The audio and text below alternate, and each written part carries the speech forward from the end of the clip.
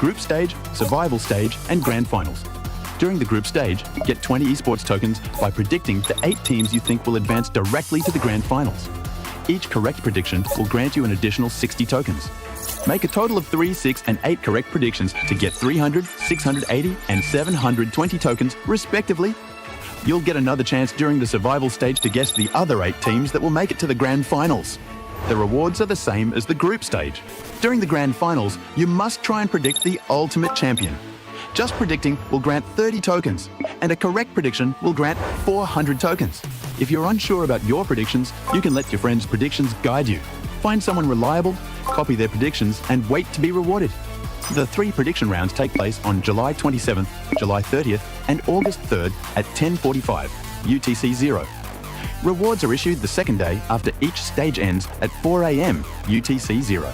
You'll receive esports tokens based on your prediction results. Note, esports tokens don't expire and can be used in future esports events. Who do you think will be the ultimate champion? Join the 2025 PMWC event and share your predictions. Invite your friends to join the predictions and watch the tournament unfold.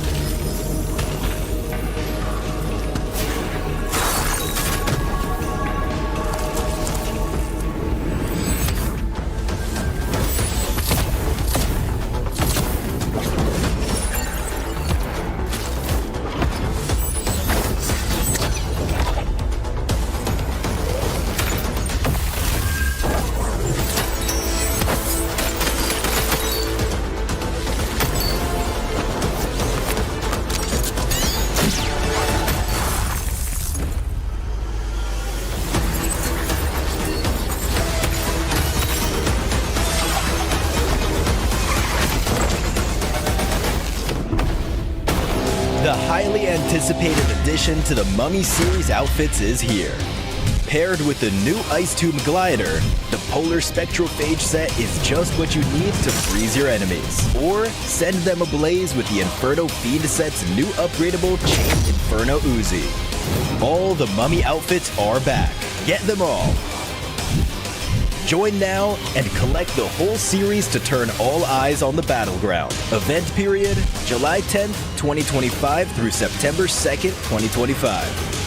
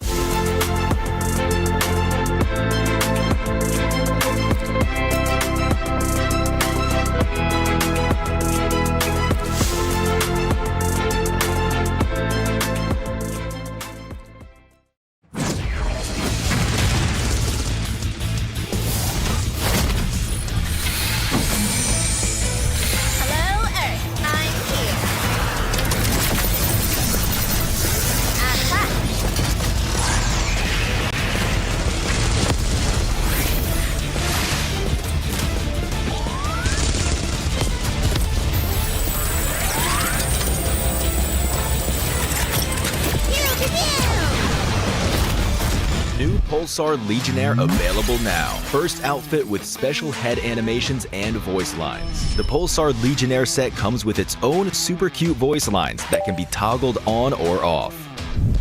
What happened? Bye, friend. Hello, Earth. I'm here. It also features the upgradable Hyperion ship DSR and Jet Reaver glider with special animations. Experience parachuting like never before. That's not all. Even more rewards await. Event period, July 25th, 2025 through August 26th, 2025. What are you waiting for? Get the new Guild set now.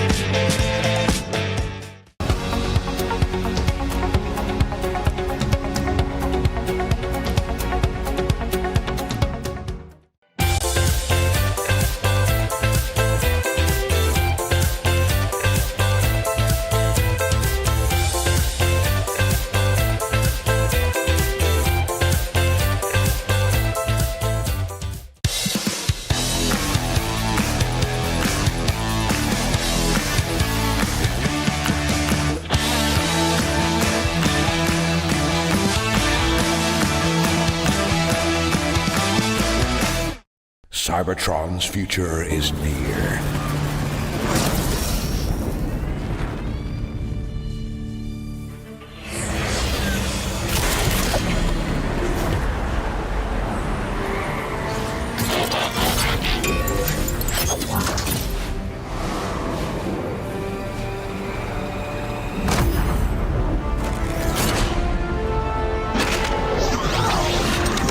Autobots, roll out!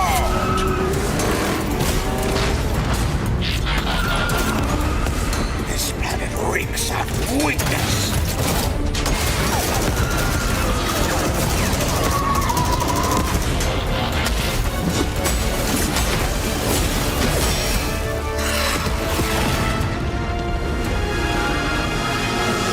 Your courage reignites my spark. We'll crowd a new load of Cybertron.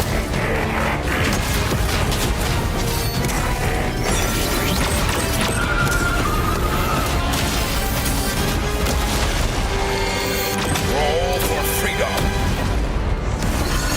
A victory for all sentient beings.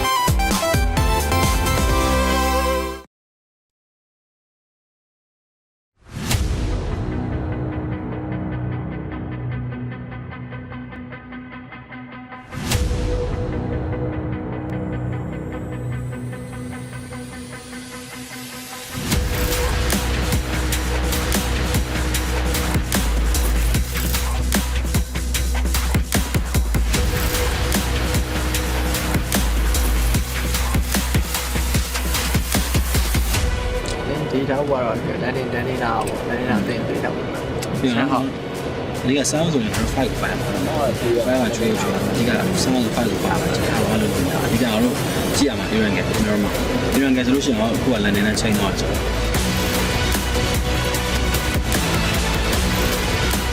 ာ်ငါတို့တစ်ခုကောင်းတာကျော်စကူကငါတို့သွားနေကြဖြစ်တယ်ကျွန်တော်သတိထားမှချက်ရှိအဲ့ဒါပါလဲဆိုတော့ငါတို့လာပြီး fight တဲ့အတင်းရှိမရှိစင်းနေကြ lady စင်းနေကြကြည့်လို့ရမှာလို့ရှိရင်ငါတို့ထွက်မယ်ဆိုတစ်ခါကြိုးစင်တာမှာ plan B အဲ့လိုတော့မှာ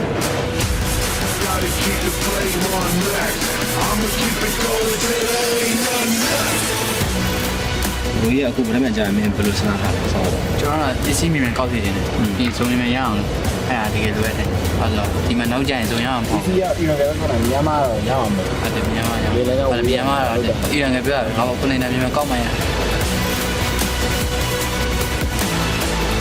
ဒီကငါယုံတော့မင်းကိုဒီထူးနေတော့ဒီက pass player တွေဝမ်းကျက်ဘယ်လို pass player ဒီကမနေ့က smart အောက်ပေါ်မယ်ခေါင်းအောက်ဒီ smart မလို့အားပြပေါ်ဟုတ်လားဟုတ်ပါလား yes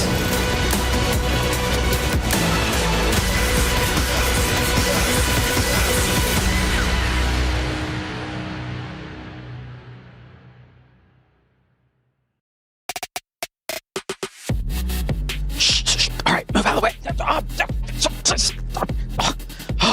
Boys and girls, it's time for the grand finals of PMWC. Showdown.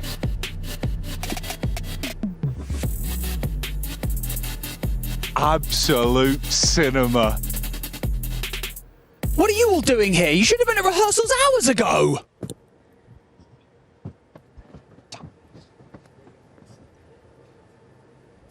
Sorry about that.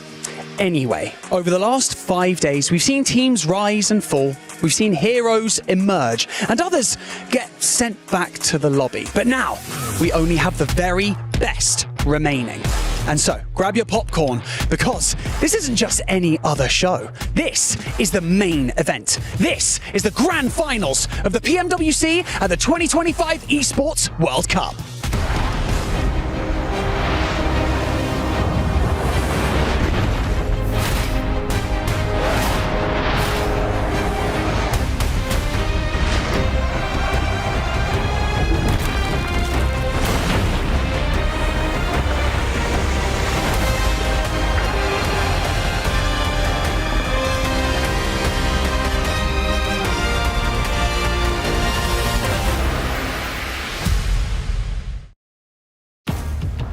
Welcome everybody to the Club Championship update here at the STC Arena. I'm Veracity, joined alongside the lovely Maxman himself. And across this weekend, we will be crowning 4 more champions. Exactly, it's going to be extremely exciting here at EWC. And this time around, we're going to be taking a quick look at the leaderboards. And you can see leading the charge is going to be none other than Team Falcons with 2,700 points, though currently they have yet to win a tournament, meaning they're not eligible to win the main prize, though that could be changing this weekend alongside PMWC. You know what, though? Closely behind them, we currently have Team Vitality sitting in on 2,400 points, and then Genji Esports at 2,100. Both of these clubs, though, are now eligible to walk away with the title of the overall club championship. And you know what? There's plenty more opportunities to garner some more points under their belt too. Oh, for sure. But though looking at 2 other teams in currently our top 5 is going to be Team Liquid and AGAL. They're looking at Team Liquid here, Veracity. They have yet to also win a tournament, meaning that if they want to catch up to Team Falcons, they need to get a dub eventually, maybe this weekend. Luckily, we have an expert on hand to tell us exactly how the players can go about doing that. Let's go ahead and check in with him. Welcome to Winning with 7 at PMWC at EWC 2025. If any of these teams want to be able to become the champion on Sunday, they need to make sure that they are consistent. They need to make sure that they learn from all the mistakes they made in group stage and survival stage, because on Sunday, it's going to be completely different. We also have the smash rule at play. If there's any indecisions, you got to make the right call. If there isn't the right call, you got to be willing to take the risk if you want to become the champion. The thing about 7 is I just don't understand how so much energy can be compiled in one tiny little package. He's like a hamster on a little wheel going. It's like a chihuahua, just never stops talking. Never stops. It's only day one of PMWC Grand Finals. So much money on the line and a guaranteed new champion because Alpha 7 are gone. So now it's wide open for anyone to take it. Ups the stakes, it ups the pressure. Who wants to be champion and who wants the lion's share of a tremendous prize pool? Yeah, definitely. Not just, Alpha 7. Looking at Brazil as a whole, Influence Rage gone, R8 gone as well from the other region. There are so many big names. You could see the emotions on their faces throughout all of that. It's devastating stuff for them, but that's the nature of competition. Without a doubt, and I think at this stage anyways, just making it to Grand Finals is a tremendous accomplishment. It means you are some of the best teams in the world. Granted, for some, they're not going to be satisfied with that. They want to cement their names in PUBG Mobile history. They want to win PMWC 2025, not only for the glory and the fame, but also for the big prize pool. A lot on the line and tremendous pressure is going to only mount up as this is day one. We got to continue on. 1.3 million already gone across all of these teams for the group stage as well as the survival. Now we have 1.7 million for the final. First place, $500,000. It is a lot of moolah. Insane, man, and life-changing indeed. Definitely so. But of course, there's big favorites there. Obviously, Alter Ego looked fantastic in that grand final. So did 4-5s, moving from those group stage as well.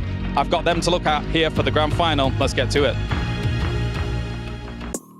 And if that doesn't tell you everything you need to know about the survival stages, I don't know what does. Our teams have been fighting tooth and nail, but Alpha 7 falling, our defending champions out already. It is getting hardcore in here. It's crazy. 8 teams' keys. Not only the physical representation of their hopes and dreams, but the actual keys itself destroyed. And Alpha 7 dead in the center. Yeah, absolutely nasty stuff for Brazil as well, because right down to the wire, Influence Rage gave it their all, but they couldn't quite get through, so no representatives from Brazil in those final stages. It is getting messy here. And that's the crazy thing. That last game was the decider, the mid-portion, 1 point and 1 crushed key for Influence Rage. Well, that is going to be pretty disappointing for them, but there's plenty of other representatives from all around the world. Let's take a look at how the Falcons got here.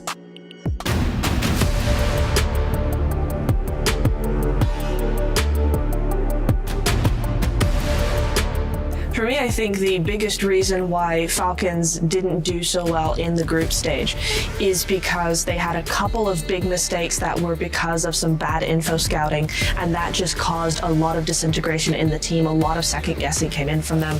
That is really what caused them to be down all the way down to the bottom. I think in the group stage on rank is probably just bad decision making overall from me, and there wasn't a lot of pressure on us, so we didn't play our best, so played our play style, I would say.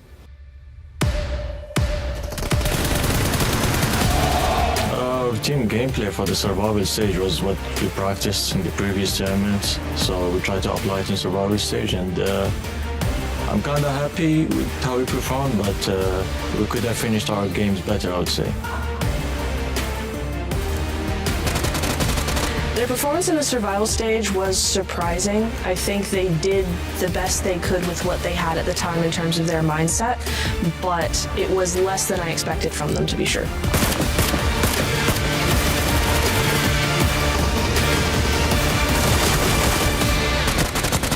Going into the grand finals, I hope that Falcons actually play a little bit more aggressive and a little bit more decisive. They have a really, really good foundation, but we need to see them build on top of that, which we weren't able to see so far. I think in the grand finals, for us to say as former, we just try to take less risks and play more as a team, make everything as a team and not do solo moves, and hopefully it works.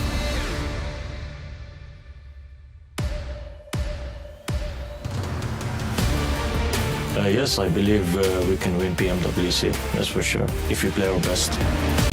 I actually really think that Falcons could go ahead and win the whole thing. They just really need to figure out what is not working for them, tweak that, and adapt very quickly. This is a team that could definitely do that, so yes, I do think they could win.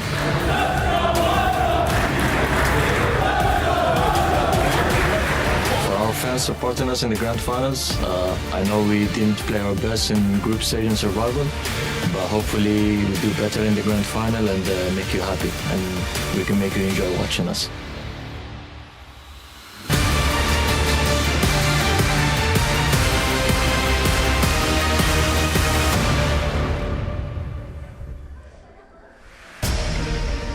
The grand finals is upon us, and at the end of these 3 days, 15 teams will face oblivion, and one will become immortal here, live from Riyadh, Saudi Arabia, for the PUBG Mobile World Cup. Welcome, ladies and gentlemen, as we are ready to get into that grand final. These 16 teams raring to go, as all of them arriving here from the Jamil Motorsports arrival to get things a-rolling. My name is Kalaris, and joining me to my left-hand side to start off everything, it's Seven, it's Max Man. Seven, this is hype, this is pumped, because these teams are elite. It is. We're finally going to be able to get a new champion here at PMWC. Alpha 7 got eliminated in survival stage. Now it's going to come down to who wants it the most. And as I was saying in my video, it comes down to consistency, Max.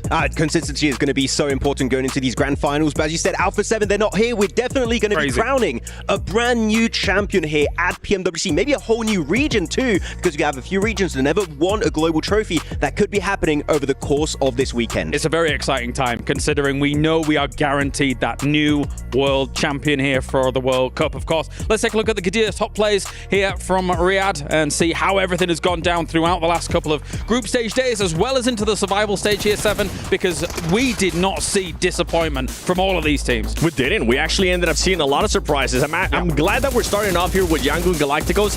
That was such a surprising team. They started off hot in group stages, going to survival stage. I feel like they finally came to their own. And remember, Max, something that we were talking about with that team is that a lot of the players, this was kind of like their first time experience. That's gone out of the way. They've been able to kind of just become comfortable with the situation that we're dealing with, them wanting to become champions. They didn't have experience. Now they have the experience going into the first two stages of here PMWC. I'm actually going to go on to another team that surprised me. We were talking about Yangon Galacticos going into the group stage. It was Team Secret. Definitely a more silent team, but it was enough to make into the grand finals. Though Team Secret, we know you can weasel your way into the late game. I want to see them try and get high elimination count if they want to have a surprise here in the finals. They're staying true to their name. That was one team that at one point we were surprised. Yeah, we were like, wait, what?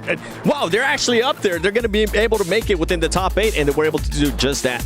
They're an enigma, and we'll see if they can continue that on. Of course, there are some big heavy hitters that we're going to have to talk about as well throughout this day, throughout the pre-show as well. I think a lot of people's eyes, Max, are on Alter Ego, are on the likes of Forthright. After what they put up in the group stage, yes, they get to rest during that survival, and they're going to be back stronger. It's really hard to pick like one contender, because you have like, I have 5, 6 teams. I'm like, you know, they could all try and win it this time around, but Alter Ego in particular, this is the first time in a long time that I'm seeing like an SEA team dominate globally, especially in the hands of Krypton, Rosemary, Alba. That's been such an amazing setup player.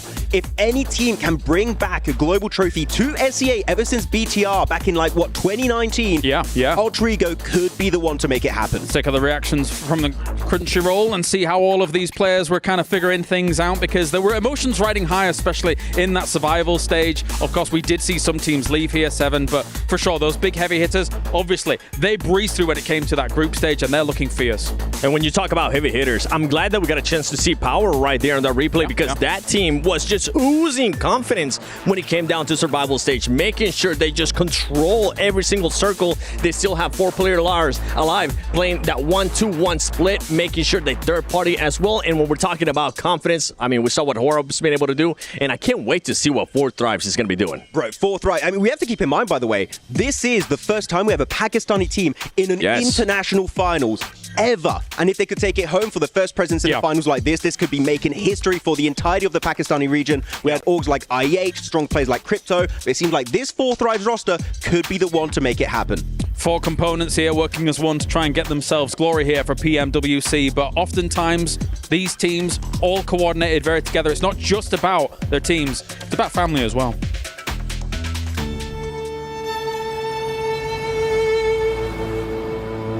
يمكن كنت غلطان بأن الشجاعة ليس فقط بالفوز ولكن بعدم الاستسلام. الحقيقة عندما أول مرة قال لي أريد يصير لاعب أنا ما شجعت الحقيقة، وكنت أميل دائما للدراسة.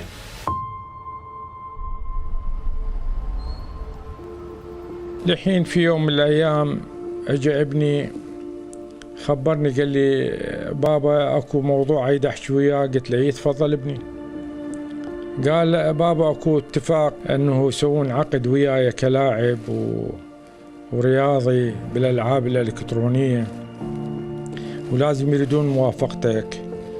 يعني الحقيقة أنا ما كنت مقتنع بالموضوع بالبداية، ولكن وضح لي الأمور وشاف لي شلون صيغة العقد، وقريت العقد وتفاصيل دقيقة كانت من جهة قانونية مرتبة. يعني الحجي أنا هنا، أنا الدبابة والمدفع، أنا الرامي، أنا القوي وأنا المحامي. العام الماضي شفت الخيبة الأمل في عينه، ليس بموضوع الخسارة، ولكن كان أمنيتي أن يحقق أمنيتي يعني بالمباراة، وأنه أنا ما أعرف شو أقول له. يعني ما يعني قدمت له الشيء اللي يقدر أن يفيده. بس أتمنى كنت لو شايفة أني أو متكلم وياه قبل البطولة،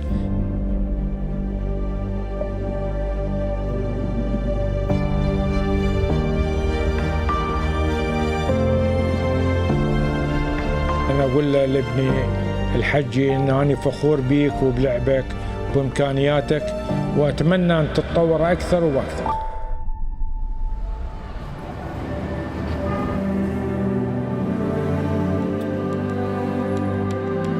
مو لازم ينتظر لحد ما يفوز حتى يحس إنه أنا شايفه ومتابع له.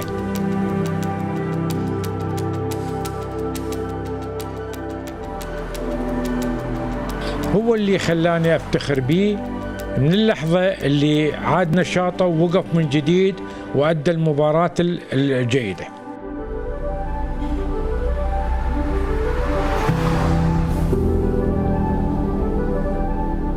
أريده يعرف إن كان فاز ولا خسر، إنه أني دائما داعمه في كل مباراته، وإن شاء الله أتمنى له كل التوفيق.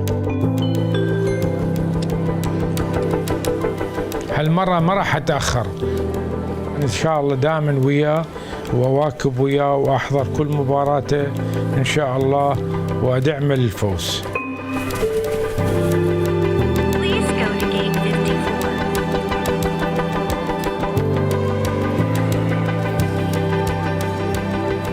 وأنا متحمس أنا أروح وأشجعه وأكون دائما أول الداعمين إليه في كل مباراة يقدمها إن شاء الله.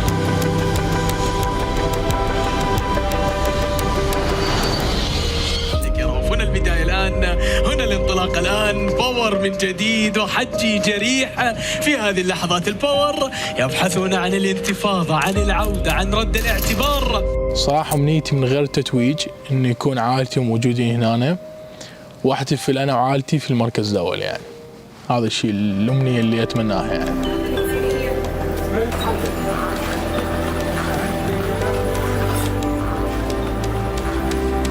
هلا بابا، هلا مصطفى. الحمد لله وصلت والله، هسه خلصت من المطار.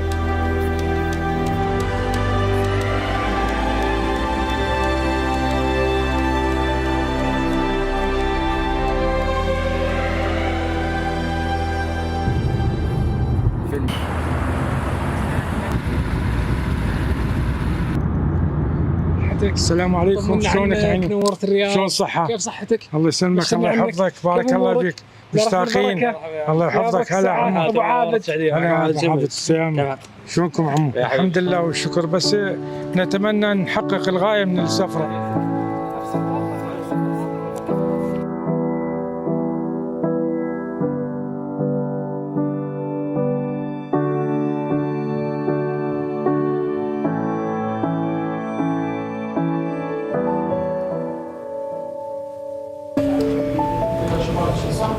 كلمة نقول طيب. قلبي الله يساعدك.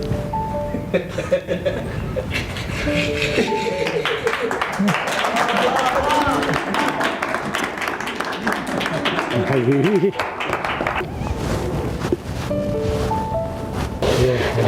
مشتاق لك حجي. هاي مفاجأة سويت لك اياها انا، جهودهم كلها مشكورة. الله يخليك. الله يسلمك حبيبي. خلنا نسلم على الفريق. خلنا نسلم على الفريق. يا مرحبا.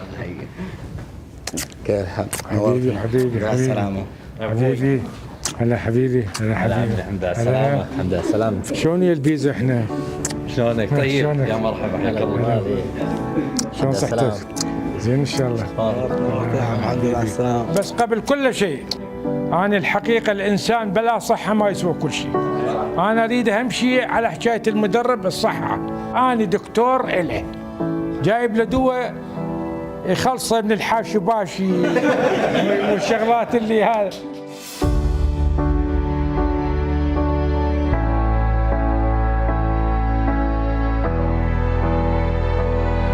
أوجه رسالة إلى الآباء اللي عندهم ولد مثلك الوعيب مال الأوبجي أنه يفسحون المجال للهواية، يعني ليس فقط هي الدراسة، مرات الدراسة ما تواكب الهواية، تشوفه يوصل إلى مرحلة طبيب مهندس ولكن تبقى هوايته فلان شيء فما يتوفق بعمله الاختصاصي، ولكن عندما يكون الاختصاص مع الهواية يكون هو الأفضل وينجح الابن إن شاء الله. أنا أقول لابني الحجي إن أنا فخور بيك وبلعبك وبإمكانياتك وأتمنى أن تتطور أكثر وأكثر. يمكن كنت غلطان بأن الشجاعة ليس فقط بالفوز ولكن بعدم الاستسلام. A beautiful bond that transcends everything here in PUBG Mobile, and there's many like it throughout PUBG Mobile as well. You know, at home, all of these families watching their combatants, watching their sons try and find themselves a spot and become the PMWC champion here. A touching piece, gentlemen.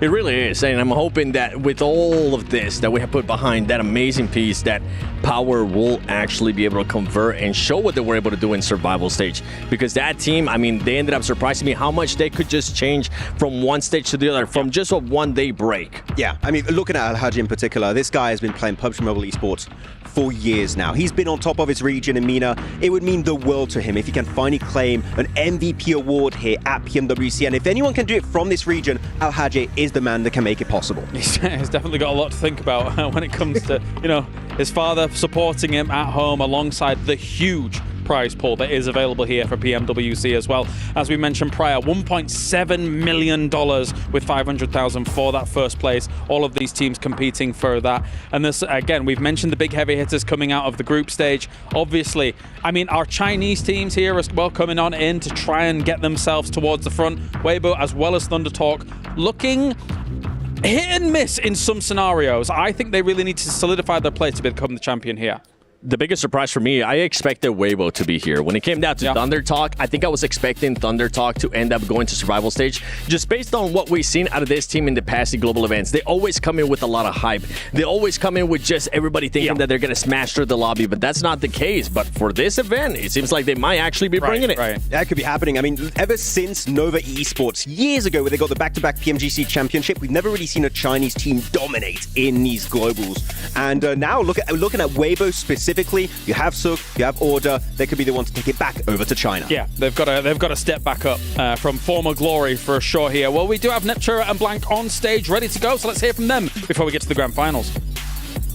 We're here in the beautiful Qiddiya Esports Arena where the survival stages and group stages just took place. Yeah, at the end of the survival stage, we had 8 teams' keys crushed in this beautiful machine we got in front of us right here. And at the end of the finals, we have 15 more to be done. An absolutely terrifying contraption, which I'm sure you'll see more of in the future. Yeah, but thinking about those finals, we do have a brand new format coming to PMWC Blank.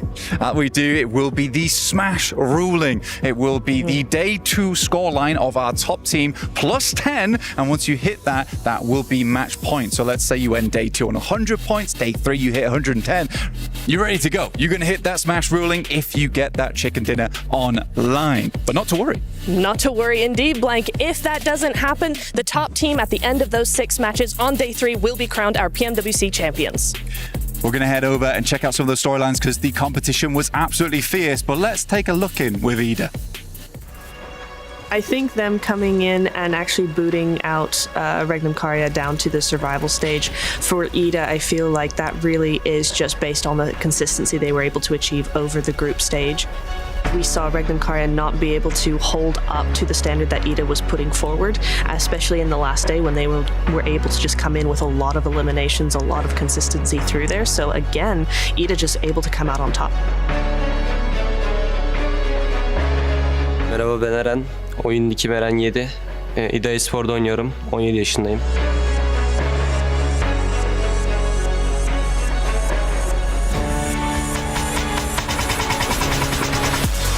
Türk takımlar arasında en az deneyimli olarak biz son maç aldığımız puanla zaten çıktığımızı biliyorduk. Ama böyle biraz daha sıralarda bekliyordum ben. Yine 8. olarak bitirdik. Yani öyle bayağı iyi hissetmiştik kendimizi. Bence Türkiye bu konuda bayağı yani üst seviyelere çıktı. Artı Avrupa olarak da çıktık. Türkiye'nin ve Avrupa'nın prestijini arttıracağını düşünüyorum. Even though all three Turkish teams did make it to the grand finals, I still have concerns about whether they are a true contender against a lot of the other teams in the finals, just because the consistency with a huge amount of points just wasn't there over the various stages we saw all those teams in. For EDA, I think they have a very good chance of proving me wrong, but at the same time, I will be watching to see kind of how they adapt to the finalist teams. I think if EDA play similarly to how they played in the group stage, I think they have a huge chance of doing very, very well in the grand finals. I personally would just like to see them be a little bit more dominant to add to that foundation already. Oyun planımız yine aynı olacak. Yani son alanlara doğru yaşayıp son alanlarda agresif oynayıp killi son alanlara toplamaya çalışacağız. Finallerde hedef ilk 5 ama şampiyonluk içinde yarışacağız. Yapabiliriz. Yapamayacak bir takım değiliz. Finalleri bekliyoruz. That's gonna get me in trouble now. Based on how they played in the group stage, as much as I enjoyed their performance, I feel like in the finals with all the other teams competing now, I feel like they're going to have maybe a 10% chance of winning.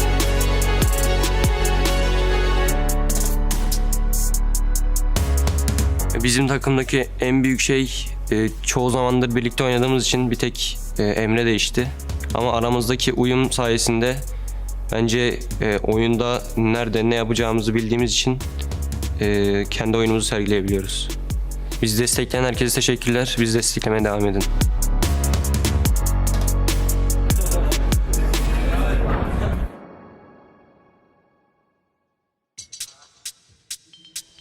The question is, will EDA be one lifting the trophy at the very end, or will it be one of these teams? Everyone has an opportunity. Everyone has a chance. We have ourselves 18 matches potentially to cross over before we do get to that thing, of course, to find out who's going to be our PMWC champions. That said, though, let's take a look and figure out look at some of these teams that are towards the top as we take a look at our Aramco power rankings as well between all of these teams, because we have some favorites, we have some contenders, we have some dark horses that might be challenging for number one here. So, Max, start us off. What are you thinking? I mean, my champion team that I predicted here is going to be Horror Esports from Nepal. And when it comes to CSA teams, all the CSA teams could take it. For Thrives, Horror Esports, Alpha Gaming possibly. But Horror Esports, the reason why I did pick them this time around is looking back at PMSL CSA, they adapted their game style really well around the smash rulings. Yeah. In particular. Sure, it didn't work out, unfortunately, because they got overtaken by Alpha Gaming. But teams that show willingness to change their entire game plan on the last day when you are in that smash zone to try and wrap up the tournament, yes, it hypes up a lot what Horror Esports could do here in these finals. So because of that alone, and also how good they are as a macro team, they're going to be my pick to win it all. How many replies did you get to your prediction? Actually, like genuinely in like the hundreds. I did not. In the hundreds? I did not open my DMs. I will show you later if you want. Well, it's a massive don't open list. it. Don't open it. I'm leaving it. How about yourself, Seven? What are you thinking? By the way, I saw those replies because I didn't post about his prediction and everyone is just roasting him. With my prediction, I mean, I actually ended up picking 4 Thrives. I have enjoyed the good choice. The growth progress of these players, not just now being in 4 Thrives, even in PMGC 24, whenever I was there with the group stages, you could just see the progression for these players. But so far here at PMWC, they have just shown me so much. The aggression that they have been able to showcase. If I do have to nitpick with this team, it's something that we've been able to talk over and over again, and it comes down to just their indecision. It's only happened twice, but it was very obvious, and I'm hoping that that's not going to be the case coming into the grand finals, that they're able to just go for a decision, make it, and just send it. And the fact that now Noki has stepped up as the way he has done it in the initial stage of this tournament. Every single player is on the ball. And we saw them just a few days ago, actually. And the first question they had for me is like, did you pick us, Max, man? Well, I did not pick you. I wonder why. I wonder why. Yeah, so even they're on it. Well, of course, some of those players have an opportunity to break some records. Some of these might be difficult to break, though, as we look historically at what's been happening here in Riyadh, Saudi Arabia. People like Tony K, 53 elims in these scenarios. I mean, those kinds of things are very, very difficult to try and catch up, especially 7, with the lobby getting more impressive and more impressive as years go by. It's hard to get those kind of positions. I'm looking especially at the wins in a day. We have had so many teams, especially throughout this tournament, get 2 wins in a single day. I'm hoping that a team's going to be able to break that. I don't know which team is going to be because this lobby is just so stacked. Yeah, at least Vampire can't defend their position up there anymore. They're not even not here. 7. Correct. So that's going to be quite tough to defend. But I feel like we're going to have a few broken, but the records are so high that a few are going to remain there for maybe a few years. Yeah. All right. Well, final thoughts before we really get into things here. We're just waiting for the opening ceremony. Max, aside from your pick, who else do you think is going to be able to ascend? I want to look at Alter Ego, especially because we're going in Sanok, Northwestern Ireland. You know, you had that Clash versus Thunder talk. Is that going to be happening? I've heard apparently they might be going to boot camp. So if they make that change, I'm hyped to see Alter Ego play that position. Oh my days. 7, your thoughts? It's going to be APG. Are they going to continue to make that mistake with the docketing, separating or not? Because if they don't, oh man, that is going to be a very dangerous team. They are the only Alpha in our grand finals. Unfortunately for Alpha 7, they will not be a repeat world champion here for the World Cup. And now we figure out of our 16 teams, who is going to be able to take it. It is time for day number 1 of the grand finals here for PMWC, where one team will ascend to number 1.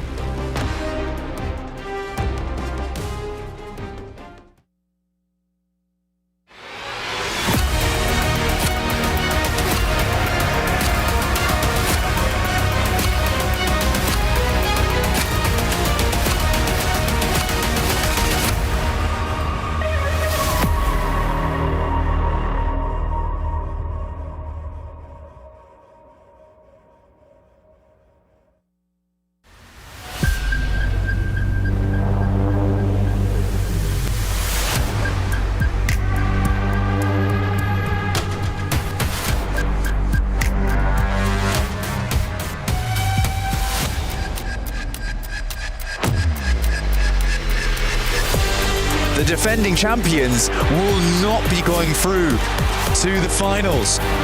Absolutely insanity. This is a sad sight for Alpha 7.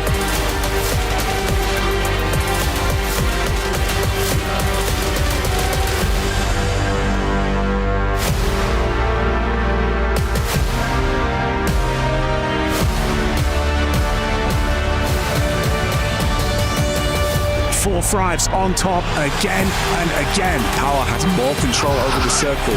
Alter Egos are looking like the top dogs here.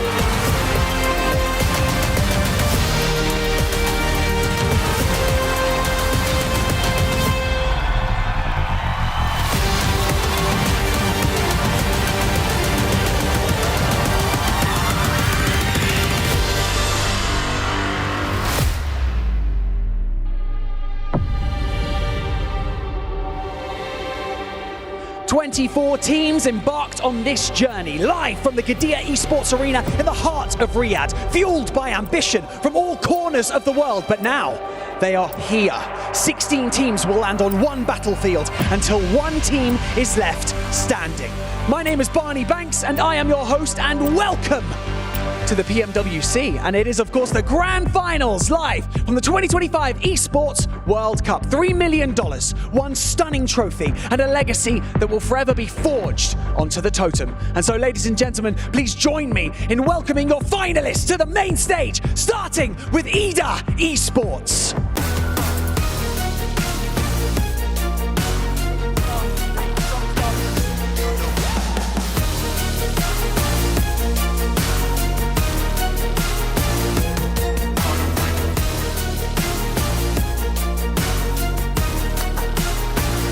Galacticos!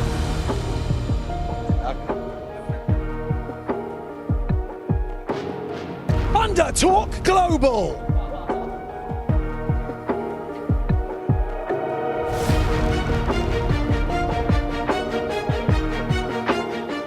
Team Falcon!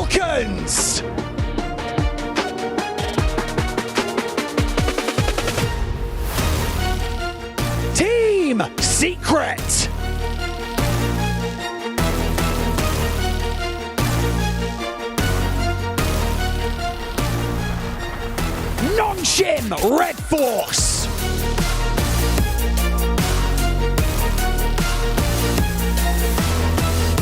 Alpha Gaming.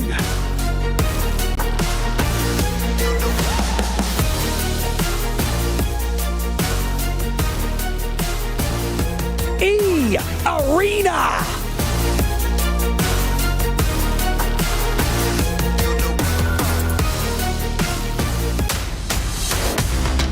Weibo Gaming.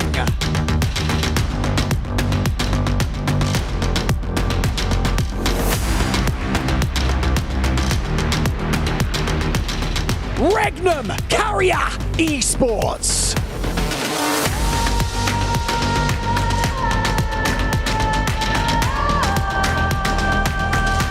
DRX.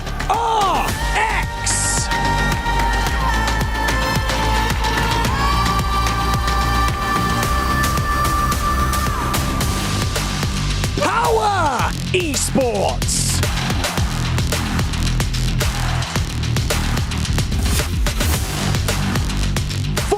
Thrives Esports.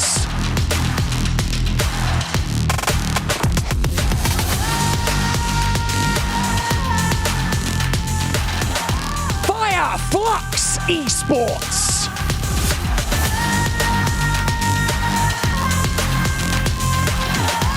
Alter Ego Ares.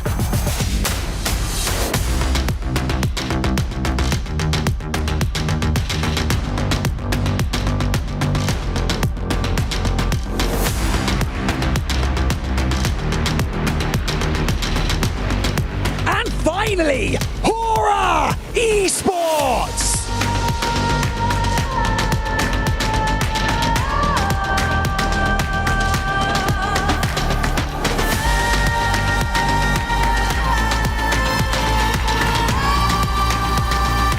Ladies and gentlemen, this is more than just a finals stage. This is a legacy in the making, so buckle up, because history is about to be written. It is time for the grand finals of the PMWC.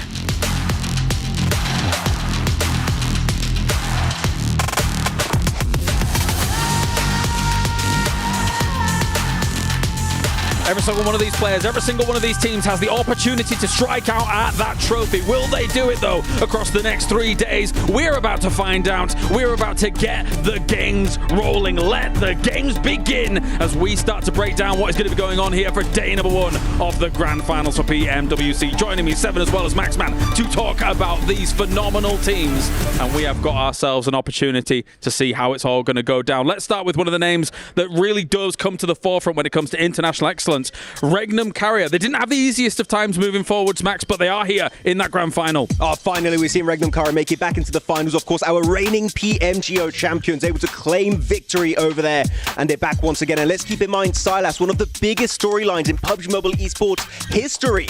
He won a PMGC. He's won PMGO at the start of this year. Could he take another trophy here in Riyadh at PMWC? If he can make it happen, he would be the only player in the world to have ever achieved that. And for Regnum Carrier, it comes down to not getting complacement, especially they have a great day 1. From a conversation that I got a chance to have with Silas, he said the reason why they didn't make it to grand final straight from group stage was because on that second day they did get complacement. They got that win, they felt like they had already qualified, and they slowly just trickled down that leaderboard. On top of that, going into this lobby, when we get to Miramar, there might be clashing with 4 Thrives. It's going to be something that we got to keep a close eye on.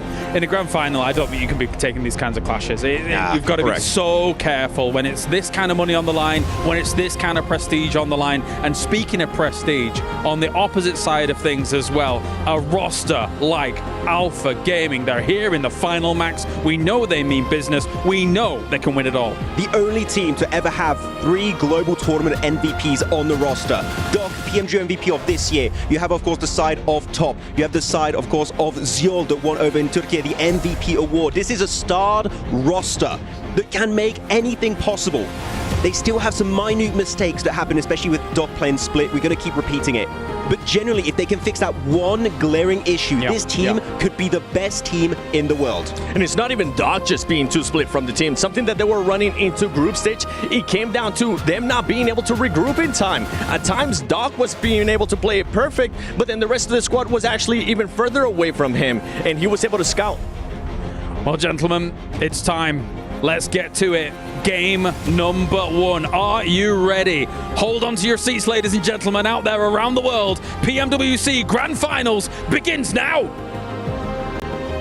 And Kolaris has hit the nail on the head. If you are live in the arena, it's time to click those seat belts in, strap yourself down and be ready, because these games are about to be intense. For the viewers at home, you need to be prepared.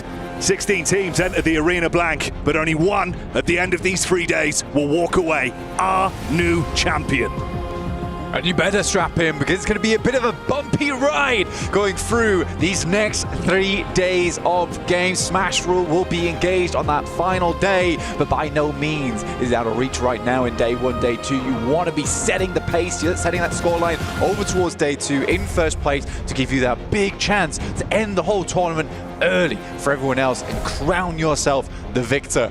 But let's reset, let's calm things down, let's pull it back. Remove that telescope from the situation, because we want to see the wider picture here in these games. Yeah, that's right. Attach the wide angle lens and get your focus on the squads, what this event means, and of course, on a game-by-game nature, the shift in the standings. We could sit here and talk all day about what we saw in the group stage and survival stage, but the difference is, Blank, it's what you do now in the present moment. It's time to go mobile. Sandhawk to start things off. Ruins closest to the plane path. We'll see what happens over in Ruins, because it has been a contentious area of the map for Sandhawk for quite some time so far. Teams start to drop in, very much a northwestern plane path too, so Thunder Talks over towards Camp Alpha. We know teams have like to pick up that position. Alter Ego drops similarly in position, but looks like this time around they're heading out to the east. Can't wait to see what the form's going to be looking like as well for obviously the teams that didn't have to play the survival stage. Skipping that, you mentioned 2 huge names there, right? 4 Thrives, they looked amazing. Great teamwork, setting themselves up for chicken dinners, topping the charts when it came to the points.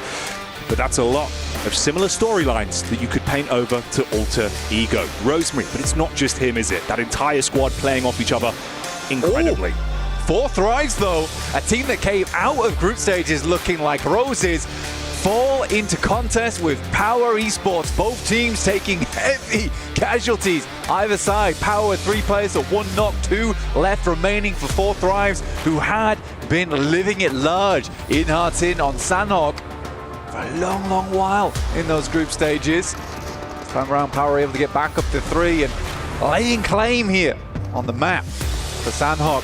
4 Thrives, by no means an easy journey to the top for them. Let's dial into this fight. Sierra is going down on the ground floor here. We get their POVs. As you said already, it's a rough start for the 4 Thrives. Only a duo remains. Falak in position here. Al-Haji. We saw that lovely content piece setting up the day. Let's see if he's able to give us some of that energy. The excitement, the emotion that he brings to the lobby here in PUBG Mobile. Meanwhile, Rosemary as well, causing issues already there. Rosemary was a name that we were looking to massively point out here in these finals. Al-Haji with the long range shots here from the DBS, not quite connecting. Noki's got to run off the position as the Molotov comes through. Backs them off the alley here, forced them into this building. It's good shepherding coming through from Power.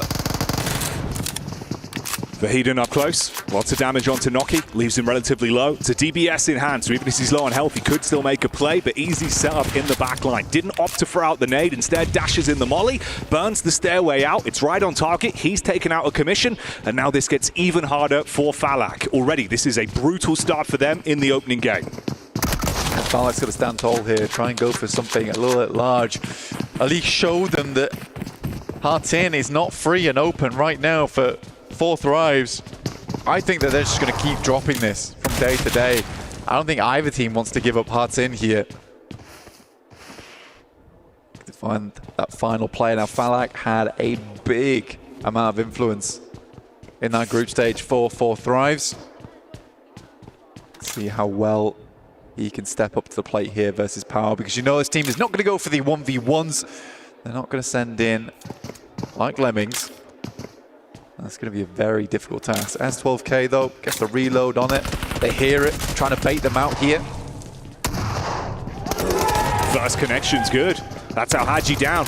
Baited in, looking to see if he could get the follow-up tap off so he could literally remove him from the equation. The second as well. Ooh. Wow, that could have been real bad for Power. Chills there, damn.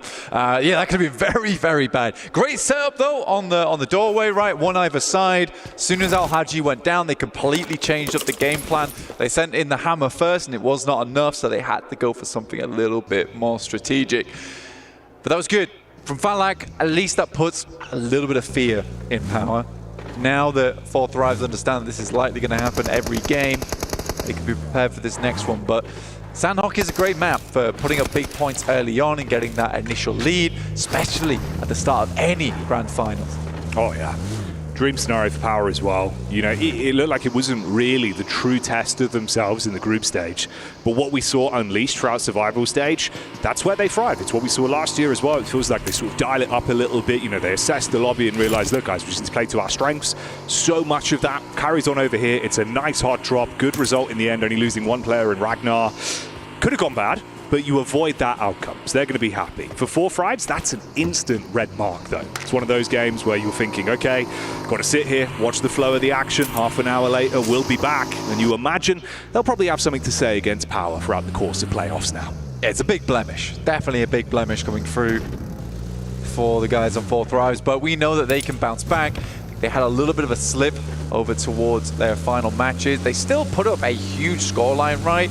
And I think if it wasn't for Alter Ego just blasting out of control, they would have remained in first place. So saying they had a slip is maybe a bit too bold from my camp, honestly. Fireflux, though, this is a team that did not slip up at all. They just kept on climbing. They were rung after rung on the ladder over in survival stage. That's where they looked fabulous. And it wasn't a case, in my opinion, that they looked great because it was weaker teams. I think for Fireflux, they had a real improvement over those 2 days.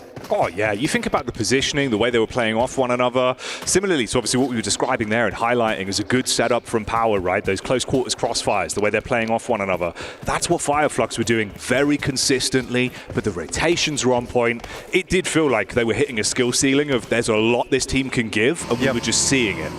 It was super cool to me because I think in a lot of Fireflux's games in the past, it's usually either a case of you highlight Scarface or you highlight Ketch. It's never both players at the same time. I think here at PMWC, it is a wonderful experience to be able to watch Fireflux and see that both Ketch and Scarface are both on their A game at the same time. It's a rare scenario, but they're bringing it out where it counts here on the main stage. Weibo trying to rotate through here. This is over towards the eastern side around Yangon Galacticos. Already some heavy hits been sent their way.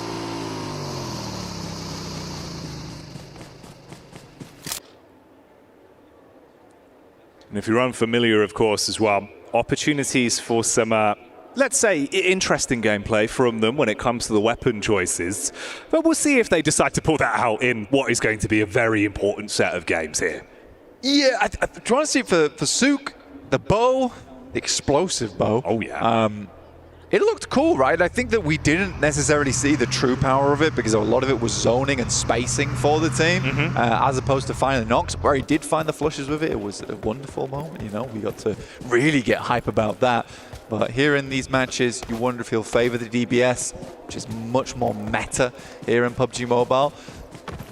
Over towards the northwest side, though, very hard shift. We pull this one close to the northwest island, but not all the way, over towards those confluence compounds. Alter Ego's in position to snatch that one up, and Eda's weakened earlier after Rosemary was able to have a little hello down towards that south side. They send one player in, but can they withstand the weight of Alter Ego as they move in from the east? A lot of trust in that team. Feels like it doesn't matter if one player is popping off, they're able to sort of pass the baton quite quickly. A lot of respect for one another as well, and obviously that can go the extra distance, but seeing Rosemary already be able to get the blood pumping a little bit, it bodes well for this roster. They've been very exciting to watch. Ooh, Fireflux taking a knock there as well. That's over from Hora.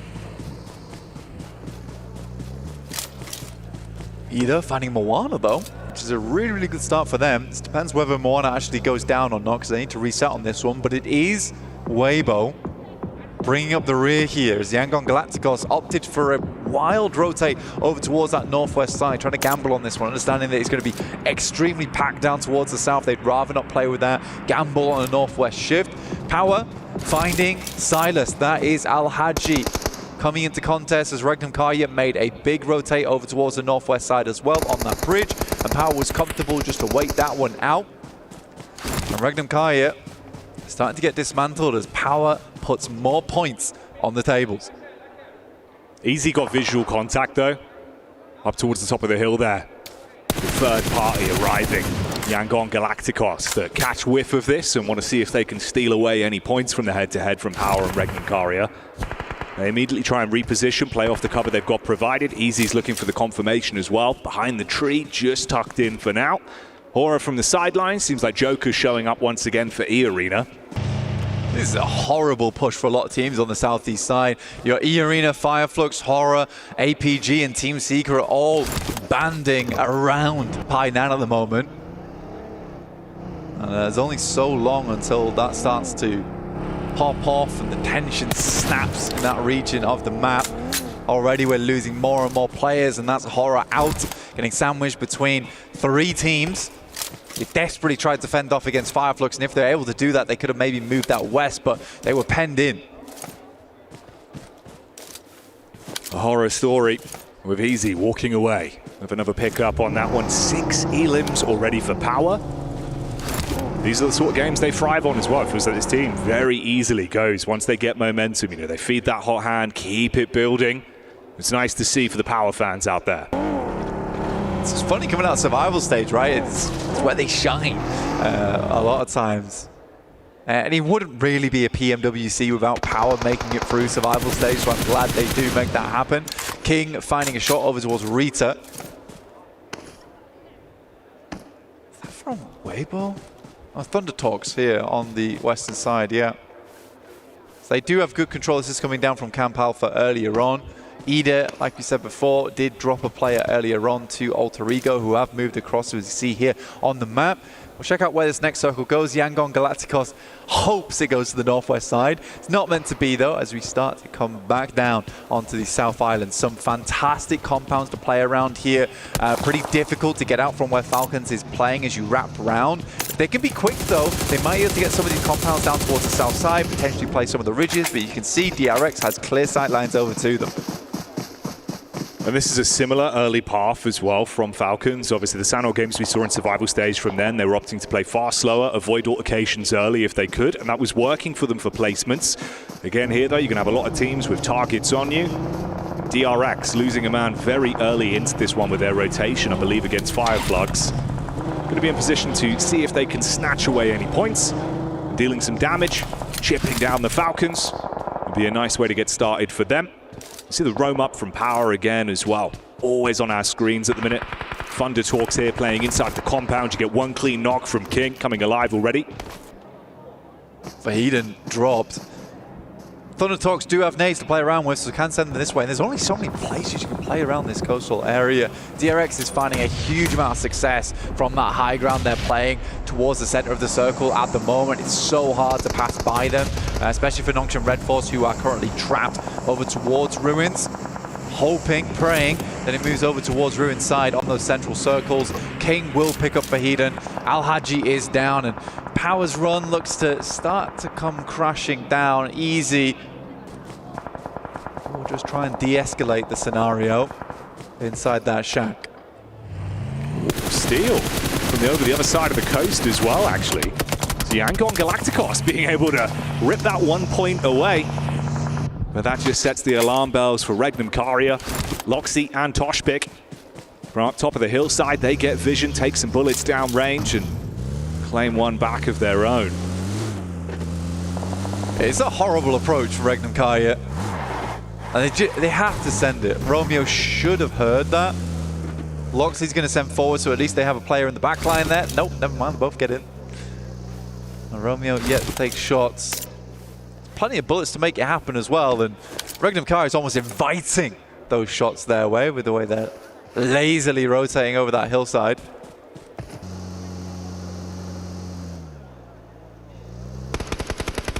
Regnum Kari on the drive-by. It's a very messy landing trying to get over the bridge, and this is Alter Ego that, of course, will bite the hand that feeds immediately. Krypton goes in to close the gap, just Toshbik really, low on health, easy maneuvers, and you shut them both down. So goodbye, Regnum Kari. Yeah, it's an embarrassing flop on the vehicle. Yeah. Getting that across the shallows as well, usually is fairly simple to do. I think they wanted to stop off over towards the bridge, but I think in that scenario, most teams have got these areas locked down. It's not the easiest game to play out, but we head up towards that northeast side, and suddenly things get a little bit more difficult, a little bit more interesting. Ruins being a big feature in this one, but Thundertalks having this compound on the north side of it can cut out a lot of teams that want to come through on that western edge. DRX is going to struggle as they wrap around that high ground over towards Ida, who will have those nice sight lines. I'm more surprised by the fact that Scarface, as well as Ketch, have been able to live this long on Fireflux, just on the 2 players. I think that's fantastic work from them. Falcons have been biding their time. Saw an opportunity here to attempt to engage from underneath the bridge with the nade, to cast that one out. Not directly on target. Romeo as well being nipped out by the zone, so he goes down. So effectively just a duo. You can see he's back towards the bridge side, not really in a great position whatsoever. And for the Falcons, vehicles to play with, good split, all 4 players alive. Smile priming the nade, resetting that one until he sees an opportunity to actually get some chip damage off with it if they go for the crash down towards the bridge. DRX as well, finally getting revenge on Fireflux. Scarface going down there is a bit rough. Ketch should be running into Reefus from APG soon. The rest of the team's a little bit further over towards his northeast, trying to hold out versus Team Secret. As well as the split Weibo Gaming. Falcons just rock over towards Nongshim Red Force, and Narvalo's Elite's able to find one of them, but it was a quick descent into disaster here for the Falcons. And this could go even worse quite quickly. They're attempting to pick up the pieces. Doxy goes down with Narvalo responding, but look how low he is. DBS in the hands of Binny as well. Baiting out on the angle. A single shot is all that's required. Just trying to peek into it. Seeing if he can swing round. Dips behind the vehicle to stay alive. Alpha as well, shutting down Team Secret in the meantime. It's good from Alpha Gaming. They've been waiting for that push for a long, long time there. Finally make it work. Now they can start thinking about their next moves. Narvalo heads in, and what a performance so far from Narvalo. The rest of the team did not find the same kind of luck, but again, it's like one of those scenarios where you had hoped the Falcons would make a more aggressive push over towards the bridge and over towards Thundertalks. Yes, there's an opportunity to push through here, but it's likely that Nongshim Red Force is holding these angles. Even so, it's not the full squad from Nongshim Red Force which is able to tear you apart. There's a little bit of a limp approach from the Falcons. Next circle pops over towards Weibo. A big old split coming through from Alter Ego, who have all 4 players alive. Now, boys placed them in Dark Horse territory, but I think me and you are kind of clear in favor of Alter Ego, enjoying their rotates. Max brought up a good point to me earlier, saying perhaps their playstyle's unsustainable. My only counter to that is that I still think they would have done great even on the games where maybe they didn't deserve to get all the points in the world because it was off the back of team mistakes, but I still think that it would have got great placements, great points in those games regardless, just because of the way they played them. Yeah, I think it's been very heads-up PUBG Mobile from them. Super cerebral gameplay. A lot more positives than really negatives to highlight whatsoever. Krypton here as well, even being able to snatch away the last man there. So Narvalo goes down for Falcons. You do still have 2 solos, actually the 3 solos alive. Easy's still inside the little shed, bunkered down early. Kind of the secret agent in the backline of Alter Ego. Sakura as well here for E-Arena, spotting out onto Reefus on the drive up. Couldn't get himself behind any hard cover, so he falls. Yeah, it's a really hard push. APG, they couldn't send all their players down either. Reefus was sent in as almost a sacrificial lamb to try and get an opening knock, but they couldn't afford to have all their team down there. just in case they had to pivot. They also don't know that Ida's a weakened squad, in which case maybe they could have put pressure there. There is so many sidelines as you're passing through, though. It is unlikely that Alpha gets too much further into this game. Easy's been able to get the backstab onto Rosemary. This is what he was waiting for so long. You kind of forgot he was there, and you paid the comeuppance because of it. Even more damage from Easy, actually. That's onto Thundertalks. For a solo dolo for Power, still being able to steal away some additional points is actually huge. I mean, finally gets taken down, but what a run from them. 9 Elins on the match. That's a good result. That's a great result. I don't know if they just got into placement point range there, but even so, it would have just been the 1 point anyway. But that does drop Alter Ego from a 4-man down to a 3, and you're losing your main man, Mr. Rosemary. Not always easy. And then again, Alva as well as Krypton have been having a big step up. It is not just the Rosemary show anymore. There's plenty more to this team. Might actually be a good storyline for us in the booth and the viewers at home as well, because that's something we've been trying to hammer home, right? How important Alva's been for this squad. And I think this is the sort of game where this trio can prove, just like Rosemary said, it's not just me, it's the entire squad. We play off each other very well, yes, but if things go wrong, we can still pivot. Crazy maneuvers from Easy there, just before he's taken out. Harassing both Alter Ego and Thundertalks.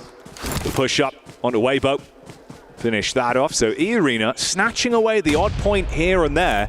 4 players alive for that squad as well, Blank. Could be a big talking point later.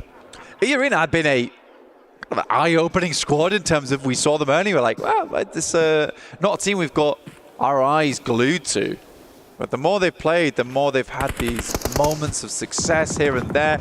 It's a hard team to pinpoint of whether they're a team that could challenge out for the first place spot, or they're a team that's towards middle of the pack, because some plays are great, other plays not so much. It's hard to, I would say, pinpoint exactly how I feel about E-Arena. But there has been these good games, there has been some strong sweeps, and they're not a team that I think you could completely dismiss.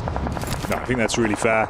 For me, the litmus test has been how Joker's playing as well. Feels like if he's on form, the rest of the squad really gets riled up. Alter Ego still looking menacing. Bit of a chip back over, Skura down.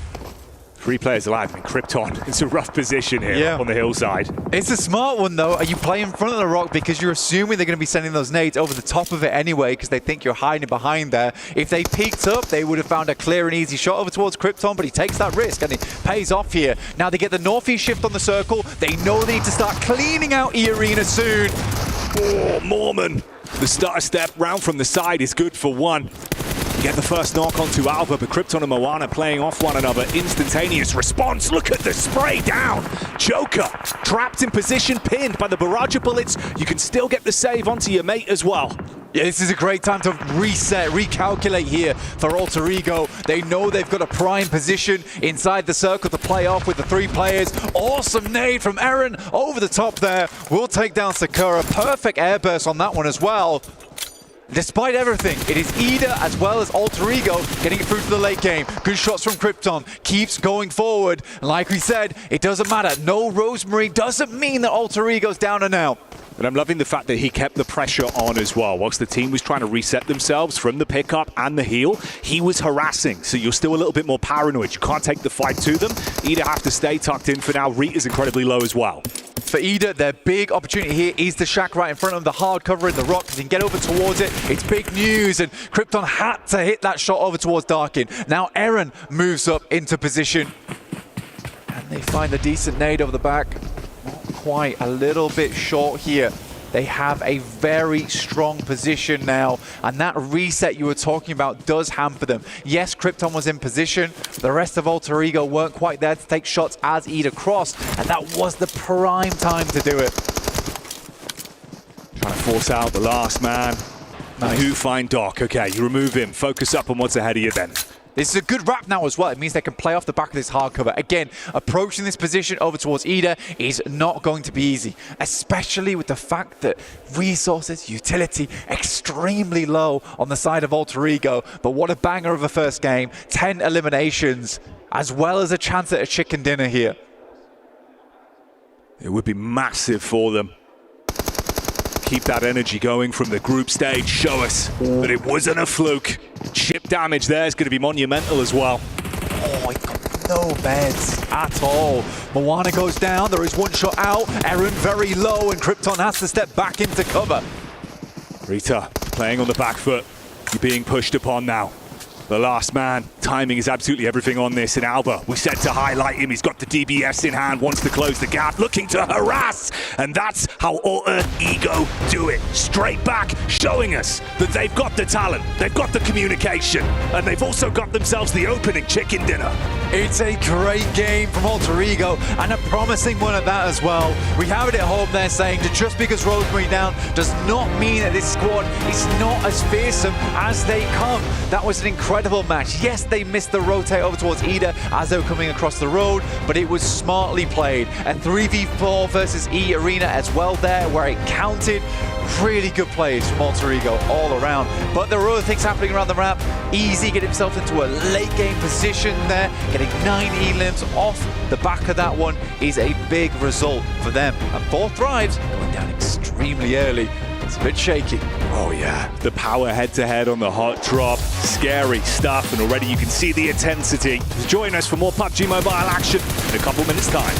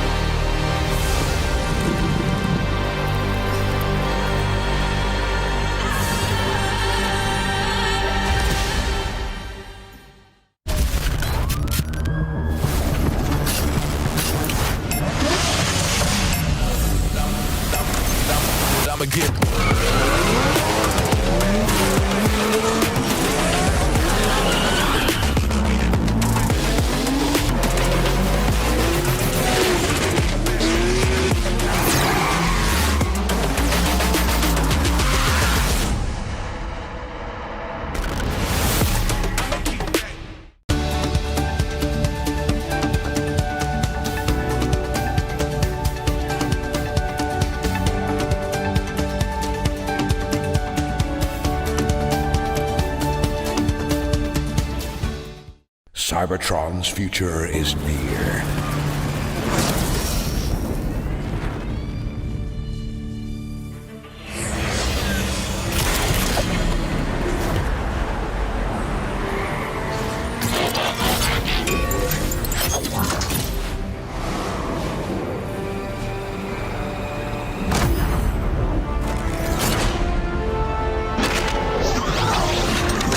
Autobots, roll out!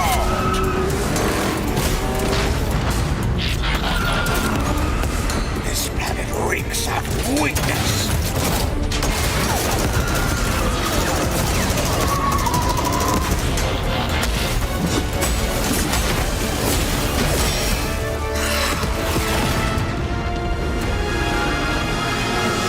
Your courage reignites my spark. We'll crown a new lord of Cybertron.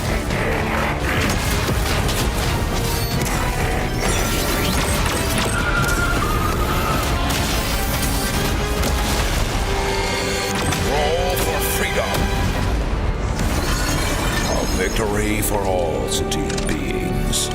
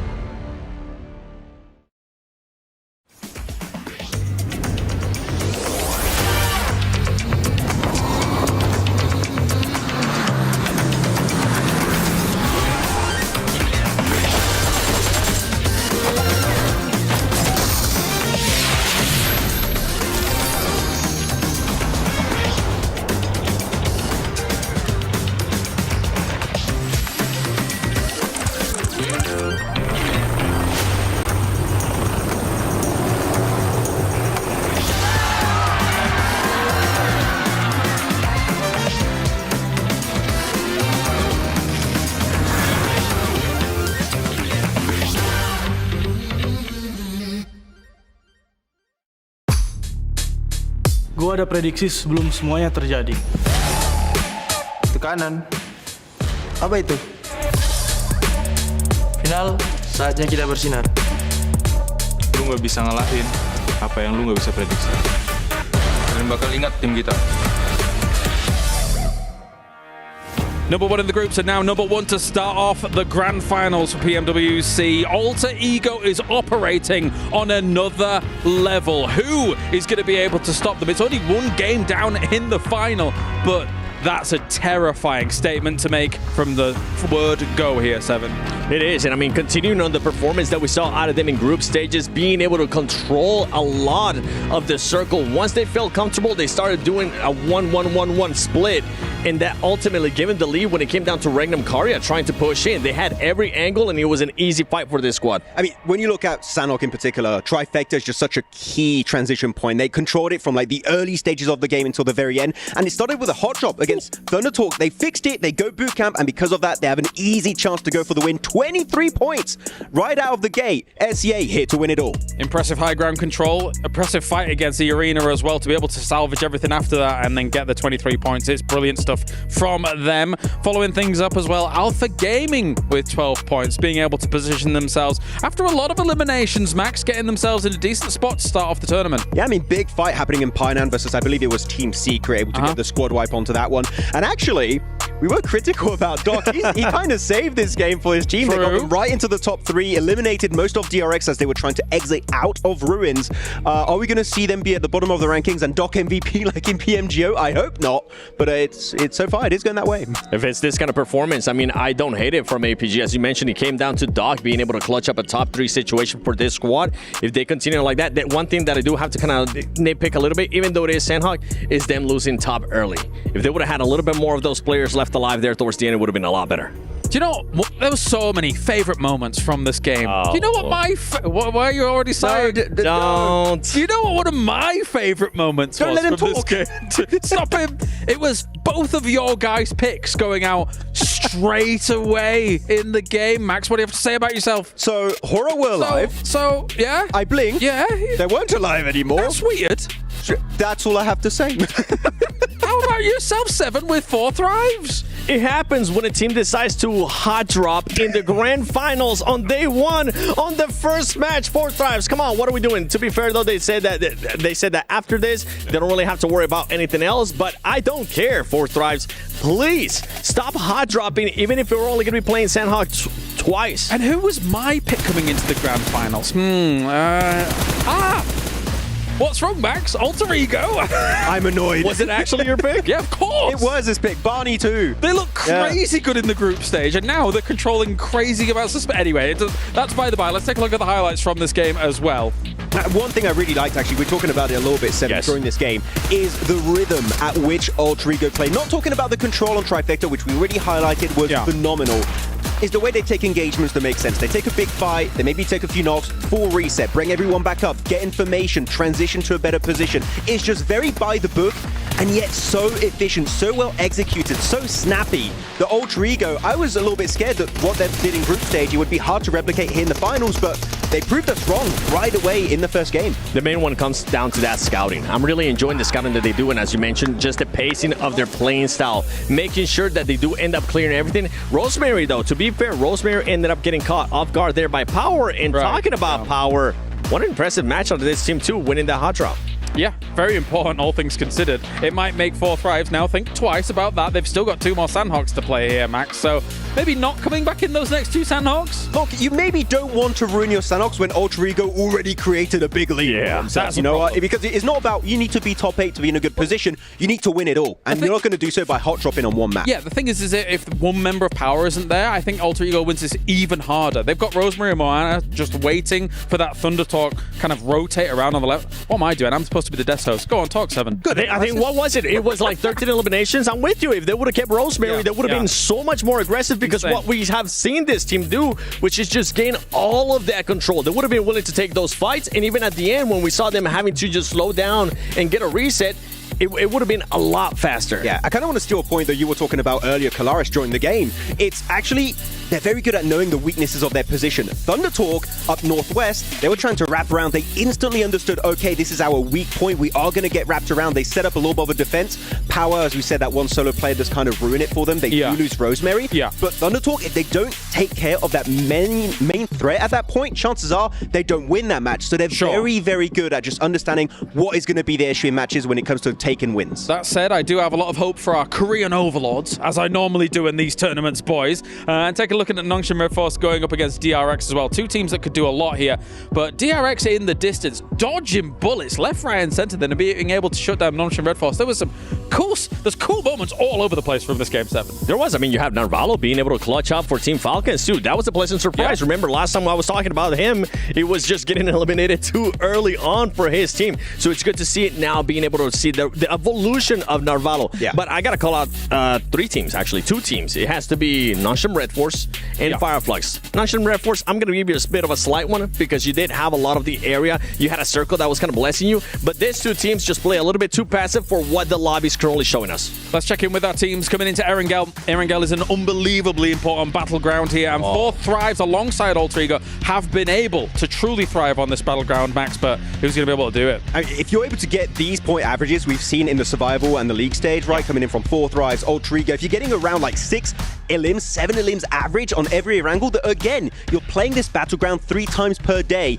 you're going to start creating an even bigger lead. And the fact that Alter Ego start with a win, and they are our Erangel top fragger, bro, they're scary right out of the gate here. Yeah, definitely. With 50% of the maps being, of course, Erangel here, you need to be performing on the grassy pastures. Well, I mean, for Four Thrives, as I was saying, okay, you know what? Let's get out of the way with Sandhog. You got that hot drop. Hopefully, you'll be able to learn for tomorrow. But now, going into Erangel, all their wins came in Erangel. Whenever we were in group stages, they ended up with, what was it, top 3-4 times out of 6 matches that we played this. So they need to make sure they take full advantage here of Erangel. Yeah, I mean, hopefully they'll be able to make it happen. Again, as you said, Kalaris, 50% of your matches are on this battleground, on the grassy pastures. You want to try and have some good time over there, and if any teams can be making it, all the top fraggers we just saw on that graphic could be the ones to make it happen. Definitely. I expect we'll see a bounce back from Four Thrives. They're not going to go lying down. But of course, over in-game right now, you guys can get your hands on the PUBG Mobile Airdrop Carnival, and it's now live. Don't miss the final 3 days this weekend. Log in to summon your airdrop surprise and collect 2025 airdrop vouchers from your chance to win official merch, smartphones, BD partner rewards, permanent in-game items, and more. Every participant is guaranteed to win rewards. Come and join the Airdrop Carnival and unbox your surprise. Any surprises you may think of here, Seven, coming into Erangel? That I can think of right away? No, none. I just want to see some of those teams that I ended up calling out being a little bit more aggressive. Yeah. Especially even if they do end up in a position where they maybe are blessed by the circle, I want to see them being a little bit more proactive. Try to get those points. Try to get those eliminations. Yeah, I mean, one team I'm going to be looking at, especially this game, is going to be Regnum Karya. They drop in Rozok. There's no contention. There's no hot drop happening over there. They did have a really rough circle this time around on Sanhok, but Erangel is by far their best battleground. If there's any time Regnum Karya need to step up, it's right here, right now. And for the Regnum Karya, it's going to have to come down to just being able to rotate a little bit faster. We were talking about it during that last match, Max. We're saying they're rotating way too slow. It's going to end up hurting them. Guess what? Alter Ego was already set up. And when you have teams playing like how Alter Ego is, being able to control such a big area, if you're going to end up rotating late and not being able to scout, you're just pretty much going to get eliminated. Of course, you guys over at home as well can not only be watching the stream that's going on here, but make sure to have the map feed open too live, because obviously that is going to give you huge information regarding how these teams are going to be rotating, how they're moving. And speaking of that, I paid very close attention whilst I was kind of analysing the games from day to day, how Yangon was going to be rotating on things, because of course, coming from Military Island is not the easiest of things you have to do in this game, Maxpan. And sometimes it was by hovercraft, sometimes it's by cars across roads and things like that. So for them, there is always that potential challenge that you've got to deal with when coming from military. I mean, especially because, let's keep in mind, unlike in the survival stage, Four Thrives are here. Western Bridge, occupied. Alpha Gaming, back in the lobby, dropping in the military. Novo, also going to be possibly occupied. I think there was even a potential hot drop happening over there. So Yangon Galacticos, this is going to be turned up to 11 into hard mode. And we know that this is a team that surprised us. Can they surprise us when they are going to have a real tough time simply surviving on Military Island. If there was a team that I would expect them to be able to get out of Military Island, will be Yango and Galacticos. But I agree. They've been able to show it over and over again. They've been able to adjust. Yeah, even now that 4 Thrives is here and they're more than likely going to just be controlling that western bridge, we have seen Yango Galacticos realize that and be willing to just take some damage from the blue zone, go all the way around into the eastern bridge, and even if they end up rotating late, it works out for them. It does work out, but I'm just scared not only of 4 Thrives, because we've seen that normally their hold on western bridge is quite passive. They allow teams to move in if it doesn't give them a big advantage in the circle early on. My main issue is going to be when APG and 4 Thrives, APG and Yangon Galacticos try to rotate at the same time, and you're going to have this big bottleneck situation. That is really what caused this team to lose a lot of players in the early game. All I'm hearing here is a third-party opportunity for Yango Galacticos. And that's kind of scary. Just a really good... Anyway, let's by the by. It's time. The Grassy Pastures, Erangel, game number 2 of the day here for the Grand Finals. Impeccable timing from the audience there, and overall, Blank, you can see it's starting to fill out right. You've got fans, you've got family, you've got support staff, everyone in the arena ready for the anticipation that's going to continue to build as we make our way through these playoff games. And I tell you what, Blank, I'm going to throw it into the mix right now. Alter Ego take back-to-back chicken dinners. You think so? 100%. Straight on to Erangel with another Alter Ego win, huh? I mean, to be fair, yep, all the support staff are here, the fans are out in force. Al-Haji's father is here cheering him on as well. A little bit extra pressure, you know? Oh yeah, the legend himself in the crowd. My dad was there, I'd be worried. I'd do a better cast. But yeah, we're heading over towards Erangel for the first time here over at playoffs. Starting over towards Quarry, heading up over towards Stauber. Very neat little playing path here for most teams, right? We'll be able to get out slightly early over towards Primos, Ferry Pier, as well as Sosnovka, which gives you a little bit more time to figure out what your movement's going to be from Sosnovka, which is nice, especially if you drop down there. But meantime, teams heading over towards Yasnaya, Mansion, Lepovka, Prism. It's a little bit of a longer rotate that you're going to have to make. Time you have to spend inside the plane. I think for most teams, they'll be very, very happy with this kind of playing path. You can see how the standings are looking as well, of course, off the back of that opening game of the playoffs here. For Power, it was a very impressive hot drop, targeted one of the teams that everyone's had their eyes on, and that was 4 Thrives, who absolutely dominated back in the group stage. Is there going to be a bit of back for blood gameplay on that one? That's what I'm curious about. Are they going to have this revenge moment? You don't want to have 2 games of slow starts. That's a squad that needs to build. APG currently parachuting over the top of 4 Thrives. 4 Thrives already hit the ground running. We'll see if APG extends this parachute down towards Sosnovka. I think they have to at this point, especially now that 4 Thrives is already starting to get set up. We send over towards the eastern side of the map. Falcons in their beloved Pachinki, as well as Rozok being held by Regnum Kaya, as Maxman was talking about earlier on. Now, was a lot of indecision coming through from Regnum Kaya when it comes to Rozok. Teams often finding a better position in Rozok when the circle heads that way. Not sure whether to hold inside or send out. I think that they got hit with a little bit of an unlucky stick a few times on that one. There certainly can be improvements. We'll wait and see. Keep your eyes on the wheel and the windscreen, please. Instead of just on the map, so if you're driving, get direction from your teammates, possibly. Yeah, don't dent the Dacia. Keep it clean, Black. Paintwork on that. It's a nice cool blue. Matches the logo. Yeah, she works out very well.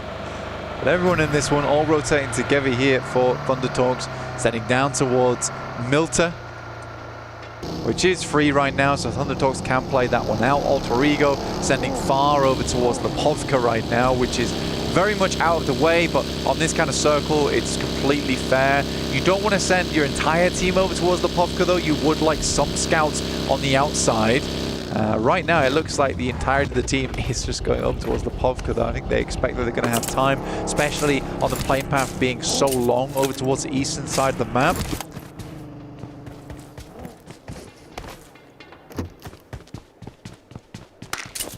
Curious as well. Position 10, Falcons tied points with Weibo and both Fire Flux as well. How they're going to be looking. Obviously, we saw in their Sandhawk game strike survival stage, it was far slower pace. It worked for them there. It's going to be a bit different here. Teams that are going to look to try and take the fight to you, you're not going to get as many freebies. When they crashed into Nongshing Red Force, that's where it all went wrong. Hopefully they can avoid a similar outcome here. Forward scout on Ralph, farther up ahead. It's Regnum Karya, Fireflux and Power that are relatively close by. Power's getting a move on. Regnum Karya also making that move, as you were saying, all in vehicles. They left Rozhok early. They want to pride themselves here, and I think that's fair enough, especially in the first circle. They don't want to spend too much time in Rozhok. They'd rather get a central position and then know that there is a chance to send back over towards Rozhok later on. So we're not doing any of these shenanigans where we leave 2 players behind, we send 2 players up front. They're going to play together. If it means they have to kind of work their way back into Rozhok, dig a tunnel back towards that region of the map, then sure, fair enough. But in the meantime, Regnum Karya is just going to try and take a central position, which they know they have priority on right now from the spot that they started in. Like you said, Power in a similar spot. Gondola here for Eren, as he will make the journey back down the mountain. This is over towards Stalber. This is intense. Eren, inside of the gondola. The ground shaking. It's not intense, it's in a gondola. Not as good as the horse, you know. I think horse, gondola, kind of, you know, different territory. Yeah, it's a completely alternate playing field, right? It's incomparable. Exactly. Yeah, exactly. Stop that. You can tell we're a duo. Yeah, we can. Jinx Padlock, throw away the key. Well, I'm glad you saved us. You know what though? Glad we get a little bit of camera time with DRX here as well. Again, you know, they kind of had a rough early rotation where Fireflux were able to take down 1 player from that team, but they kept it developing. And again, I think there's so much talent for this squad. I'm curious to see how they're going to be looking once we kind of have this day to look back on. Going into day 2, where they are in the standings, what the squads look like. I feel like there is so much talent on this roster for Hyunbin as well. Someone that kind of, you know, has been there, worn the t-shirt, and it's just a short space of time. Yeah. Meteoric rise for him. Very, very good talent to watch. Hyunbin's been very effective across esports in, like you said, the short time he's been here, relative to a lot of the veterans that are in PUBG Mobile. I will say the one thing that is annoying between Nongshim Red Force as well as DRX for our South Korean teams is Tizzy, Sizzy, Zizzy. It's like, come on, guys. Let's get a slightly different naming convention going. Just for my sanity, at least. Well, at least we've only got 1 alpha now. That's true, yeah. Fantastic result. For one of them. For one of them. Yeah. Yeah, it's a weird one. I think, honestly, for Alpha 7, they claimed the name earlier, right? For Alpha Gaming, that felt more like BM, in my opinion. What, they have the chance to do the funniest thing. Oh, it's Alpha Gaming. They've won the second. Wait a minute. Oh, the back-to-back. Oh, no, hang on. It's a different team. A different one. Yeah. That would confuse the social media managers. Oh, yeah. I'll tell you that now. That'd throw you off guard. Yeah. Roll the Alpha set. Just joking. Pull the fast one on you. Let's not twist the knife too much. No more BM, okay. They've just come off a pretty saddening defeat. But yeah, we are here live from Riyadh. We have a thumping, roaring crowd, which is great to see from all instances over the world, which is really, really sweet as well.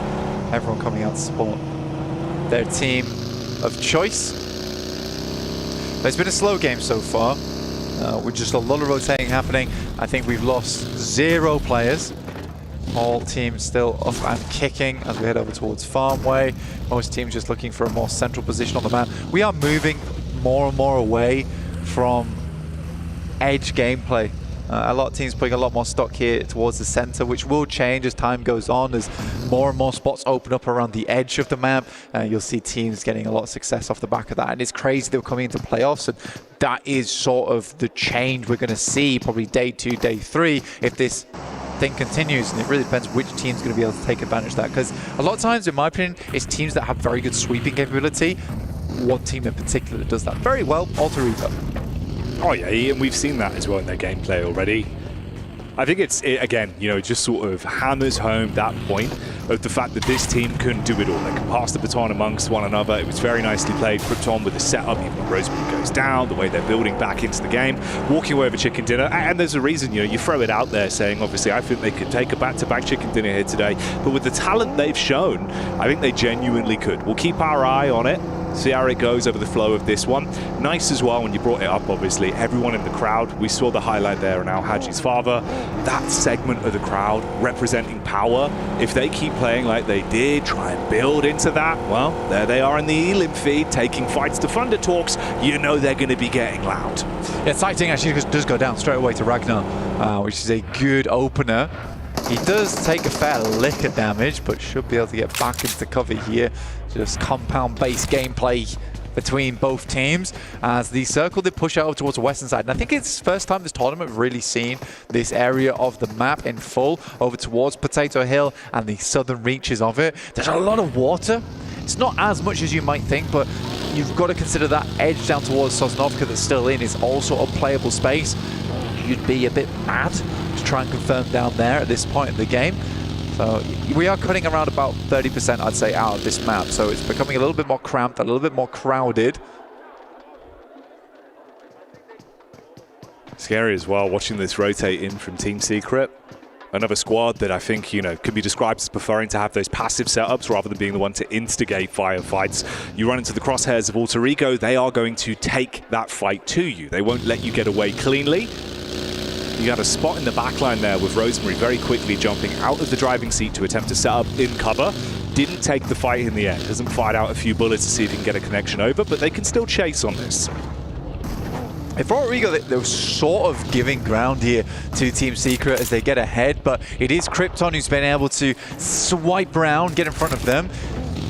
Ida as well as Fireflux are in front. It's an awkward rotate, I'd say, because Horror does control a lot of the space over towards the northern side, and Alter Ego likely not wanting to pick up that position. Neither are Team Secret. There is potential, though, to just completely back off this angle. Make a very wide wrap over towards school side and play there.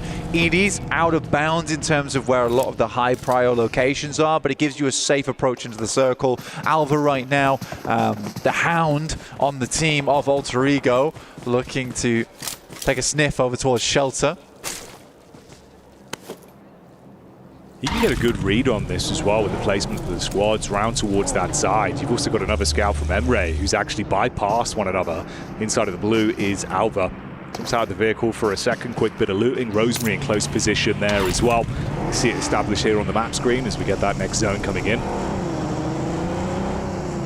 Direx, E-Arena, both in good spots. I like where Mormon's playing. This is a really nice split coming through from E-Arena. They had the compound that sat on the eastern side of those fields, which means you can comfortably hold out Falcons, but they make this immediate rotate over towards Mormon, who held that spot, but Regnum Kaya will be coming through quickly as well. They understand this spot is extremely important to them. 2 down already. Sakura is out, and Regnum Kaya is cleaning house. Oh yeah, mop and bucket gameplay. Looking to close down on E-Arena and leave them nothing to fight back with. It's a nice start. Silas on the hunt. Player up on the roof, trying to keep his head down. Clean this out, make sure there's no opportunities for a bit of a stab back. Walk away with all 4 players still alive once they get the man picked back up there. Ooh, that's not what you want. Butcher maneuvers, but this could be a little bit cheeky. Fireflux going in. Hovercraft gameplay from the side though. Macap instantly falls. He able to hit that one on the crash in. Fireflux not being able to win this fight is going to be pretty rough for them, because this was their game plan for a long time, is to hit up towards this compound. And they've been sent back off this. Good hold coming through from Weibo. Only losing 1 player in order, but it's not even a flush there. It's just the knock. That's easily resable. So Fireflux is going to have to go play down by the coastal side, which is an uncomfortable position to be in, because not only is it not in this compound, which is much safer, but it also denies you a lot of information into the future there. Alter Ego have been taking their time. Alva was able to spot out 1 player. They will find the pickoff onto him. Sky goes down, and now more space can be gained from Alter Ego playing on that edge and sweeping. Alpha charges further forward. Line of sight blocked from the smoke wall that's been deployed from the remaining members of Aura. Alpha's going to be looking for this one on target with the nade. Meanwhile, Rosemary confirming. being able to get that final shot off back towards Sleepy. An exchange of shrapnel. No fear, at least with a little bit of cover to play with. Slightly harder to get those nades in with the smoke shrouding it as well, but he bails now with his teammate falling further back to provide cover. Yeah, you got to keep backing this one off now. It's a nice bit of high ground that you can use to scout into the future of the game. I'm curious to see how Alter Ego want to play this one out, because it is a bit of a wall in front of them. Ida's playing a nice angle and a nice setup here where they are darted across the road, allowing them to get a lot of information going in towards the future, take a couple of pot shots here and there. So yeah, definitely curious how Alter Ego want to play this out. I mean, they have just been taking names slowly but surely. Team Secret weren't able to step to them. They made an instant decision to rotate back off and just trusting in Alva's calls as well, which is very nice to see. I do want to quickly go back to Regnum Kaya though, because despite that being an immediate rotate, Moment having control over towards the building, that was a very nice take coming through from Regnum Kaya, and that might have just bumped their point scoring up by a fair bit. There is a slight issue with that compound where some of the angles are cut off to you. You don't have all the information in the world, but this is the sort of position that's going to keep you safe for a long, long time. I think from a few of the games we've seen from Regnum Kaya as well early on in the day, it feels like sometimes they pull those punches and won't fully commit to play. So it's nice to see, you know, you've committed to an idea that they've been able to make it work. Yeah. Just need to keep that consistency going. Confidence good though. Even that survival stage, when Regnum Kaya went for some strong central positions, they are very, very proactive. Even those spots where it felt like they didn't really have position to play, these are drive-by nades as well. A huge amount of damage going through up towards Alpha Gaming. I'm surprised not even a single knock there. I think if they even found one more nade towards that position, it would have been an easy cleanup for them and an easier decision to roll out, cutting out a big threat on the north side. Yeah, they are very lucky they've been able to survive through that. On target nade, like you said, it's impressive. Not a single one of them went down. You could have crashed into it, very easily cleaned up with such a sliver of HP between the four of them. They can reset with the supplies they have. We saw a little bit of power showing up in the Elim feed once again as well, so still looking to find opportunities to build, but the nade back over. Easy knockdown because of it. This is Thunder Talks. It's the last man in Zing. Still sweeping over the top side, gets a little bit of information, but Fahida wants to take more shots and will finish it off there. Power eliminating Thunder Talks. It's pointing to me as well though, where for Shinga is just a case of, it's close. For Easy, probably didn't even know he's in the shack, but just assumed that Easy's in one of these shacks in this game. I have to nade every single shack available because this guy's a backstabber and a half. Oh, hang on a minute. You might have just said the word that's operative here, Blank. The roll in from Alter Ego from the top side, finding that shot down range onto Alpha Gaming. They've been in that same position. It's a full confirmation from Rosemary. Quick pick-me-up play as well from Krypton. Oh! There it is again! I mean, I'd like to see more DVS, but to be fair, he's one of the most skillful players is Sook with that explosive arrow, and it's something new, it's something different. And he finds success out of it. Like we said, it doesn't always pop up too often in the Elim feed, but the amount of space that Weibo gains off of Sook, wielding the bow and letting loose some absolute ringers. Weaponizing the crowd there as well. You could see the excitement. We mentioned it, man. Would we be seeing it in playoffs? Yeah, he doesn't give a damn. Grand stage, important matchups. He'll still be playing to his best, playing his flavor of PUBG Mobile. That's actually the final knock onto E-Arena as well, of course, removing them. And like you said, this now presents more opportunities for other teams to move further up. It's not the craziest point disparity in the mid portion there, but you're going to take that if they're not here. So some very obvious priority compounds here inside this circle, which you can easily spot. If you're watching the map feed, which is available over at PUBG Mobile Esports at YouTube, you'll see that Nocturne Red Force currently have the one over towards east, Regnum Kaya playing on the west, and DRX down towards that mass of compounds on that south side. None is direct central, but they all have very, very good use cases into the future. In the meantime, here's 4 Thrives going up against the Falcons right on the edge, and they are backed up against the wall. Ralph is trying to get Narvalo back up on his feet, but the nades continue to rain through. This is an important knock that they need. A Redox misses. The timing on it. I mean, he's able to re-engage at least with a quick switch. Pulls out the secondary on the Bizone and unloads from the damage from the side. Nade over the top, and it's a clean connection. T24 hitting Narvalo even once more. He's going to try and beast up on this, but the Lanimal put back in his place, and Redox stays alive. Off the knock onto IQ, can push further forward, but it is a rough start for Falcons. Yeah, slashing swipe coming through here. In the meantime, Alter Ego have had one player knocked, but they are currently taking Yangon to task over towards Potato Hill as the circle move far towards that north side and becomes even more of a prime position. Noki sending nades out. Redox certainly proved himself there, getting the single nade across. Koa will send one of his own. It needs to be on target, but it's not meant to be as 4 Thrives are able to find the Elims, find the knocks, and Falcons will be brought low from the western edge. And they've been wanting to play that slower style into these games. Here, though, 4 Thrives take the fight straight to you. Yes, they lose one player, but they can reset from it. Bit of Weibo action going on again here as well, with Fireflux having a real struggle start going into playoffs already, again, removed from the equation. Alter Ego continue unloading the mortar strike. Nade after nade on top. This has been an extremely extended fight. I think we've seen knocks coming through across the board, but Ida starts to get involved now over towards Alter Ego. I think they just lost one. Krypton is down. Now Albert needs to pull out something special. Yangon Galacticos down to just the 2 players. 2 players knocked for them. Alva belly crawling, using the grass and the ridge side to provide him some additional cover. Quick jump spot, seeing if he can get visual contact over the edge of the smoke. Vahidan as well takes a stray bullet from the side. Nonshin Red Force building into this one. They just need to pick Krypton back up again. Technically, he is in cover.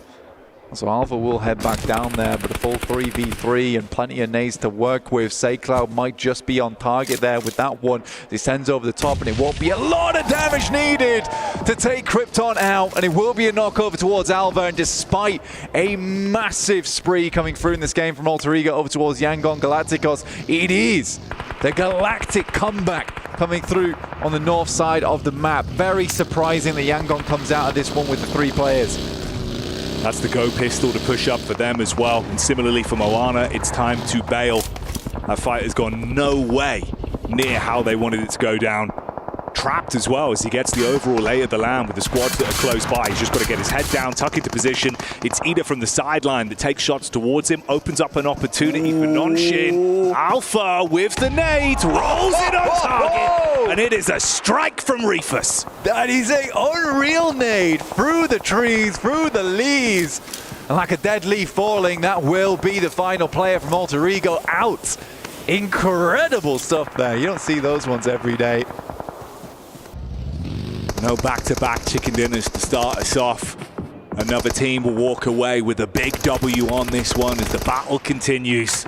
Nice distance firefights here onto 4 Thrives as well. Good aim. Weird location on the map, man.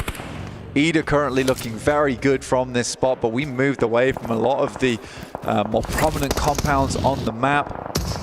Regnum Kaya looking just to finish off those players down on that south side.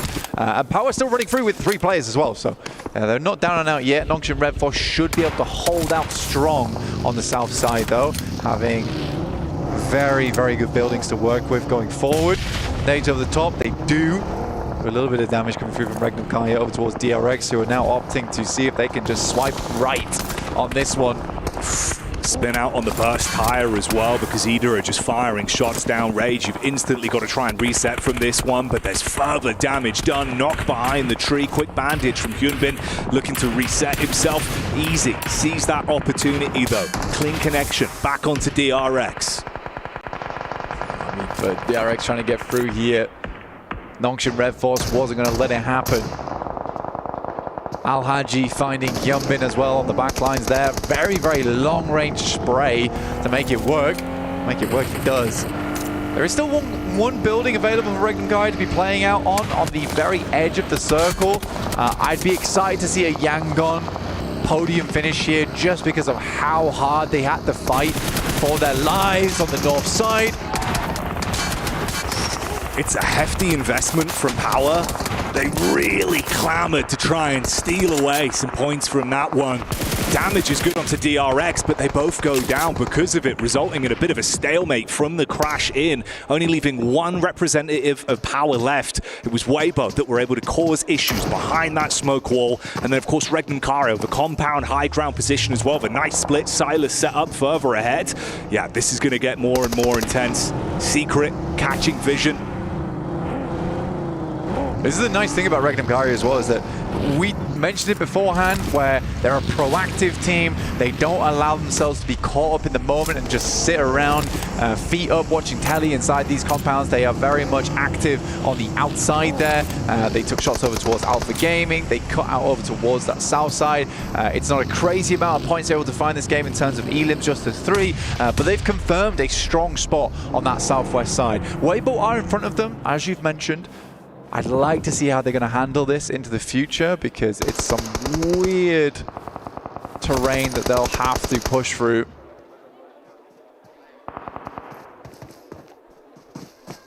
For Yangon, it could be uncomfortable if Secret can actually get the angle to arc those nades over, roll it down the hillside.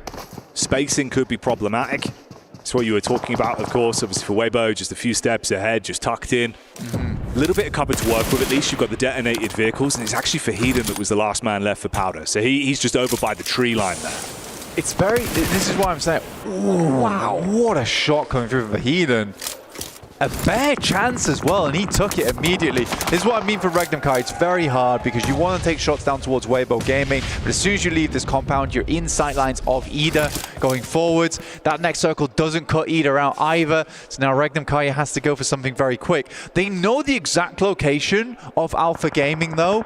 At this point, it sort of does feel like you're going to need a crash here for Regnum Kai. Over towards that north side, I don't think it's going to be effective at all trying to wrap out over towards the east.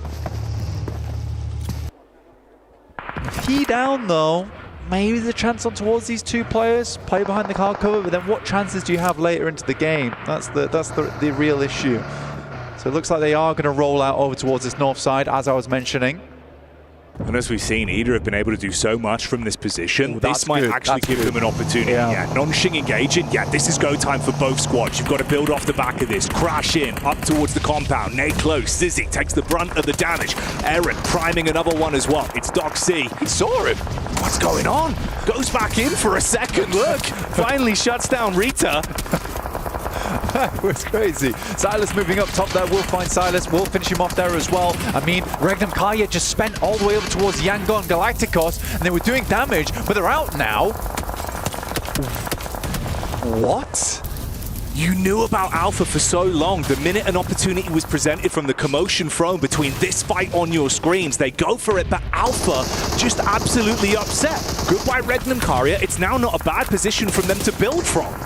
Not at all. I think Alpha Gaming's played a bit of a blinder on that one, but blinding powder over to Regnum Kaya, it would seem. Doc C moves up over towards Ida, finding Darkin, more DBS shots through the window, not quite connecting just yet. There's a Molotov sent through. Murnat will finish off top on an explosion on the vehicle. They are just trying to hold on as much as possible here, and once again, it is Yangon Galacticos to make it through. This team is bulletproof.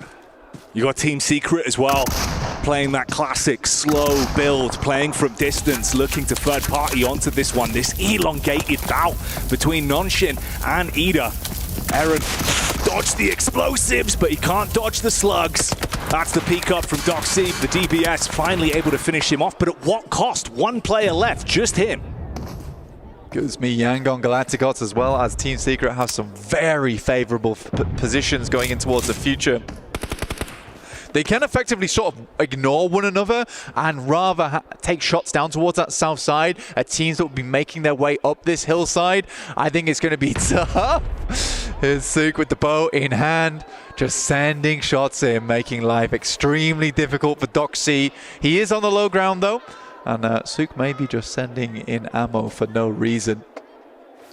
I mean, with 20 arrows left, he could zone you for quite some time. Just make it impossible to go for a peek out. He's got to leave at some point as well, is the thing. Oh, they're getting close. Just consistent bombardment. Foxy's struggling. Now moving forward, Suk will see a nade come his way. A little bit upset about the nades coming down though. Might pivot off. Spotstock isn't quite as effective with the assault rifle as he is with the bow. The team will support him there, still make it happen. Awayable attempting to move up, but it's those two angles. Like I said, it's an efficient, I don't want to call it teamwork between both teams, but it's an agreement, right? You both have an extremely strong position. Let's get rid of the teams that could cause problems for us later on before we engage in one-on-one combat. Yeah, you know to prioritize first. Don't poke the Hornet's nest until it's time to engage. Frankie with a move up. Wow. Damage back over. Slapping him there. Forcing him into a bit of a rough spot. 3 squads going head-to-head, of course. And Alpha Gaming only have the one man left alive. That's Reefus that's further down. This will be the second game in a row that Alpha Gaming have been able to get themselves a podium finish with a solo player towards these end circles.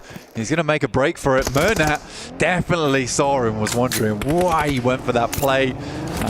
I don't think he had much choice in that situation. Murnat had actually pushed off that position as well. It's just unlucky it comes out at that timing. Trang will go down. Shots back and forth, trades on either side. Intensity building, SayCloud looking for the angle. Murnat from further back, able to assist. They can focus fire on Frankie. He's removed, cauterize it and reset. 2 players alive, focusing on the pickup as well. Grab Romeo. I mean, just make it as hard as possible. A 3v1. There's absolutely no way that Jaiki should be able to get himself out of this one with Yangon Galacticos starting to move up. And the map is enveloped by space as they suffocate out the rest of the teams from the high ground, picking themselves up a big chicken dinner. Not only against some of the hardest spots in the lobby like Alter Ego, but Regdom Kaya, who sent their way up there earlier, who did get backstabbed by Alpha Gaming, but what can you say about that one? They knew where they were. There were some weird plays this game, but it was terrifying terrain to play around with. You see the celebration and elation from the team as well. Some nice, solid slaps of the hands. Everyone congratulating one another. The arena starting to get excited as well with the way these games have been going. And yeah, they should be celebrating. They played some great games. Heads-up maneuvers again as well. Some crazy stuff. It's a good point. That's what you bring up, man. Alpha Gaming being able to drag that one out, even that fight onto Regdom Karia. Crazy scenes here, Blank, but the action keeps on going. Join us for more in a couple minutes' time.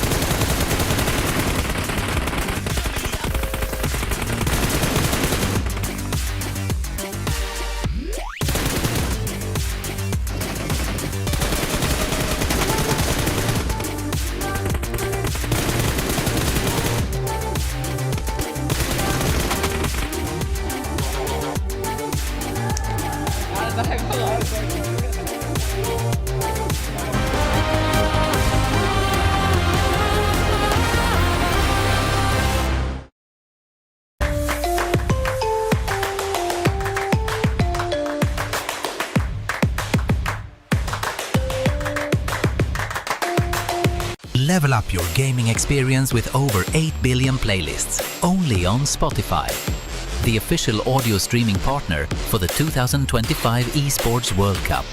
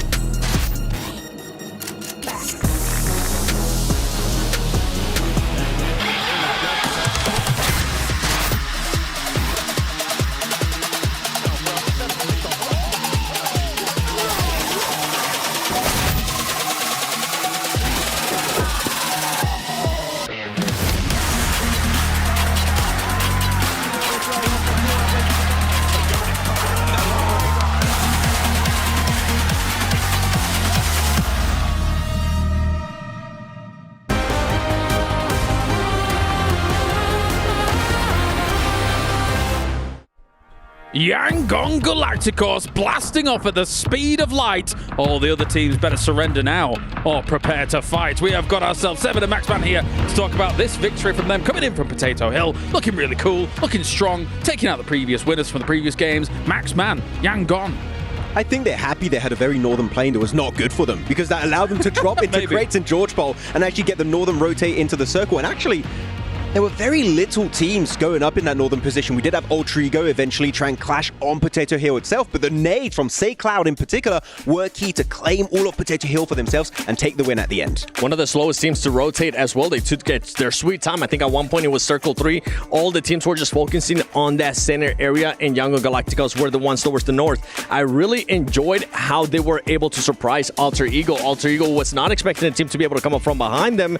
And then, I mean, for Yangon Galacticos, I think they were waiting in Potato Hill. You were saying during that break too, while we were watching the game, they just waited for so long. That's the scary thing about Potato Hill, right? Like, you can have multiple teams exist up there, and them also have very decent defensive positions as well. So for Yangon, they took that fight perfectly against Alter Ego, who was going to be a huge threat. And then Team Secret moves in later on here, Max. I mean, actually looking at Team Secret, they also had a really good match this time around. 11 points on the board. Again, a normally pretty silent team, but they were going quite aggressive here versus Yangon Galacticos, trying to push uphill, Potato Hill, claim all of the northeastern edge, and also keeping teams down low, such as Weibo, away from the fight. So actually, Team Secret, they showed me a little bit more than what we saw back in the group stage, which sets up a very good precedent here for the finals. Yeah, for Team Secret, I would have actually loved them to commit to that fight against Yangon Galacticos, even though they were being able to control in Potato Hill. I don't know if you agree or disagree with me on this one, but ultimately, they were going to have to take that fight at one point or another. I'm scared that if they take the fight onto Yangon Galacticos a little bit earlier, teams such as maybe Weibo can just full send it and third party that fight and just wrap up the chicken dinner. I do get why they were delaying it, but the more you delay it, the bigger advantage you're giving to Yangon, and then you just cannot win that fight anymore. That says, whilst we took a look at the points, Alpha Gaming once again being able to get into some of the later stages of this match here, Seven. It came down to what they were able to do with the 4 vehicles. They had 4 vehicles being able to just create a big barrier, and on top of that, for this team, they kept getting blessed by the circle. They really didn't have to do much. They were able to just hold off a lot of people, and that's the scariest thing with this team. We know they have the fragging power. We know if they set themselves in a position where they actually have the full squad, they're going to be super scary, and they were able to showcase it perfectly in that scenario. Yeah, I mean, if they're able to survive a little bit more like that every single match, that one big chicken dinner could set them apart from the rest of the lobby. That's Yangon wall-to-wall for our match report here. Not too much surprise considering the space that they were able to control. Say Cloud, as you were mentioning before, Max, looking fantastic in this game. Yeah, I mean, almost 1.4k damage right there. He is very high in that one angle. I didn't make a noise. Yeah, do the noise. Wow! There you go. I missed that. I mean, actually, it's been actually worth it. Over a year since I've been able to make a noise. So there you go. It's been so long. I know. Next is going to be a jingle. We got to figure out a jingle. I'll figure out a jingle. Don't you worry. I don't know who for. I thought it was going to be on the spot. Man, that would have been insane. Look, we're seeing some replays actually of the Car 4 here from Alpha Gaming, and we don't have hovercraft. We've got hovercraft at home. It's just a 4-car fortress created on the edge of Potato Hill, and it was really good to get them in that podium finish at the end. So Nongshim Red Force, I think that was a team that you and me both wanted to talk about here, actually, Seven. Their breach onto Ida's Harry Potter Tower, I like the idea going for the breach, but it took so long to wrap up that fight. Big third parties from Weibo in particular did come through at the end. That's the thing right there. I was talking about this too, the Fireflux and Nongshim Red Force, especially with Nongshim Red Force. I was talking about how this team just tends to play so slow that they might not be used to just making those quick pushes, and I felt like it showcased perfectly in that scenario right there. And then on top of that, for Fireflux, they were also trying to do a crash on WBG. They seemed like they got ahead too. They ended up getting a knock, but they were just too slow to react and ends up backing away. For this teams, they got to be able to adjust on how aggressive the lobby is. I think Nongshim was happy to gamble on that compound, right? Because if it does go to that compound, the circle, then it's so hard for these teams to push into that. So they were also thinking about where they were going to transition and how they were going to transition, Max. It gets dicey trying to go up to the Wizard Tower, trying to do something there and keep yourself going in the later stages. You cannot say the Nongshim don't know the terrain. They know in that specific circle, that compound with the 3 buildings is just exceptionally strong and able to defend it quite well until the very end of the game. Then they do have to go onto the Harry Potter Tower. Though if we go on teams that try and crash on those positions, I kind of want to pivot the conversation over to Power. Sure. I think we're very indecisive. They had two options. Maybe you fight Regnum Karya, maybe you fight the side of Nongshim Red Force. They decide to send it in the center between those two teams, and unfortunately because of that, they just don't survive at all in the later stage. I think at that point, you pick a compound, you breach it, and you just hope for the best. There's, of course, Al-Hajj's dad as Power, as you mentioned in. It was kind of a damned if you do, damned if you don't kind of situation, Seven, right? Like, even if they choose another option that isn't that kind of road through the middle of those compounds, it's still going to be very difficult to make those crashes happen, but maybe it could have yielded more points. It is. I feel like they would have just gone for the crash. At least you're not going to have so many teams looking at you. You're not going to be letting yourself open for so many third parties for this team. And the only thing is, like, we're able to kind of say this in hindsight, right? We're seeing everything that's going on. But for them, if they would have been able to make that crash with the firepower that they've been able to showcase in the previous stage, in survival stage, I feel like they might have been able to etch them out. Look, it's all you go for a compound crash, or you're in between Regnum Karya, Nongshim Red Force, and Sook, where the explosive bow is going to keep you at bay. I would take my chances on a compound crash. I have a bone to pick with Sook and the explosive bow, because you and I have been talking about this for the longest time. I really enjoy it. But one thing that Sook needs to be able to do is make sure that he doesn't get tunnel vision. And I feel like that's exactly what was happening there in that scenario. He was just super tunnel vision, and then whenever he actually decided to go away from the explosive bow, he lost the focus, and the Nongshim Red Force guy was able to knock him. Yeah, there was only so much you can do with that explosive bow, right? Like, he was just saying, okay, I don't know exactly where you are at that wizard tower, so I'm just going to spam into it. And as you said, that really has your full focus, your full attention, and then you just get knocked from the other side. It's problematic, for sure. I don't hate it. That's the thing. I don't hate it. I just wish that he wouldn't be so just over-focused on it. And it was good suppression, but the team wasn't able to get angles on the guy because they just had so much smokes. Oh, wait. Is that for today only? 3,000 damage from Al-Hajj. There's no way. No. They have this many eliminations? I mean, they fought 4 thrives on the first game, right, going into Sanhok, and that survival time is very low. What is that? We'll have to Anyway, moving on. Yeah, for sure. I mean, they could have tried to do something down towards the bottom. A little bit different. Not going to be the way for Power here, though. Beyond all of that, though, Max, I have a team. Please. We want to talk about here. Yes. We're going to talk about 4 thrives, okay? Yes. 4 thrives. right. We had the hot drop in the first game. This time around, we talked about how indecisive they were. For me, this game, they weren't indecisive. They actually made a really good call trying to surround Falcons on the western side. They just got a little bit too excited about that fight, a little bit too involved, and they just wanted to rush it, and that caused their demise at the end versus Falcons. And I feel like from that indecisiveness that we've been talking about during group stages, maybe that's why they became so impatient, because they're trying to change that, and I'm hoping that they don't end up overdoing it. All right, well, let's get to it then. Let's see if all of these teams can put those learnings into practice for our second Erangel of the day. Halfway point of the day, game 3 already. Some trials and tribulations for teams that were looking very dominant back in the group stage. Some good head-to-heads and some interesting PUBG Mobile up to this point blank. We've seen the crowd getting excited, rooting for their hometown heroes, seeing who's going to be able to walk away at the top of the standings today.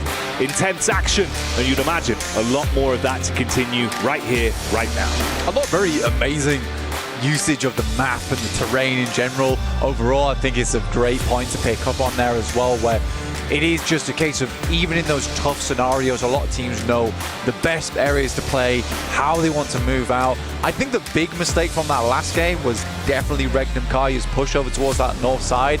I think that realistically they had to remove Alpha Gaming. And it was also quite frustrating to me because you know that when they made that pass in the vehicle and sent that nade through, they would have seen 70, 80 damage numbers coming up on the screen, but over 3 players. And at that point, I think I would have liked for them to go for a bit more of a Hail Mary on it, really. Something very aggressive. If they'd removed Alpha Gaming, I think that their late game would have been very, very different.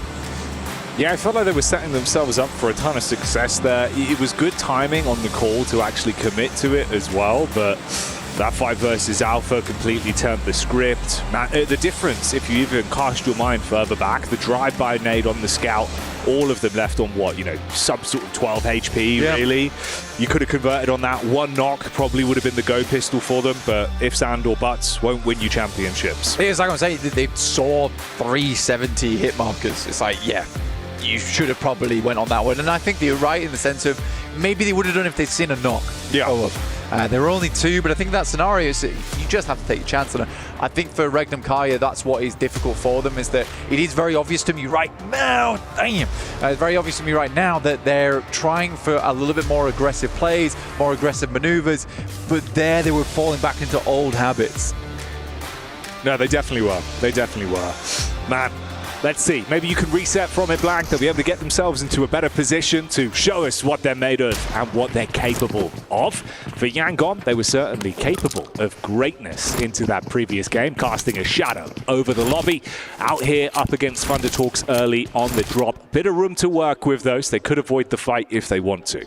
We're going to head down towards Sosnovka as well to start things off. So a lot of teams will need to get a move on. Power already heading out over that bridge, crossing it over towards Yangon and Thunder Talks, who are currently in close contention at the moment. See how that fight does pan out between those two teams. Yangon Galacticos obviously coming off from a big high from that last game. We'll see if that momentum does bleed through. Power Esports going to send even higher to the heights from last game. It's been some good signs from Power as well. You know, individually, I think the gun skill's certainly there today, playing to their strengths. Not in a bad spot whatsoever. Tied at the minute. Ooh. This is back over towards our drop fight that we were mentioning, of course. Thunder Talks out with the Tommy, teaching you lessons from distance. Where art thou, Romeo? I think he should have just kept crawling. I get a moment of, if I stop crawling, maybe he'll miss the shots. Maybe I need to like fake him out a little bit. Instead, just made it extremely easy to line up that shot. Still impressive with the Tommy as well to hit at that distance. Origo aren't done yet either as they pick up an initial knock over towards Fireflux, which is one of their most difficult rotation contenders, right? Where Origo need to come out from the Povka. I like that they send a player out early in Rosemary, I believe it is, who is a player that you would desperately want in your front line. It's Krypton, in fact, that sent out first, who has been stepping up right to the plate. So it's nice to see him get an initial knock, and that's going to make their rotation down towards the south much easier playing against a 3-man squad. That changes their rotation. It changes their plan on this entire map.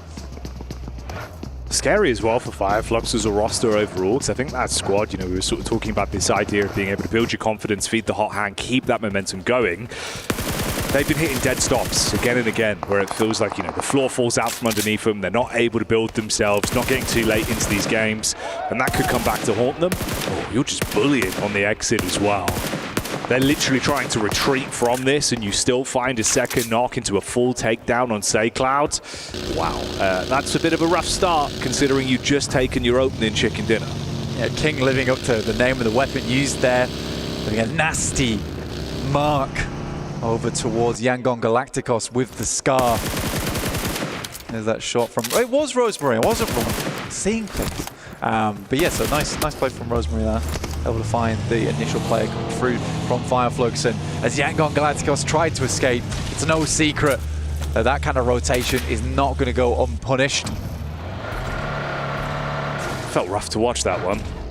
Kind of uncomfortable, really. In the tree line now, and Xeris is going to send forward.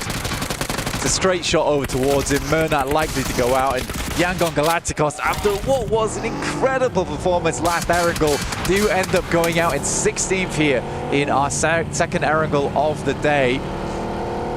That could have been a moment to put up more points and add a bit of a buffer up towards the top side of the tables. Instead, it's all for naught here. If you're one of these squads as well that are only a few points behind, your eyes are now going to light up. That's a prime opportunity, right, where you're thinking, okay, tied with Alpha, both having 23 points. You get no elims from that, no placements. We can start to lap you. We can start to climb further up that ladder. And at the halfway point of day one, only 3 days of intense competition here for playoffs, you have to grab the ball by the horns. You can't afford to leave it up to another team to decide your fate for you. So this is what we're going to see some of these squads start to reinvigorate themselves. Potentially even the team that's on your screens now, right? 4 Thrives. A lot of debate, a lot of talk about this squad, how they're going to be looking. Amazing in the group stage. What plays can they make right here, right now? Yeah, there has to be a big refresh coming through from 4 Thrives, because these last 2 games have felt hectic. And even now it feels like you could sense the pressure that is on 4 Thrives. They send away from this position. They might have wanted to challenge for it. They realize players are there, so they're going to look for something a bit more open for them. There's no way. Okay, I thought he hit him on the barrel roll. I mean, that's still impressive to get it out there and still make that shot happen. But if he'd hit him on the barrel roll, that would have probably been the play of the year so far. But 4 Thrives, yeah, they're looking for a more open area on the map. They're going to head over towards Airstrip to make that one work. For Alter Ego, though, this is an important game for them, in my opinion. Setting that marker really high early on in the tournament, super important, because with Smash ruling, day 1, day 2 become a bit of a sprint to get towards that top side and at least get as close as possible to first place, or be in first place to open up match point on day 3. It would be the dream scenario for them, and I think potentially even change the flow of the lobby with the paranoia that will set in when Smash comes to play. But right now it's Koa that's on screen. Barrage of bullets goes out on the drive-by. DRX trapped in position here. Bit of chip damage onto 2 players. Trying to take some shots back. Make it uneasy for them to just hold, locked in position on these angles. I'm surprised QZZ actually got through there. Yeah. Because he was snaking it a little bit, but the shot didn't seem too hard to hit, and I think that he was playing so wobbly that it caught even Falcons off balance there. Now they have to send back over towards a more secure location. Can't afford to hold up DRX for much longer. They're going to all jump in the water and rotate across to their buddy, who is on the north coast, playing around the beachhead. Only a couple of teams still yet to make their way in. It's Ida as well as Regnum Kaya. The upstarts from Turkey versus the Titans. Going head-to-head here in Rozhok, both teams will need to leave soon, as there's a lot of squads already confirming over towards Sosnovka. Late aquatic rotate as well for Alter Ego there, keeping themselves distance on the wrap round the back. And like you say, Regenkarin and Ida potentially thrown into a bit of a fist fight where maybe only one of them limps away. Ooh, limited space inside of the zone as well. Large body of water removing play space between these teams. Horror can just move across, should be able to move across pretty comfortably as well. I don't think this is too treacherous of a path for them. No Indiana Jones style type of traps on that bridge right now as Scarface starts to move over towards the west. So this is a real easy rotate for them. For Regnum Kai Ida though, yet less of a ease of access, but they could head over towards the coastal side on Erangel main island, swim across, or just send the vehicles in and try and play on that beachhead, which is definitely a possibility, especially as we start to move further north on this circle. Teams could try for that one. DRX had, it's just a surprisingly easy approach. Hardly any clapback coming through from the Falcons. For Hedon from a distance, able to keep them pinned at bay on their rotate over. Meanwhile, you've seen in the Elim feed that 4 Thrives took the fight straight to Team Secret, forced them out of position, but made it really uncomfortable here. Down to just a solo player, handling them with ease, confirming onto those knocks as well, 1 by 1. So stealing away a couple of elimination points, which for them could be a good start to get them dialed into the actual action. Over from the sideline, that's the final steal onto Team Secret coming out from Thunder Talks. Yeah, Secret was struggling. Yeah, they really couldn't figure out anywhere to go there. Constantly bumping into teams left, right, and center, and it turns out their over-aggressive push down over towards Yangon Galacticos is the thing to force that final nail in their coffin.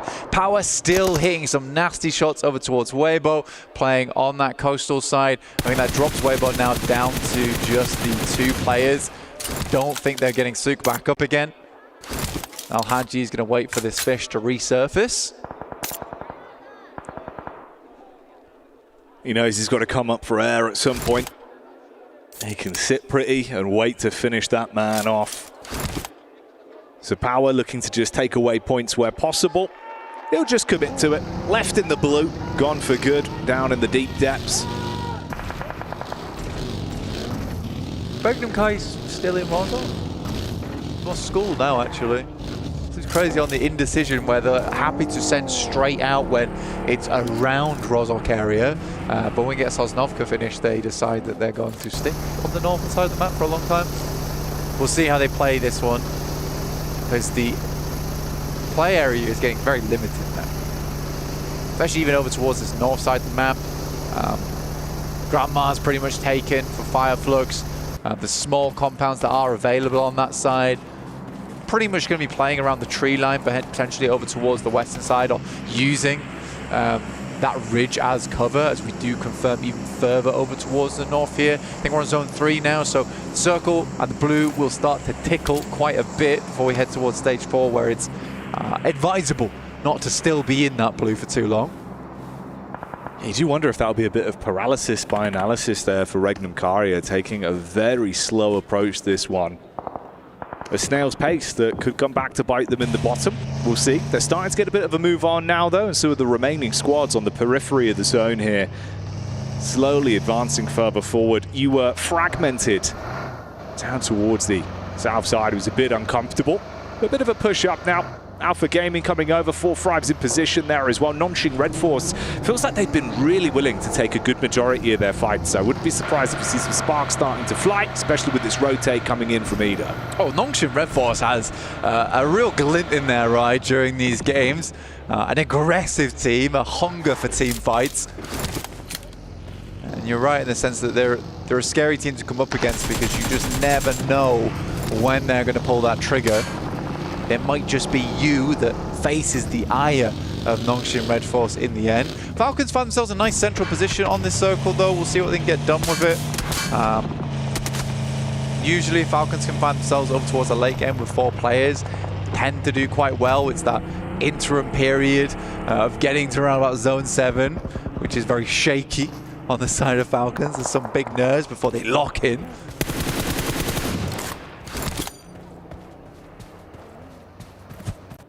Ragnar here, priming the nade. Alley-oop, over the top. Oh, the bounce on it. Oh, he's been eating nitro for breakfast, blows them away. That is crazy. Crazy of a nade. The arc on that one as well. Dear me.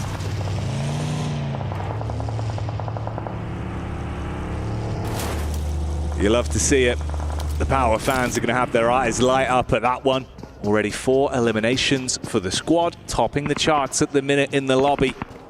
In a good position to keep building, especially with Yangon going out early as well. There's room for Power to ebb and flow their way through the standings. Hora turning their attention back round. That's Moana from Alter Ego that takes a knock. Alter Ego was always going to struggle. They had to play all the way to the eastern side. A lot of other areas were taken. They dropped the smoke over towards Moana. Rosemary's worried whether this is even worth going for. The res on this starts to back out and allow Rosemary time to crawl back through that smoke. But I think it does feel like a little bit of an abandoned ship here for him. And Sleepy will draw him low and put him back to sleep. Sure what E-Arena's game plan's been here, but they have taken a nasty punishment on that south side. One player even going down towards the blue there. Get a replay on this one, because this was disgusting. They lined up at the right time, start to turn it, and pretty much as they turn, the nade fumbles through the window. Very Maxim-esque on the nade. Maxman's going to be loving that one. Falak getting thrown into the action here as well. It's Alpha Gaming that are taking some serious damage. So 4 Thrives continuing to attempt to build here. Get themselves into a position where they feel handy with their steel. This was always going to be an issue for Alter Ego as well on the rotate. You had Power ahead of you. They go for the wide berth round, back through the blue, kick off the engagement. It's the third party as well, with Fireflux being able to find damage from the backline. So easy suffering there. That was unreal. Steps out onto the side seat. We'll find one. Rosemary gives his life for the rest of the team to get further into the circle. And Fireflux will take the reins off the back of that fight versus Power. Now down to 3 players, but 5 elims. Not a bad start for them this game. Heading up towards 15 minutes into this one. Soulless attempts to hit the shots, but he's off target. Yeah, bullets just whizzing by. None of them connecting, and the problem is that opens an opportunity for the counterplay from Power. So instantly on target, they respond back over and stop what could have been a hell of a scorer there from Fireflux. Instead, in reality, it's just Ketch. At least he's got some heavy armor to work with diving inside the hovercraft, but he's got to peace out, got to give up the goose. Let's leave it alone. That could have been a great third party. It could have been an amazing third party. You're right in terms of the roaming wall in the hovercraft being the biggest boon here for him. Has to wander back, let it explode. This is not the most ideal location for him to end up. There's these shots coming through from earlier. Falak with some fantastic maneuvers. Again, such a precise player. Never over-egging the pudding as well when it comes to those peaks. Really, really nice to watch when he's on form. Yeah, playing the angle perfectly, like you say, it's the peaks. Really nicely played for him, keeping himself in cover, taking some clean firefights. Ooh, this might be anything but clean. Close quarters engagement, the shotty from the side, good for one, but the backstab from Silas at least stops it before it got out of hand. If he was able to find even more damage there, suddenly you're thinking, ooh, this is again another game where Regnum Kari feel like they should be able to build. And again, actually, it's interesting to see how Regnum Kari are going to play this one out. Obviously, it's a far slower game from them. They're in the forefront of it now. That chase has not stopped at all as well. Power going from target to target, everyone running them down. It's Thunder Talks again now, pushing up. They've got angles, but smoke's down to provide some cover for the quick heals. Good elim count though so far, 7, highest in the lobby. Fourth Thrive's just 1 elim behind that. Singh's going to move forward over towards Al-Haji, confirmed towards him. Gets caught underneath the wheel, wrapped up in burnt rubber. As Thunder Talks sent back over towards the rest of the team. Another shift on the circle here. Regnum Kai do need to move out, and you're right, they were laying the brickwork on the south side for a better match here, but it is Nongshim Red Force, Alter Ego, and Weibo all controlling this high ground. It is a very fun circle to end up on. A lot of cheeky maneuvers that are available here. Vadan with the nades. Just slightly off target. But the problem is you've got a few establishing shots that have been fired in from the back as well, with Falcons taking a bit of a scout onto it, trying to spread themselves thinner to keep the pressure on. Ragnar with the spot in the vehicle, quick scout, makes his move back so they can play as a duo still and work off one another. Actually gets the drive-by. The bonnet is enough. That's Thunder Talks losing so much from this. Goodness me, I mean, Power doing that on their own as well versus Thunder Talks is very, very impressive. They had that number for such a long time, but we switched mobiles there and they're left in the dust. Regnum Kaya look to send up. They're heading over towards Ida once again. It feels like these two Turkish teams consistently take tumbles against one another.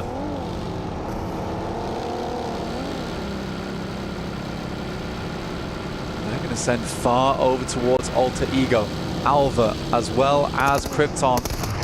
Ooh, just nipping the back of the heel for Krypton is enough to shut him down. An instant connection from Silas onto Alva as well.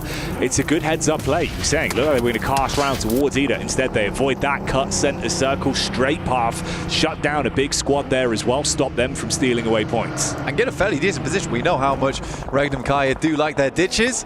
So, like you say, they do avoid the Turkish tussle over towards the western side and instead confirm on a very, very central position. Regnum Kaya down in 12th place right now. 4 points total with just the 3 elims on this game. They desperately need a big one here if they want to stay in the conversation over towards the top side of the lobby.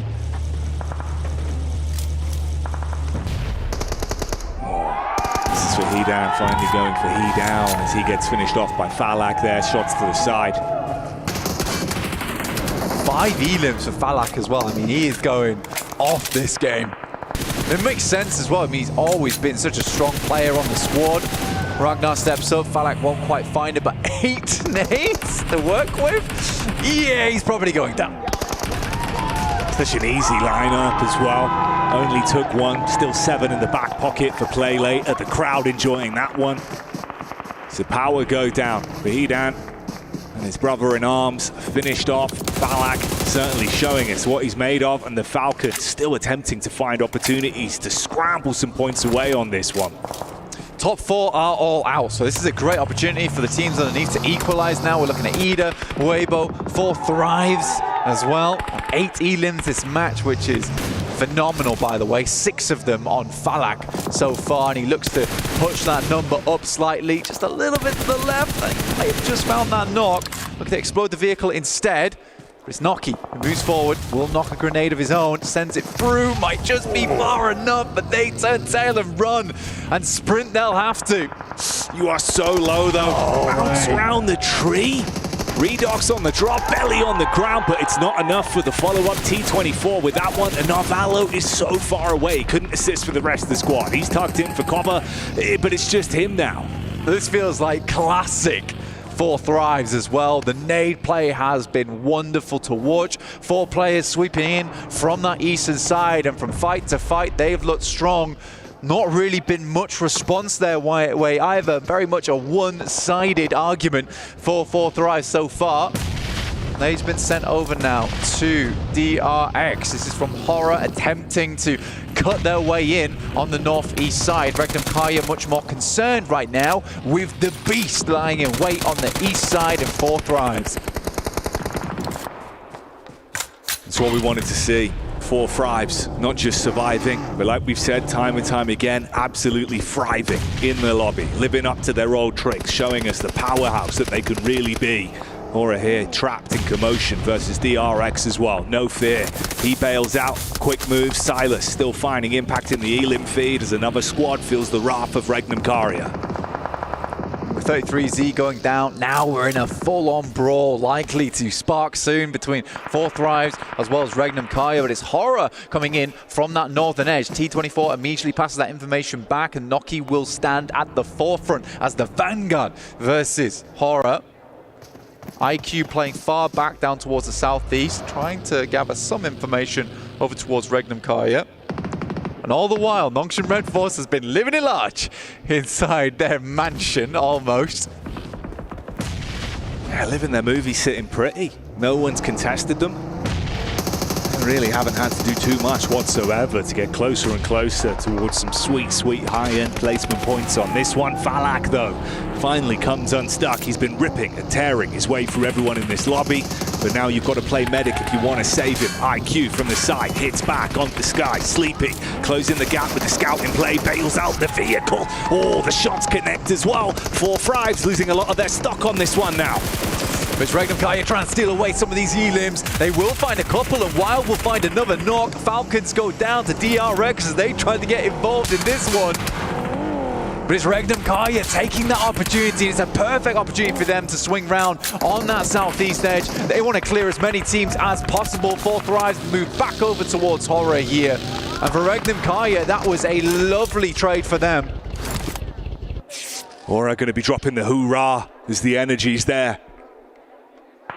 You've still got to contain yourself, reset from the angles that are in play.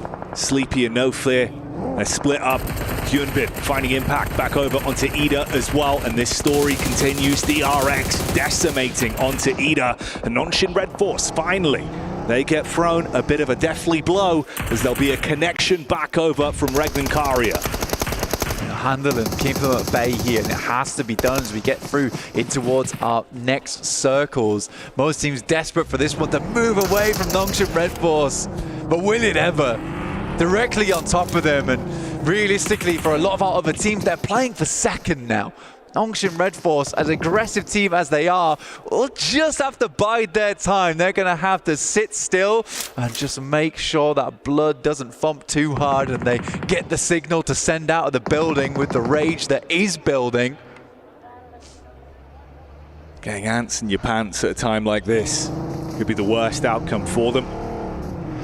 You've got to say, I mean, props to Regnum Karia, very proactive heads-up gameplay right now with the fights that they've been willing to take.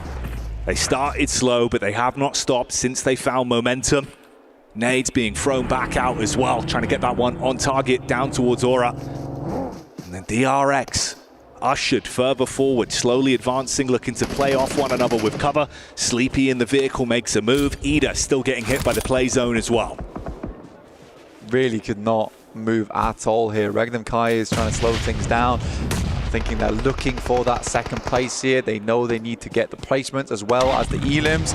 It's tough for them. It's difficult. Aaron, the star player coming through from Ida, wanders through onto that western side. Will make a quick sweep before making the pit stop on the northwest side of Nongshim Red Force. Nade just stopped short there of Horror. Regnum Karya's got a different prey on their mind, looking over towards Nongshim Red Force, trying to see if they can find a singular knock before trying to take that task to them. Aaron can just keep his nose clean as well. He's got some hard cover to work with the airdrops that are close by, so just tucks himself in position. Straight down the middle. Here's the push up though from Regnum Karya. Instant engagement from Bloxy, who locks on, and Sleepy is down and out. No fear, barely standing tall as well. So much damage done from the engagement.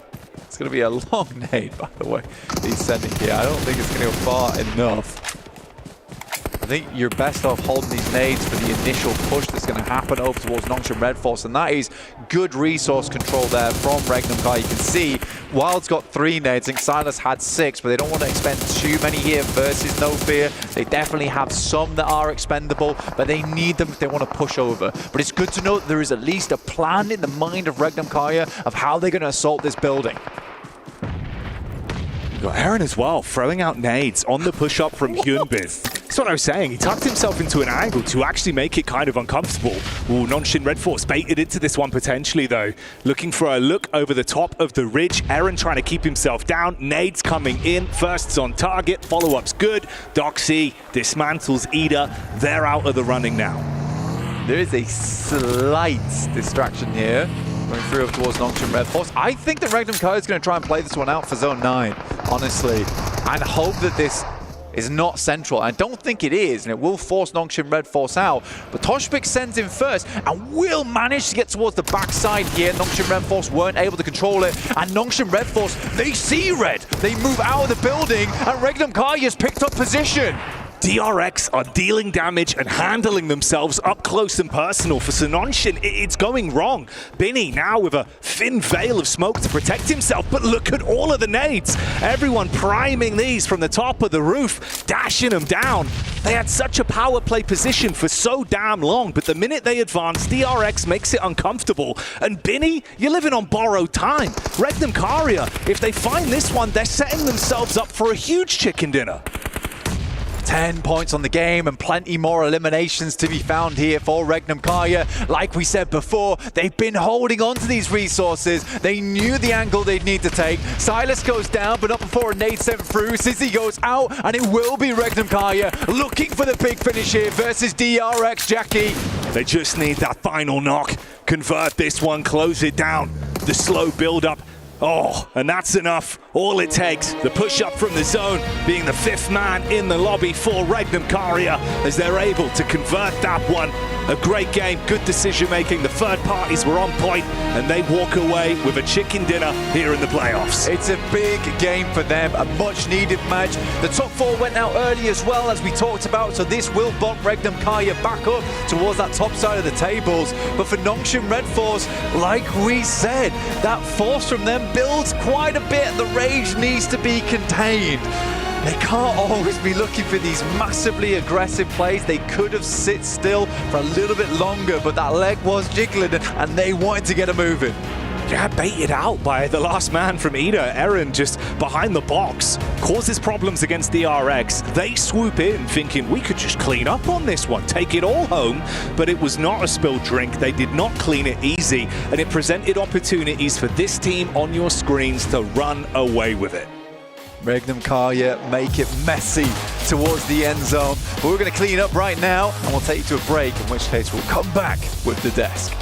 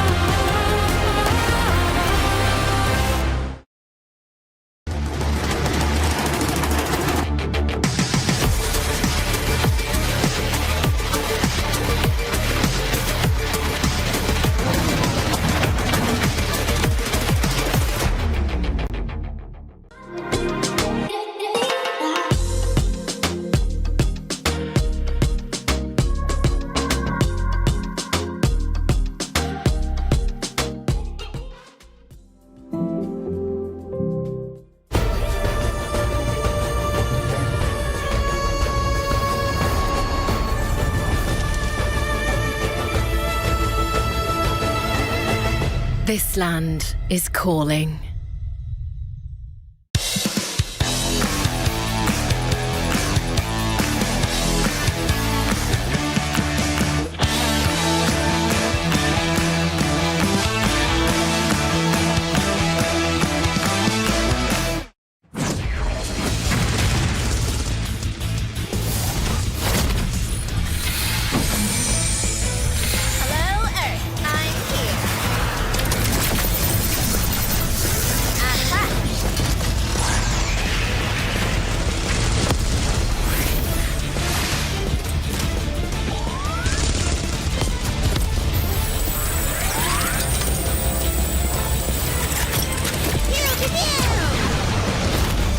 New Pulsar Legionnaire available now. First outfit with special head animations and voice lines. The Pulsar Legionnaire set comes with its own super cute voice lines that can be toggled on or off.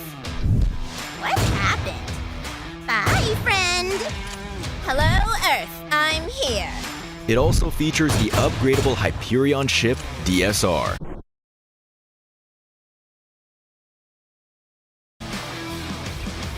And Jet Reaver Glider with special animations. Experience parachuting like never before. That's not all. Even more rewards await.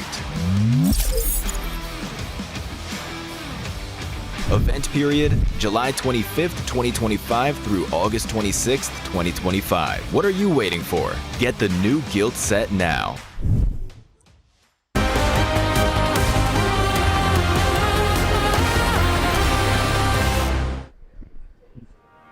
Regnum Carrier capitalizes on the entire nation of South Korea and is able to wrestle away, barely wrestle away, that compound there from Nongshim Red Force to get themselves the victory. Joining me, Neptura, as well as Seven, to talk about this one.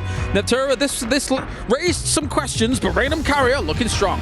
They are looking strong. After a confusing start, for me personally, they are looking very, very strong indeed. I'm not sure what was happening in the early game. They were still in Rozhok in phase 2, still in the blue, still out there in phase 3 even, but I actually really like their wide wraparound, and that really set them off for the rest of the game. I mean, you got to give credit to Regnum Carrier. Even though they did end up rotating late, I really enjoyed the crashes that they were able to do. This team was just really confident. They were able to crash on 2 players from APG. After that, they made sure that they made Fourth Thrive's actually back off, and that's what's ultimately a bit of Fourth Thrive's demise there, because they don't want to take over Regnum Carrier. But looking at the overall the match ranking here, the RX still being able to put up some points. Yeah, very impressive by them on the north side. They were fighting. I think it's fair to say. Okay, let's just instantly address it. Just do yes. Nongshim Red Force. Great team. It's 7 points from that here, 7. It's a bit of a disaster considering what you should have been able to get from this game. Yeah, you're an evil person. I'm old now. You would send it to me too, because man, I was fuming as soon as I saw this team leave the compound after not doing absolutely a damn thing throughout the whole match, saying this is why this team is so passive. You were saying it perfectly too, Cal. You thought that this team was going to end up maybe a little bit scared of getting sandwiched, but even then, just try to use that utility. There was already so many smokes there on that compound, and you decide to give the high ground to Regnum Carrier of all teams? The green room was in shambles, weren't we? When they made that play, it was like, what are you doing? I mean, if you want to go for a harebrained push like that, at least just use 2. If you're going to go, we've got some opening knocks onto DRX. No, I don't agree with it at all. But I would agree with it better than sending all 4 off of those houses. It shouldn't have been done in the first place, but it is what it is. And Regnum Carrier, I will say Regnum Carrier's timing on that, as soon as they saw, hang on a second, they've made a massive blunder. We can take advantage of this. They full sent to that. It was really, really nicely played from them. I do want to go very quickly back to Regnum, though, because that initial south rotation early on in the game, it actually was a really good play for them, because they were able to come up behind Fourth Thrives, behind APG as well. And as those teams moved up and got fought on that hillside, they were actually able to come up and sandwich behind them. So it was actually really well set up from them as well. So coming in through that and then getting all that momentum, third-partying everything they could find up against a Nongshim who hasn't done anything all game except sit in a compound and then make a mistake. I mean, it was a very easy win for them. Yeah, for Regnum Carrier, it just came down to that aggression that they were showing throughout the match. But let's go back to Nongshim Red Force. Yeah. You were talking about maybe sending 2. Don't send in anybody. No. What are you doing? What are you doing giving your high ground to another team? And if they were going to to be wanting to do anything, we were actually talking about this. Maybe try to set up a player on the roof of that compound because you already have utility. You didn't have to do anything throughout the match. You can use that utility to defend yourself from DRX and be ready for any type of push that Regnum Karya was going to have to do on you. If anything, it would have yielded Morilim's. Never mind Exactly. like, potential win or something like that. But anyway, that's by the by. Other teams that we want to focus on as well. Good old 4 Thrives. The team that Mr. 7 did pick to do well. Talk to me. I mean, it was just an amazing play out of this team. Being able to rotate early on to the southwest of the military island. After that, they were able to spot that APG had moved on. And I think this is one thing that Max and I were talking about throughout the match. We were expecting APG to actually be in military apartments. They gave that up, and 4 Thrives was able to take full advantage of it. You can see exactly why, as Falak was able to get 6 eliminations, and I actually enjoyed what Falak was doing. He still overextended a little bit there towards the end. The team was a bit too split, and Hora ended up just capitalizing on that. But before that, they were just being proactive. They were showing the aggression that we have seen out of this team in group stage. Yeah, I mean, for example, I really liked Falak's nade over onto Power, right? Was it Ragnar, the last player? He actually, with that nade, not only got rid of a team, but he opened up a position for his own team, right? So they were able to push on top of that. So he, even though he does overextend just a little bit, he's doing so much for his team as an entry point. Well, if you want to extend on that too, this team kept on sweeping. That's what I enjoyed, wanting to gain control. And if we talk about sweeping, one team that was able to do that great was Power. Yeah, they were looking good. They were looking good for it. But I'm getting word that we are ready to head over to Barney, who is actually with Suk from Weibo after their couple of games here for the grand final. Welcome back to the main stage where I've got Suk here from Weibo Gaming. We are 3 maps into day 1 of the grand finals and things are starting to heat up already. Suk, the first thing I want to ask you, it's the grand finals. You guys are performing pretty well straight off the bat. I want to ask you how you feel like your games are going so far, what can be improved on and what's going well? 首先就是你们现在已经到了总决赛嘛，然后在总决赛当中，你们今天一开始的时候感觉状态还是挺好的，就是打的成绩也不错。就想问你个人来讲的话，你觉得你今天发挥怎么样呢？哪里有什么要进步的以及要调整的吗？还好，只不过我们在世界赛这个舞台好像有一些困难需要去克服，就比如说对手他的一些不按套路出牌，然后他们可能做出一些针对，比如说我们上一把的海岛在机场被 Power 所针对了一下，因为正常情况下他一个 M 层队伍可能会去正常运营，但是他选择来到海边堵我们一个 P 港进圈的路线，所以我们可能在接下来的比赛会去着重往这方面去优化。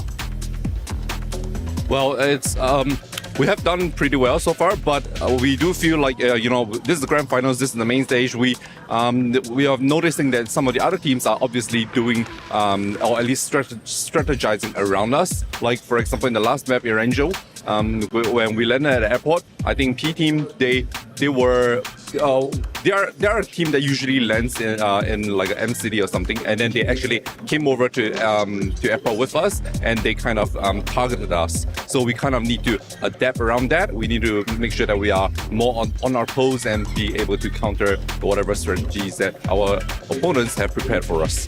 You sound like you know what's going on. I think that something I need to mention as well, something that's been really amazing to see here in the Gidea Esports Arena, is how many Chinese fans that we have in the crowd cheering you on. It's been so amazing to see. How does it feel having this kind of national support here at the Esports World Cup? And is there anything you'd like to say to them? 就现在你到这个主舞台上面呢，也有来了很多中国的粉丝到现场来支持你们。你有什么话想跟就是你现在感觉怎么样？有这些粉丝在这边在现场能支持你，以及有什么话想跟他们说的吗？无需多言 ，I love you。 I understood that one. That's awesome. Thank you so much for joining us in this interview, Suk. You're doing really well so far, but obviously we've got 3 more maps today and of course the rest of the weekend to see if you guys can prove yourself and lift that trophy. But for now, let's head back to you guys. Well, there you have it. There is Suk giving us some info about what's going on in Weibo at the moment here. But let's talk about some of the other teams from these Erangels, of course. Hora. They were able to put themselves in a better position, I feel, compared to the previous games. I have to agree. I think they actually did a really, really good job of not only positioning themselves correctly, but also being more aggressive with these things, you know? We saw some really great pushes, some really good timing, some really good third parties, and I want to predict that they will win a game today, because that's how they're looking. Yeah, well, we'll go back on Hora in a bit. We will. I'm actually impressed at just first place to 8th place, currently only being separated by 8 points. Whoa. This might be the closest first 3 games we have ever had at an international. Before we even move on, I want you to take a look at Power. Power's all points are just coming in from eliminations. I've never seen that before, especially for a team that's in top 4. Well, it's consistent with their brand, right? Because let's be real, in the, I think it was either group stages or survival, I think it was like 40 elims compared to about 10 or 15 placement points. So we know that they can frag out. And usually Neptura, as we take a look through at 9th and 16th, when a team is able to frag out like that, eventually placement points will come. So maybe this is a good omen for Power. I should hope so. I've really enjoyed how they played so far today. I do agree that I think we are going to see probably a lot more placements coming their way because we've seen it from them before as well, haven't we? Certainly in the survival stage, they were doing a lot in terms of those placement points, really able to control those end zones and getting a win a lot of the time. So it's bound to happen. The way that they've been aggressive, that's what was impressive to me in that last match. The way that they were able to spread out, they were showing us exactly how they were able to play in survival stage, making sure they had those big splits, get a big area on the zone, and going to Hora, they're pretty much doing the same thing too. They were having 1-2-1 splits that worked out wonders for them, and at the end, took them 5 to 4 drives and actually won it until they got their party. I've been impressed by their glow up from group stage through into survival stage and now here in the final. Let's see if they can continue it as well. But also, we have another opportunity for you guys at home to be involved, because starting from August the 1st, that's today, we have the PDP Global Fashion Icon Contest officially kicking off. So, the cool thing about this competition is it accepts both in-game outfit design submissions as well as people participating by showcasing their real-life outfits for you guys to wear at home in real life as well. So use your sense of fashion to influence the world, and the total prize pool can reach up to $120,000. To participate or view detailed rules, please visit the PDP section on the official PUBG Mobile website or follow the official social media accounts. Exciting stuff. I think, Seven, you've got a great fashion sense. You could win. I'm just lying, of course. All right, well, let's head on over to Barney now, as well as Veracity. They're ready to kick off the half-time. Ladies and gentlemen, welcome to the Qiddiya Esports Arena, where we are halfway through day 1 of the Grand Finals, and things are really starting to heat up. The spectacle is growing. We've had some amazing performances so far, and it's starting to heat up. Veracity. It certainly is, Barney. I'm super excited for the first day of our Grand Finals here in the Qiddiya Esports Arena. We've had some fantastic games so far. We have, haven't we? I'm buzzing. So, map number 1, Power started extremely strong. 6 eliminations on the board, but only 1 player remained, and it was easy, securing a further 3 eliminations, bringing their total to 9. But the final face-off was between Alter Ego Esports and Alter Ego Ares, in fact, let's get it right, and EDA Esports. Alter Ego managing to secure the winner-winner chicken dinner and 23 points on the board. You know what, though, Barney? In match 2, we saw an incredibly defensive Team Falcons coming on through, which was a far cry from the performance of top 3 placements we saw coming out from them during the survival stage. However, our final fight saw Yangon Galacticos and Team Secret going head-to-head, with Yangon Galacticos walking away victorious in that one with 12 eliminations under their belt. You get up there, Barney? Yeah, you know what? I'm actually starting to like it. Not bothered. All right, in which case we'll go ahead and leave you up there. Match 3, however, with Yangon Galacticos having a giant target on their back, they were understandably the very first team to get eliminated during that one. It was grenades galore all throughout the match. However, for Four Thrives and Power Esports, each of those teams had 10 eliminations each. But unfortunately, neither of them were able to make it to the final stages of the match. Instead, however, we saw Regnum Caria walking away with a winner-winner chicken dinner. How about that one? You know that this isn't over. But for now, ladies and gentlemen, it is time to get ready for map number 4 of day 1 of the Grand Finals.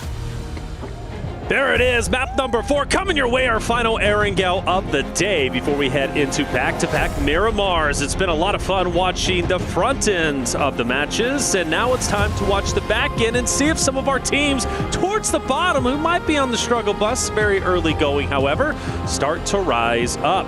I'm Taylor Reflections Noble, joined by John. And John, I'm excited to get this one started, brother, because last game was nutty. We had, of course, that military end zone. Super sad I wasn't a part of it. I love military zones. Hoping we get one here, but did see a bit of some fumbles. I don't know, maybe some grand final nerves starting to come out. Yeah, I think it's safe to say that Nongshim Red Force's decisions were at best questionable in those final moments. They were having a bit of a nightmare in that final scenario. Very quiet all game. They were timid and hiding behind the curtains of their buildings, but in the end, they made that wrong call. They pushed out and Ragnar Kai able to sweep them under the rug. It has been quite a different story in each of our matches. That's what's led to the tables being as they are. It is very, very close towards the top side. There is no clear front runner right now, even if we've got a team at the top of the tables. As much as it's nice to be there, it is not a secure place. So, with another Erangel to play today, we are going to be kicking things off for one more grassy pastures. I can see they've gotten rid of Barney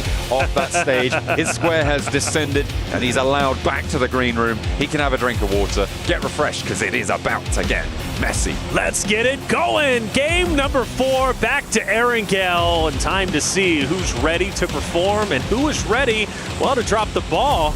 It's going to be a fun one without question. Fourth Rise, been looking for them to step it up. They're not doing too bad necessarily. 18 points, 9th place, but first place after all with Alter Ego is just at 28. Very doable. It's only day 1, 3 games in. No alarm bells ringing just yet.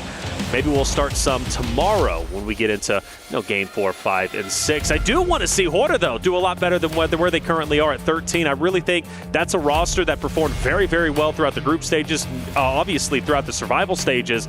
But today, been falling a bit flat. And the same could be said for Team Falcons, who obviously the home team going for that club championship race. That's a roster that needs a top 8 finish. Right now in 15th, just one spot away from the bottom. It's not friendly to be down there. Of course, you've got 18 matches left to play. It's a longer set than the 12 we've been used to seeing for each of our teams over the survival stage, over those group stages as well. So a little bit more leeway on these slightly lower than expectations performances. But hopefully they can pick up the pace here in match number 4 on the day, as our top players do slide on past our eyeballs. You can see Al Haji, with the support from his father, of course, having a good time. Circle pops, and we're heading out to the east side of Erangel. Love this zone. I think it's going to be a bit spicy for the military zone players. Well, they get a little bit of a profit, I think, at least for 2 teams, if I'm not mistaken, who consistently land down over at military. Maybe we throw in a third, but you do have to kind of start thinking ahead of the game, man. That that eastern bridge might be a bit spicy, but here to what do we see? Fireflux and Horror both will come into contact with one another on their, maybe not a hot drop, but on those vehicles. They are going to get contested. At the moment, there is a knock sent over towards Horror, but Fireflux playing on as 3 as they have had a player confirmed down and out. That is not good news to kick things off, especially given where the circle has fallen on this east side. Yeah, without a doubt. And for Fireflux especially, being all the way at the bottom, I feel they have had some shining moments throughout our tournament, but today they've fallen very flat, and already losing a player is going to put their backs even further against the wall. What looks to be getting their teammate back up into the fight, so that's going to be good news for them. A team, again, that performed very well throughout the previous days, looking to step it up here. Sleepy is going to be split off in the distance. Luckily for him, he's going to be just fine. Nobody looking to contest. We do have Power and Ragnum Karya relatively close. Now, we did notice one of the interesting things about Power is no placement points, but they're still up there in the top 4 because of the eliminations. Ooh, maybe another elim for Ida, but no, not quite able to connect. Yeah, absolutely correct. The desk was highlighting it as well, of course, with Power not able to get into the placements on any of their 3 matches, but still being in the top 5 is insane, right? And they are right on the doorstep of potentially doing a little bit more. So if they're able to do this in these early game scraps, a much more heavy elimination focus, taking inspiration from the likes of IHC a couple of years back and making sure that they are primarily focused in these scenarios. If they can get into these late games, if they can get a chicken dinner or 2 on board, bolster up those placements, it is a fearsome roster to be worried about. As we hop on board with the Falcons, though, up towards Pachinki. They don't have any contest here, but it has not been a nice sight to see if you're a Falcons fan, and I know there's plenty out there in the arena. That's right. and they aren't going to be too happy with them for the time being. 2 points average on the games they've played, that's not good. But we got to appreciate having Pachinki to yourselves for Falcons. That's plenty of loot they're going to have, especially going into the next zone, which is getting tightly contested. For Falcons, they should have an easy transition in, depending on where DRX chooses to land. And, well, for DRX, they're going to leave one player out and maybe be the scout for the roster. See how that ends up unfolding. For Power's sake, though, they continue to move central zone, where Regnum Kari are currently at. Fireflux and Nogsham Red Force not far behind. Could get a little bit spicy as a lot of vehicles are moving, teams are traveling, and they're starting to lock in those hardcover POIs. Power Esports drawing up in the garage there. They will be playing all 3 of them stopping off on the building. They are sending another further on out. So we get a replay. This is that hot drop. Matcap, okay. It was 2 players with knives. And in the end, Sky was able to tag him for 1, and then Sleepy chefed him up something awful over in the garage there. Only the pistol to defend, and that's not good news. Could have been scary. Rosemary opposite of AJ from Thunder Talk. All top out. That was a great placement, and in fact, it's going to end up in a drop. AJ putting in work early on. Full health, mind you. He can truly do a lot of damage to this Alter Egos roster up ahead. Thunder Talk bolstering their position as well, with King sidling on forwards. Alter Ego trying to pull Rosemary back to his feet there. They are going to put a lot of investment into it, but Moana, goes for the nade and flushes his own teammate out. That is not a good start for Alter Ego to try and defend this top spot on the table.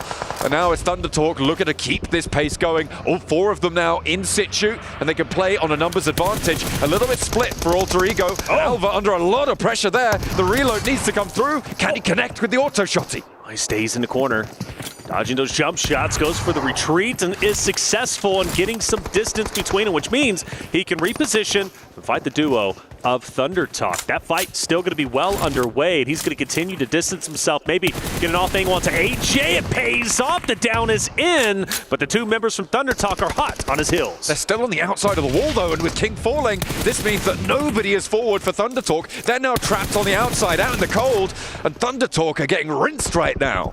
Rinsed indeed, but I love that angle from King. Alva, play this very, very carefully. Even if Thunder Talk wins this fight, like you said, they are in dire straits, and I really do think that's a huge oversight. This duo should have pushed up on him and taken him down. Having Alva on that off angle was detrimental to Thunder Talk. Obviously, your duo ends up falling, and now you're leaving. You gain 0 value. The timid fights do not work out if you want to be a champion.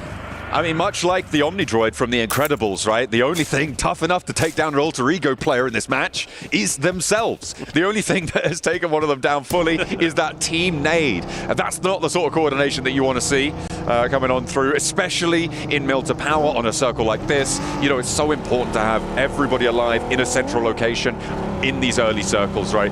You want to transition in towards the late game. They've pushed up towards 30 points, though. And they will be okay for the time being and playing on a 3. Not the end of the world. Not the end of the world, but see how that game ends up unfolding. Smile barely, just a nick of health, and manages to get away. Team Secret applying the pressure. Yangon Galacticus, Team Secret rotating maybe up north, then dropping down south through Naya. Team Secret could get a drop on them if they continue to progress forward, which could be great for playing a gatekeeper role. For now, just trying to heal up and just really recover. For Team Secret, though, unfortunately, I think they're going to lose at least 1 into blue, if I'm not mistaken. For Barnett, though, he's moving up. So are the rest of the team. At least several of them are trying to go in pursuit here, hopping out, going for the spray. Zerus has to divert, send back behind the headland. Is there an off-angle hop out? No. But the blue zone will do a little bit more damage here. We're only at stage 1, so this is very, very survivable on these rotates. It's not really going to do much more to them, and those sims already on the bar there for Zerus mean that he's going to stay very, very healthy here unless a couple more shots connect, which it doesn't look like they're going to. Sending over the north side of the Yaz Lake. I imagine that Yangon Galacticos is going to divert.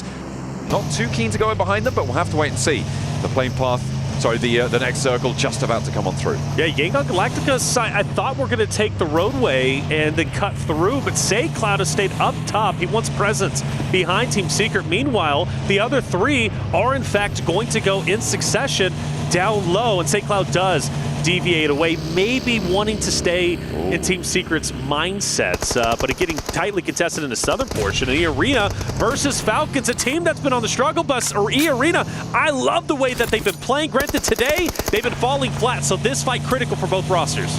E-Arena disengaged from that one. They had the numbers advantage. Perhaps they were reading too much into the circle. They thought if we can't conclude this fight immediately, there's a third party potential, but they had a massive advantage in that fight. Only 2 of the Falcons were on the inside. I'm not too sure about the decision to disengage it, but we'll see how they can play on from here. Meantime, Power look to rack up even more elims. They're now up to 1 on the tables, and that's going to put them up on 26 with no placement points. Taking down Noxium Red Force would be huge for them, mind you. I really feel, based off of that last play in the last map where Noxium Red Force had center zone, had the hardcover POI and pushed out, I feel that was a massive oversight, potentially starting to get into their own heads. So for Power, pushing this fight could be big. For Weibo, well, we can't even stay upright. We got 4 wheels. Well, they decide to use 2. They're going to maintain course though, self-righting, going all the way out west for a wide wrap from Weibo to go out on that west side bridge. APG, they're ahead. Alpha Gaming will send over that east side bridge, fairly uncontested now, and they are sending up north. Yeah, this is just the continuing long rotate from Weibo to go out to all the way on that west side. They're getting across the bridge. They'll be pushing in from around Potato Hill, but don't expect to see them for another 2 minutes. That's right. We won't see them for a long time. For APG, well, you saw what the game plan was. They were setting up to gatekeep Weibo. So this long rotate, in my opinion, was critical for Weibo. They only had one choice, and that was to take the western side bridge. For APG, they don't see any Weibo members. Okay, we move on out and start to progress towards Milta, maybe towards Power. Meanwhile, though, we do have Regnum Karya potentially setting up a trap on Hora, who's going to be up just ahead. A team that played so well through the early stages, now struggling today. I mean, they're sequestered right up into the cliffs over prison. It does severely limit their sightlines here for Regnum Karya. They're going to have to try just gather that info from the sound. They have got that outpost Silas a little bit disparate from them. We'll be rotating around, feeding back a little bit more info. But for the time being, they are a little bit crunched in here. Hora a little bit less so. They've got a little bit more leeway on the side of that prison cliff face. Teams trying to get central. Nobody really getting too aggy with it just now. It's only Thunder Talk who have lost 2 players and a couple of those earlier elims coming on through as well. See DRX off in the distance. They've got a couple of teams in their line of sights. Like you said, nobody getting aggro just yet. We see a zone shift up towards the north. For the majority of teams, they're already pretty much sequestered where they currently are. For the rosters like Power, APG, Thunder Talk, the duo, Alter Egos, Weibo finally starting to get their first member out of the blue zone as they head up towards north through school. Maybe even towards Yangon Galacticus. But everybody rotating in. I'm hearing a lot more shots this time around. No surprise for Falcons. Oh, I'm hoping Regnum Karya does not crash into him, and it looks like they're not going to. Even Silas taking too much damage for his own good. Yeah, crashing in on that position with the number of third parties available, maybe a death sentence, but instead they turn over towards the dip, and it's 4 Thrives who are eating lead left and right. That is nasty. The team from Pakistan is going to be eliminated very, very quickly. 4 Thrives get melted off the map. You know, a team that dominated throughout group stage, struggling today. We questioned those days off throughout survival stage.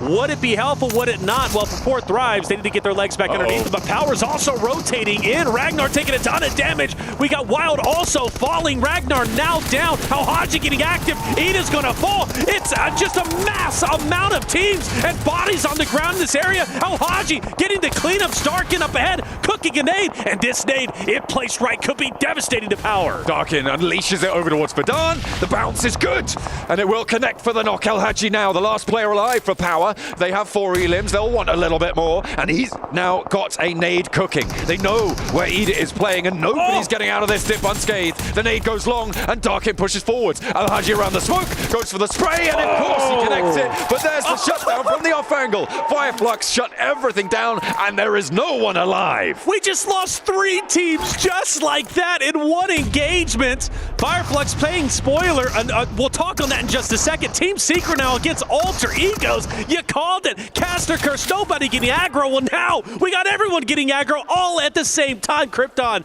going to pick up Ayala over in the corner, and another team has been lost. We just lost 4 teams in the span of about 45 seconds. That was insane. 4 teams went into that dip, and none of them got out of it. It was insane. Wow. It was being held, I believe, originally by 4 Thrives. Yes. Then both Regnum Kaya and Ida crashed in at the same time, and then Power lapped in over the top. Wow. Fireflux were just like, this is ridiculous, guys. You need to chill out. They put them in the cooler, and it's going to maintain Power's record of getting no placement points, but they still got 5 elims on this match. It's such a bummer, though, for Power, because Al Haji is the last one standing. He's the champion of the team fights, 4 teams in one area, and then Fireflux says, hey, good job, buddy. I got you. Takes him right down. Either way, like you said, 5 elims. You got to be happy with that. For Alter Egos at 5 themselves, and of course, another zone shift going to be taking place. But yeah, that was probably one of the craziest fights we've seen today. Absolutely insane stuff. A hard south shift, and this is going to help out teams like DRX, like Falcons, if they can hold their nerve out in the open. A lot of open ground, right? We saw how difficult it is to approach this Falcons position. When it gets closer and closer on the circle, it gets slightly easier, right? Because there's fewer and fewer positions that sit around them that can take those third-party shots. There's fewer teams that are potentially going to third-party on towards you. So Falcons, their strength is really good right now in terms of position, but that will start to falter when the teams around them start to get involved, start to get dropped. But I'm expecting to see them into this one deep, potentially up to stage 6. I was looking at this Thunder Talk. We see a replay coming in. This is the Team Secret fight versus Alter Egos, and Xerus is putting in work, but it was Krypton who was able to even up the odds, silence Team Secret, and send them packing to the next game. Weibo, Thunder Talk, finally back on your screen, and, well, not for long, as one is taken down immediately. PEL derby right now between Weibo and Thunder Talk, but it seems pretty clean, done and dusted. 3 players alive for Weibo and 1 for Thunder Talk. Together they make a full team, but there's no cooperation here. It's Xing sending off into the horizon. Xing is gone. Thunder Talk's been in survival mode since the early goings of this game. 2 eliminations. You're not too happy with that. Maybe some placement points will help you out. Doc with a great angle. Maybe surprise some members from DRX up ahead if you can get a line of sight on him. Nobody can be seen just yet, but Doc is a guy that's sneaky, and if he sees you, he's taking you down. Nongshim Red Force, they got 2 players alive, 1 further back. Let's hope that they could do a little bit better, although with only 2 players right on the edge here, it's going to be difficult. That shelter position can keep them alive for quite a while. Xing takes a couple of shots over towards Seoul, who's actually going to reposition away from this one, but Xing has to push a little bit further in. He's going to go into the wake of APG, so Alpha Gaming going to actually allow this rotate to happen. He fired a couple of shots, nearly getting it down. The fact that he's still alive is incredible. This is where Doc was, I believe, and actually, Doc's going to be on the opposite side. And so this Doc will stay where he's currently at to overlook everybody who's going to be up. You got DRX still off in the distance. So DRX in a pretty precarious spot, if I had to say so, because Nongshim Red Force is over there. They have a presence. And then you also have another one from a distance. Xing narrowly avoiding getting squashed. 33Z hops out. And finally, Thunder Talk will fall. Again, surviving for the longest time. But one by one, they were picked apart until they were finally eliminated. And in their wake, this rotate will be pursued down by Hora, who are going to move out now to this southeast side. All 4 of their players are alive, and they're looking for a good game here. Having underperformed so far in the first 3 matches, they're going to try and take on some PEL representatives as they are going to try and find that wrap back around. The smoke's keeping them safe, but both of these 2 teams are actually right up and against the blue zone. Hora overextending now, and they are going to fold back in towards themselves, play that east side. They actually lose a player to Krypton over on that north edge, so they can't really afford to place too much pressure on this south side. The question is, do they? Hora continues to get closer and closer. Krypton maybe tempting that he wants to get away. Alva has dipped himself. But Krypton will continue to fight, and you know, he's a scary player. 4 eliminations already, John, and a guy that can very well take down the entirety of the Hora roster if they're not careful. For Sky, he needs to keep his head on a swivel. He's going to be the one to truly shut down Krypton if he makes an attempt to maybe challenge No Fear and Sleepy up ahead. chance there. With 4 elims, Krypton is pumping today. Doing a lot of work for the roster, but with only 2 players against the 3, they do have the disadvantage. They're on the outskirts as well. Their options fairly limited. I wouldn't be too surprised to see them try and sweep up north. With Horror pushing into the tower, they're going to be a little bit less mobile, not going to be as easily able to go in pursuit, but they could equally try and find Sky, and that looks like maybe what they're going to try and do here. Wrap back around, play on the backside here, and open up a window of opportunity for themselves. But Weibo Gaming are just over that ridgeline, and Krypton in danger now. Sky has to go for the reload, and it's actually barely low on ammo here. Oh, but yeah, it was Alva, so the car was a distraction. Alva was pushing up, but now he's getting pressured by Hora as they push in. Alva, a sliver of hell, taken down by No Fear. Krypton now damage control. He's got Weibo to his flanks, so now you've got one alter ego member of Krypton right smack dab in between Weibo and the Hora roster. So Hora got to make a decision. Who do we challenge first? Krypton to solo, Weibo up ahead. Do we disengage and maybe go a little bit further into zone? I would not want to be them making that decision. If I'm Weibo, I'm letting the blue zone handle Krypton, and I think it's a similar call for Hora right now. You just need to negotiate. Do they know he's wait there? for him to leave. They should know, right? He's taken shots back over towards Hora earlier on in that engagement. So they should know that there's a player down this hill. You don't need to put this much pressure on. This is overexposing potentially to the Hora position. And Order's getting a little bit froggy. Yeah, he definitely is. He definitely is. No Fear's right there. Ready to apex this hill. Krypton to the right. This is going to get spicy indeed. Nade cooking. Krypton going on the attack. Surely No Fear takes down Krypton in this moment, but no, Krypton's going to be free and clear to make this push up. He finally starts to take a little bit of damage, and rightly so. It was No Fear along with Order who takes him down. Order getting the elimination. Now, Weibo can put all their eggs in one basket and focus on Hora, who's up ahead.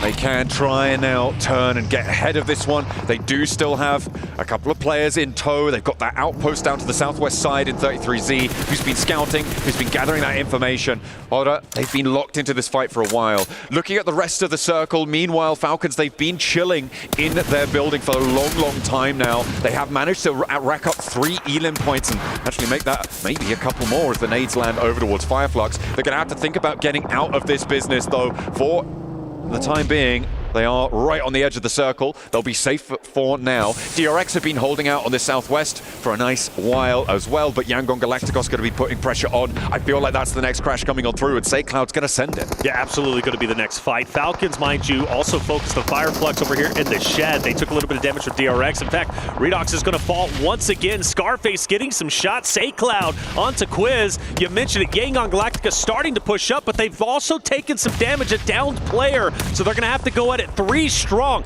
So we have an immense amount of fights. Falcons versus Fireflux, Yangon Galacticus going against DRX, and the winners potentially controlling the entirety of the western portion of zone. It's going to be really difficult to move as Falcons when Yangon Galacticos or DRX are able to claim this one, but so far nobody is dead on that southwest border. All the teams there have 4 players alive, both of them maintaining the entire roster. Alpha could potentially have an impact here with Top and Zeol on the south side, but I imagine they're going to be thinking more about going east. You can see Top trying to hold face, and around this shelter entrance, it's just nobody making that first move right now, and they can chill out for a little bit longer with the circle. APG can be truly punishing to DRX. The only thing stopping them from shooting, I believe, are the smokes. They just can't get the line of sight. But Top should have infinite vision. In fact, he's going to get active. So there's going to be Top on one full finish on one DRX member who's now starts to push up. This gives an opportunity for Yangon Galacticus to start firing at DRX as well. Weibo says enough is enough. Takes down an APG member. 33Z also taking a tremendous amount of damage. It comes to show you literally nobody is safe. And Weibo on the outskirts of zone, fully eliminated. It's in circles like this that you've got to think potentially Fireflux could have a chance if this fight on the southwest side doesn't conclude, but it looks like Yangon have isolated their entrance and will be playing on fairly convincingly. SayCloud very likely to get this knock on the Horman. That should be an easy pickup for them behind the rock, sure, but you have to dash out to try and find that res, and with only Joker left standing, they don't have a lot of time to get this one. Currently, Yangon Galacticus have a beautiful spot where they are at. If the zone favors them on the next shift, they are going to be set up very nicely to control the end game. Of course, depending on what DRX and APG decide to do from their current position. For Falcons, they refuse to move, but now they have to start going a little bit more forward, which means E-Arena are very much ready for them. But the good news is Mormon was taken down just a little bit ago. He's down but not out, and E-Arena have to make a decision. Do we want the pickup? Well, now they don't have a choice. Sakura also gone. Romeo taking him out, so YG getting active. And now Ralph says, I'm pushing up. I'm taking the advantage in the mid zone. Here comes the Falcons. The north side now could conclude, and the Falcons may have all the leverage they need to try and leapfrog south. But you could see how flat and open it is, which gives Yangon Galacticos so much power, so many sightlines over towards E-Arena especially. Romeo is laying down the law from the high ground there. DRX want the challenge. They've gone out of the other entrance, and now they're trying to try and maintain that high ground with their 3 players moving on in. But no, it's Hora doing a lot of work, but Hyunbin still has a little bit more gas left in the tank. Unfortunately, he will draw short, and QZ across the way gonna have to try and hide now behind the rocks, but will be pushed by that blue zone. DRX on the precipice. And it looks like Falcons E-Arena are also popping up against each other. Joker is going to fall, so is Sakura. Fully eliminated. E-Arena are out of there, and now Falcons have a good foothold on the northern part of the zone. So really, Falcons, Yangon Galacticos in an absolute power spot, you would have to assume, unless the solo from DRX can dismantle piece by piece the Yangon Galacticos roster just up ahead. And let's not forget Scarface, another solo for Fireflux, who's going to be dead center. Falcons get blessed by zone. Yangon Galacticos now have to push up, and so does Hora. With this zone, it keeps this little hill that you can see in front of Koa inside this zone, and you're right, they are getting blessed. But if Redox keeps going down like this, it's going to get a little bit more tenuous here on the northern side.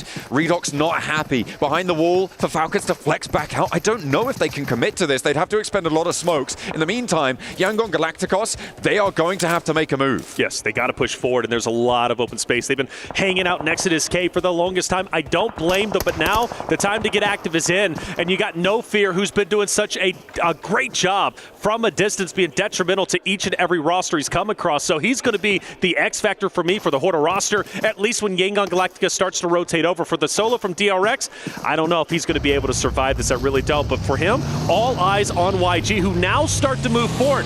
This is going to answer our question of who takes this game. If Yangon Galacticos get mowed down now by Falcons, it is going to be all Falcons for the victory. With Ralph moving out to the west side to go for the res onto Redox, they're actually west side bolstered right now on the Falcons roster. So Yangon Galacticos potentially picking the wrong time to go for this one. And with Hora on that sideswipe, this road crossing is nigh on untraversable. As Hora actually going to try and backfill on this rotate and play on the south side. This could be a great play coming through from Hora. They'll finally get rid of Scarface, who was on a sliver of HP, and now it seems to be a 2-horse race. If I'm Falcons, I'm paying close attention to Hora starting to move up. Fireflux are now gone. We're getting deep into it. Only 4 more teams remain, and really one of them is inconsequential. It's only a solo from DRX. A mini red zone starting to form. Say Cloud trying to get back onto his feet. Smile desperately needs this. Yangon Galacticos with the desperation push forward gets picked apart. Romeo down, and it's Falcons from Koa taking him out. A little ridgeline to play around. A couple of vehicles keeping them safe from Hora for the time being. Yangon Galacticos may be able to stay up as 2, but Smile down behind that vehicle.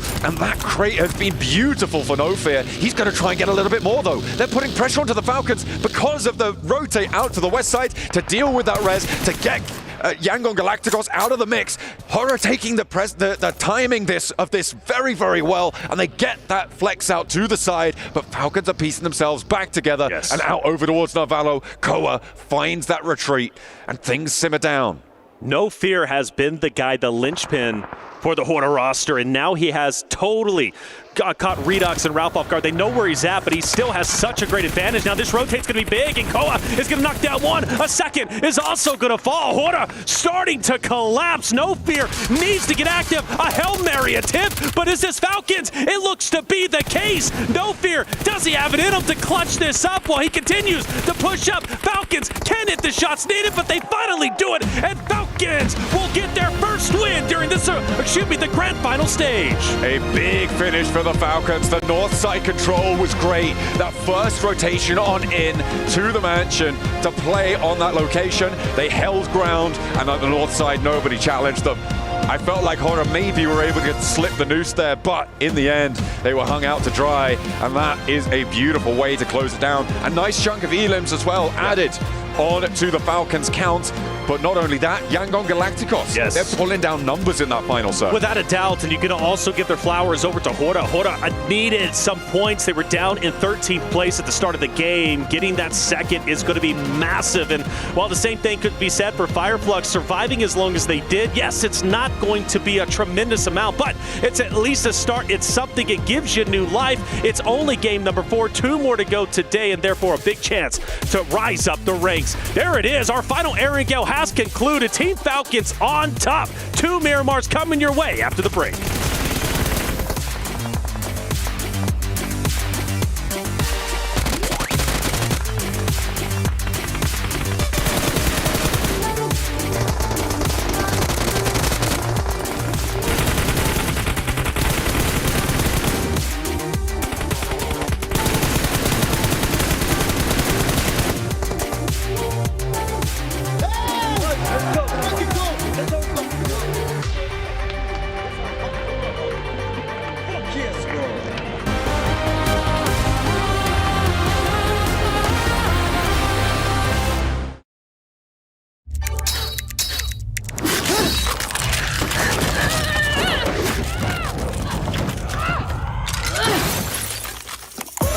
Reach your impossible. Lenovo Legion.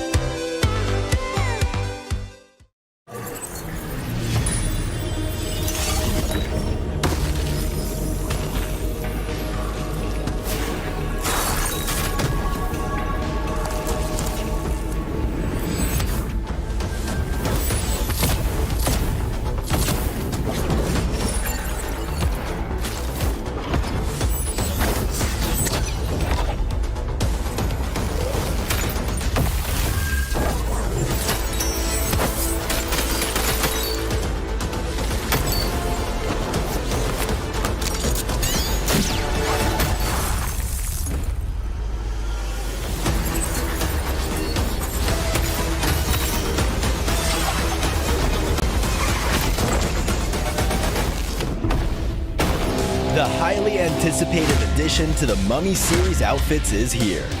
Paired with the new Ice Tube Glider, the Polar Spectrophage set is just what you need to freeze your enemies. Or send them ablaze with the Inferno Fiend set's new upgradable Chain Inferno Uzi. All the Mummy outfits are back. Get them all.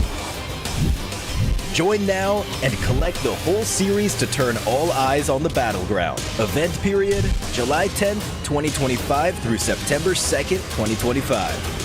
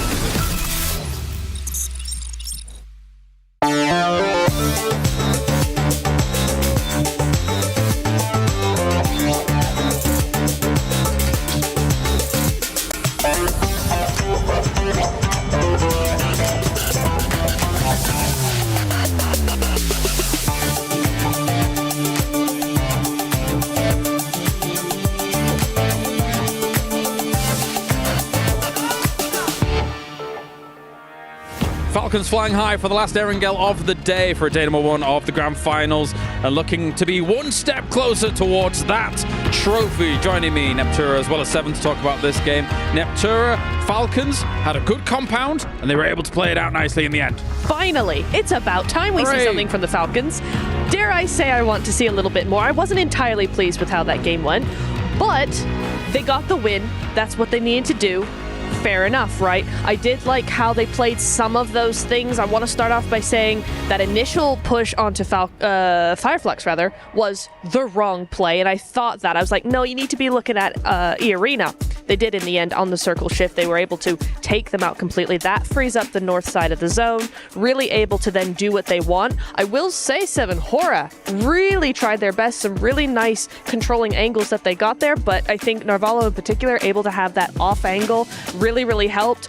For me, the Falcons, I think that they should have done a little bit more. Still played a little bit too defensively, but in the end, they started to split off a little bit. It was much better. Well, here's the head-to-head brought to you by the Saudi National Bank team. Falcons versus Hora from this previous game. Hora doing quite a bit of work, doing quite a lot of damage here, 7 overall, but not quite able to keep up with Team Falcons, mainly thanks to that circle shift towards the end.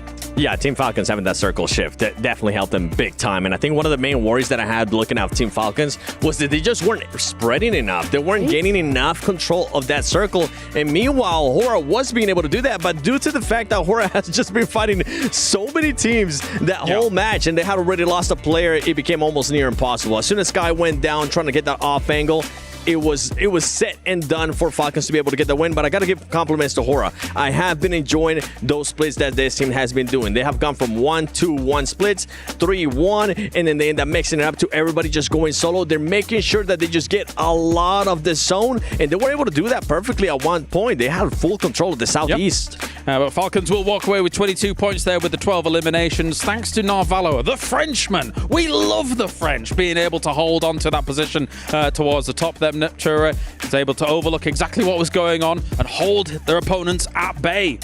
You know what's so interesting about the overalls being so close as well? Is Falcons were at the bottom of the leaderboard with 22 points. Yep. They are now looking at the top 8, which is a really nice setup for the last 2 games of the day, going into tomorrow as well. This is exactly, I think, the right timing for them to get a win, because now that mindset should be super refreshed. Did Power get a lot of eliminations and no placement points against Evan?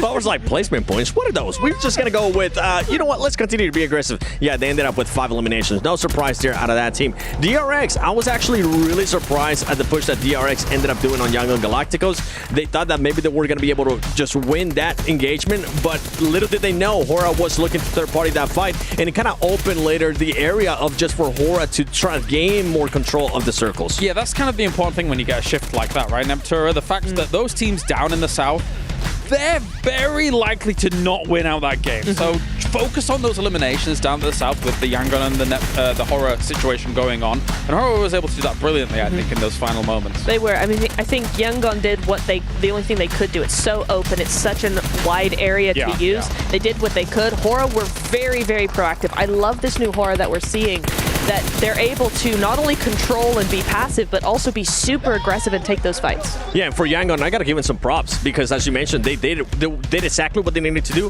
which was making sure that they were proactive and backing people off. They made DRX back off early on. DRX ultimately wanted to take that fight. It didn't end up working out. And for Young Galacticos, they were looking at E-Arena. They were making sure that they made the rotations hard. They were just trying to get any point possible getting those eliminations. I wish they would have made a sooner decision on just making a full push towards where Team Falcons was. That would have been the winning play for that squad. Potentially. And now, though, with Erangel done, we move on to Miramar and see how it's going to play out for the last 2 games here of the day. Let's take a look at the breakdown of the numbers, see who's able to perform. And you've got teams in there like Hora. I think Weibo as well still needs to do a little bit more here. Neptura overall. Alter Ego, strong in that first game of the day, but so far beyond that, been a bit more quiet, I think. They have. It's almost like they're waiting for something, which makes me nervous, because last time they just kind of held their peace and waited a little while. We saw a very strong day from them, so we'll see about that. I am interested as well, though. I'm kind of surprised that APG are not here. Alpha Gaming, not on this list. Historically, a team that's very, very good on Miramar, just not making those numbers. Yeah, one of the teams that I'm going to be looking at that was there towards the top is going to be none other than Rangam Karya. This team has been so aggressive. I feel like going into Miramar, I'm hoping that we get to see a little bit more tactical play out of this squad, being able to actually take their time, Scott, because right now it's just full go, go, go whenever they do end up pushing. And you can see Yangon Galacticos with that play doing just enough, being in first place. Just 11 points between number 1 and 8th. But yes, as you say, Yangon Galacticos being able to wrestle away number 1 from Alter Ego is definitely a big move. What are you laughing at? What's wrong? I just find it insane that we are in the grand finals of PMWC at EWC 25, and Power Esports somehow has managed to find themselves 4th place, 0 placement points, 30 eliminations. It bears repeating. I'm worried in case they do start getting placement points here. Right? They could rocket up the leaderboards with also the elimination power that they're showing. And this isn't the power that I saw in the group stage. I was like, okay, they're sitting pretty, they're waiting, they're sitting in Milta, they're moving out and getting themselves a win, a slow win as it were. But they're just all guns blazing at the moment, I'm sure. It's crazy. They really are. I think it goes to show again that sometimes going to survival stage is incredibly beneficial. They've had those 2 extra days to really get their stride, get that momentum going, and now look at them. Definitely impressive stuff. We'll see if this can continue. Imagine if they finished it with just like no placement points, but like 90 elims. Please do that. That's what I want. That'll be me unboxing a surprise. You'd be very excited. And let's all unbox together because the PUBG Mobile Airdrop Carnival is now live. Don't miss out the final 3 days this weekend. Log in to summon your supply airdrop and collect 2025 airdrop vouchers for your chance to win official merch, smartphones, BD partner rewards, permanent in-game items, and more. Every participate is guaranteed rewards. So come and get those unboxings done.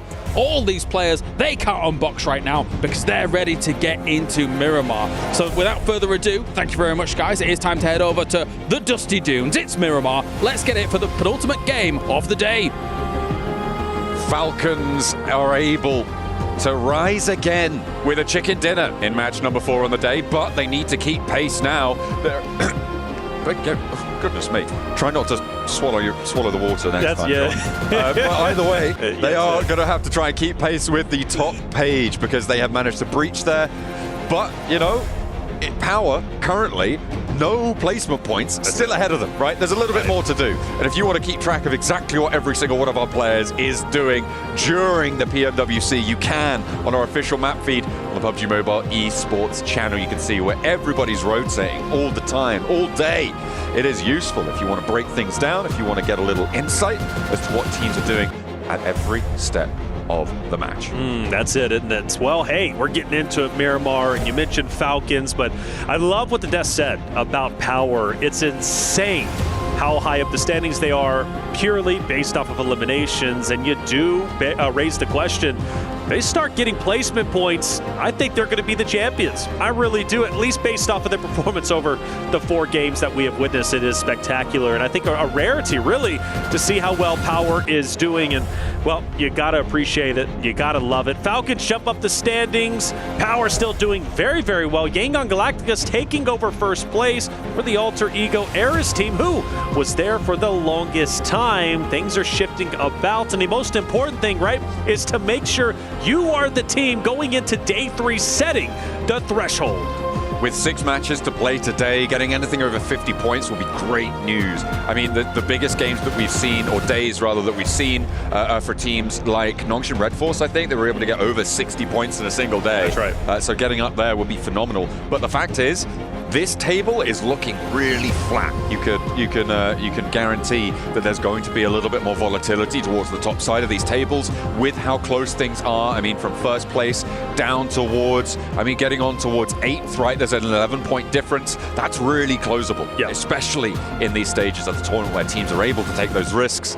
That's one big game, and all of a sudden, you're on the top of the pile. Well, to put it in perspective, what Falcons, I believe, was in 14th or so place going into that last game. They end up getting the winner chicken dinner, 12 eliminations, putting them all the way up in top 6. And mind you, they are only just 3 points away from breaking into top 3. That's how close it is. So a lot of volatility. Things are going to continue to shift within our top 5. And, well, with Alpha 7 not being here, the championship is wide open. Anybody can take it. The question is, who wants it the most? The players themselves are the ones that control their destiny. Map number 5, we're heading into Miramar. Where are we going?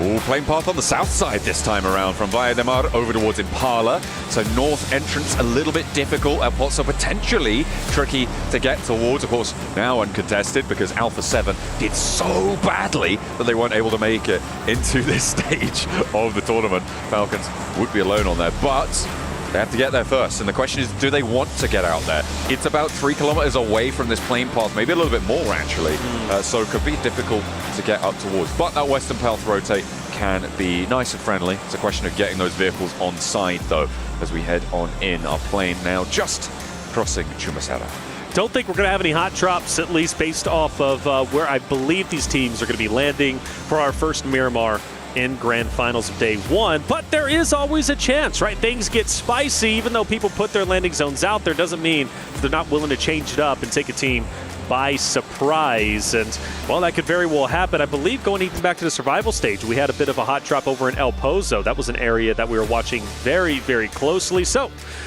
maybe we see a repeat of that. Falcons over on the left-hand side by Hora. That's going to be an interesting one if they decide to land next to each other. Very curious where this next zone, or first zone I should say, is going to pop up, because that's going to tell the true story of what we can expect. Ooh, I'm looking at Picardo right now. There's a lot of teams in the air over it right now. Could be difficult. Power definitely looking to try and drop there. I think Ida are going to go a little bit longer, as are Nongshim Red Force. Regnum Kaya disengaging from it as well. Down towards Puerto Paraíso. A little bit close by for DRX and Weibo, but they will chill out. So nobody getting too aggy right now. West Coast, though, could be Falcons getting spotted. Yeah, I'm thinking so. Falcons, Hora, well, they're relatively close to each other. Obviously trying to land on those vehicles so they can have them for rotates, maybe even we're taking high ground a little bit later on, but they do separate themselves. I always gets concerned when I start to see some split drops, and at least coming into this, I was expecting at least 3 split drops, which we do get a couple of them. The Falcons by far taking the cake, with Ralph all the way in the south, forced to go up north to join Narvalo and Koa, which he's going to be doing exactly that. Horner, though, not far behind necessarily. I'm curious if they decide to challenge the solo of Ralph, if they choose to get spicy. I don't think this is a good idea. If Hora want to head up towards the north, I wouldn't be surprised to see them send all the way to a place like Cobraria, currently unoccupied. I think chasing down the solo, if they can get the shots, sure, but if Ralph can get over towards El Pozo as soon as he goes in, I don't think if you're Hora, you want to commit here, right? And the fact is that there's about 600, 700 meters between these two teams. I don't think that they're going to be able to catch this one. But I think heading up to La Cobraria on a circle like this is potentially a little bit better of a decision to make, right? In this scenario, you'll be up on that north side. You know not too many teams are going to be there. You'll be out early over towards that north side on a circle like this, and they're going to be able to find it. Okay, hang on a minute. Maybe they are going to try and clip the back of Falcons, but yeah, I don't rate the decision to chase this one down. Right. You don't want hot drops, right? Right. Sure, you might be able to pick up a point early. Oh, they're close. Narvalo, actually, who's already had some looting time, might actually take some shots out. He should. This is why you don't want to pursue too far. Oh, gets a little bit of damage onto Jiggle, but not enough to drop him. If Hora was wanting to pursue Falcons, I believe those shots ringing out is going to change their minds, and they'll continue to go up north. And for Falcons, they'll continue to distance themselves, go towards El Pozo, and loot up. So this fight most likely not going to happen anymore. Maybe Hora was thinking about it, but the shots were enough to deter them. Now we start to look more into the stage, and Nongshim Red Force, great spot central. We also have Alter Egos, who are set up quite nicely. They've got the 2-2 split, plenty of loot between them. And I think Alter Egos are due for a pretty decent game. I'm kind of feeling, I don't know, my sense are telling me Alter Egos, this is their game to take. Now what's going to happen is Power are going to get a chicken dinner with 0 elims. Oh, show 0 elims? Yeah, then anyone looking at the table would be like, oh, that's a normal amount. But no, it'll be the weirdest 10 to 30 split you've ever seen in your life. That's right, that's right. Goodness me. No, I'm not entirely sure, of course. There's still 16 teams, 64 players who are in this one. However, Power are in a very central central location on this, just down to the east of Hacienda del Patron, with Thundertalk out to their further east as well. They're in a nice little compound and they can chill out for the time being. We're up to about 5 minutes now, which means looting phase should be over for a lot of the teams that hit ground early. So teams like Power, who dropped Ricardo, they should be done and dusted. However, teams like Aura and Falcons, they're going to be out and looting for a little bit longer, maybe up to minute 6, 7 potentially, if Aura actually don't settle down. Yeah, they are moving and grooving. The good thing for them, the entire northern zone of this stage is wide open, including those hilltops that they can take over if they so decide. I do start to look towards Fireflux, however. Regnum Caria, E Arena, Team Secret, relatively close, and DRX is getting very close to E Arena, mind you. They are pushing straight in. You notice on your screen top left, there will be an E Arena member. If DRX can keep their head on a swivel, they might start taking some shots, taking some damage. Looks like they're going to keep things nice and linear. A nice spread out train. Good spacing for DRX on their rotate. Keep on the southeast flank. And of course, we always advise against all rotating in the same vehicle, especially early and especially on Miramar. Getting spotted out can be disastrous. So taking this 4-player convoy is exactly how you want to be operating. If you guys at home are trying to pick up some tips, that's a good one. Early on, playing split, you're very, very mobile. You're a little bit more flexible. That's what DRX are looking for as they head to the east of Minas Generalis, up towards potentially where Alter Ego and Team Secret are playing. And also for Fourth Rives in the same path as Ida as they continue to move up north. So we take a look at Yangon Galacticus, a team that has been performing incredibly well, currently first place off the back of a third place game number 4. They've been highly consistent, been waiting for this roster to truly show what they're made of. I think today has been the shining example of what we can expect Yangon Galacticus to truly be. They'll be rotating up north kind of in the same fashion that Horda did a little bit earlier, opposite of Falcons, probably most likely going above where Falcons are at. But I do have some concern if that is going to be the case, because there's not going to be a lot of areas they can truly park the bus, because Falcons and Horda are controlling that area, and there is an opportunity for Yangon Galacticus if they go a little bit too far north to get pincered between both of those rosters, so they have to play this carefully. Fourth Rives taking up position on the high ground. Fireflux, they've caught the arena, and that's 2 of them going down very, very quickly, and that's a 3rd as well. Oh no, this is nasty news for the team at the bottom of the tables as well. Oh dear, that's 2 players now remain for them. And this crash is going quite well for Fireflux to regroup on this spot. Tony K, Joker, that's another one sent on in, and Scarface handles business. This is what we've been waiting to see from Fireflux today. They were highly performant in the survival stages, and that is what we've been looking out for. And Solus with M249 shooting the bodies. Fireflux has awoken from their slumber. 13th place no longer. They want to be up in the top 5 off the back of our last 2 games. Nice to see them finally getting active for E Arena. Well, a team that was truly the shining examples throughout the survival stage, struggling tremendously, and even surprising the fact that they get their compound taken over, because one of the shining examples about E Arena that I truly started becoming a much more fan of was their ability to hold down hardcover POIs. You could not break in. It didn't matter if there was 2 or 3 teams challenging their house. They were going to hold it down. In this case, though, they don't, and they fully get wiped, and Fireflux stays up nice and strong, and they've got a great spot in the current zone. Let's see what the next one holds. Hey, you know what? E Arena still have the moves. Have you seen those walkouts at the start of the day? I saw the moonwalk today, hitting them with the MJ. Was it good? Yeah, the mic was well. It was acceptable. It was certainly identifiable. Circle over to the east side here for phase 2. A lot of open ground to the east side of San Martin and Hacienda del Patron. Currently, the center of the circle still occupied by Alter Ego and quite a big spread. I imagine they're going to want to look to get back together here with DRX on the south flank, with Thundertalk as well on a bit of a split, but a lot closer together. About 600 meters sits between both of their outposts here for Thundertalk. Well, same narrative for me for Yangon Galacticus. I was concerned maybe they would pincer themselves in between Falcons and Horda, but they do decide to stay on the outskirts of the zone. But even so, they're still going to have to deal with Falcons or Horda most likely once they start to come in. And now you add in Fourth Rives. You got 4 teams who could be contesting each other on the northern zone of the current stage. That's going to be a fight to watch out for without question. But for Power, the high ground is in. Fireflux is very aware of this, but you got to appreciate the current current power position from Power Esports. Easy with the high ground over towards Ketch. I think they're both aware of each other's position here and just biding their time. Of course, these positions on these plateaus always look so powerful. The difficulty is as soon as you get knocked or as soon as you take a challenge and maybe you get a little bit too bold, you go down.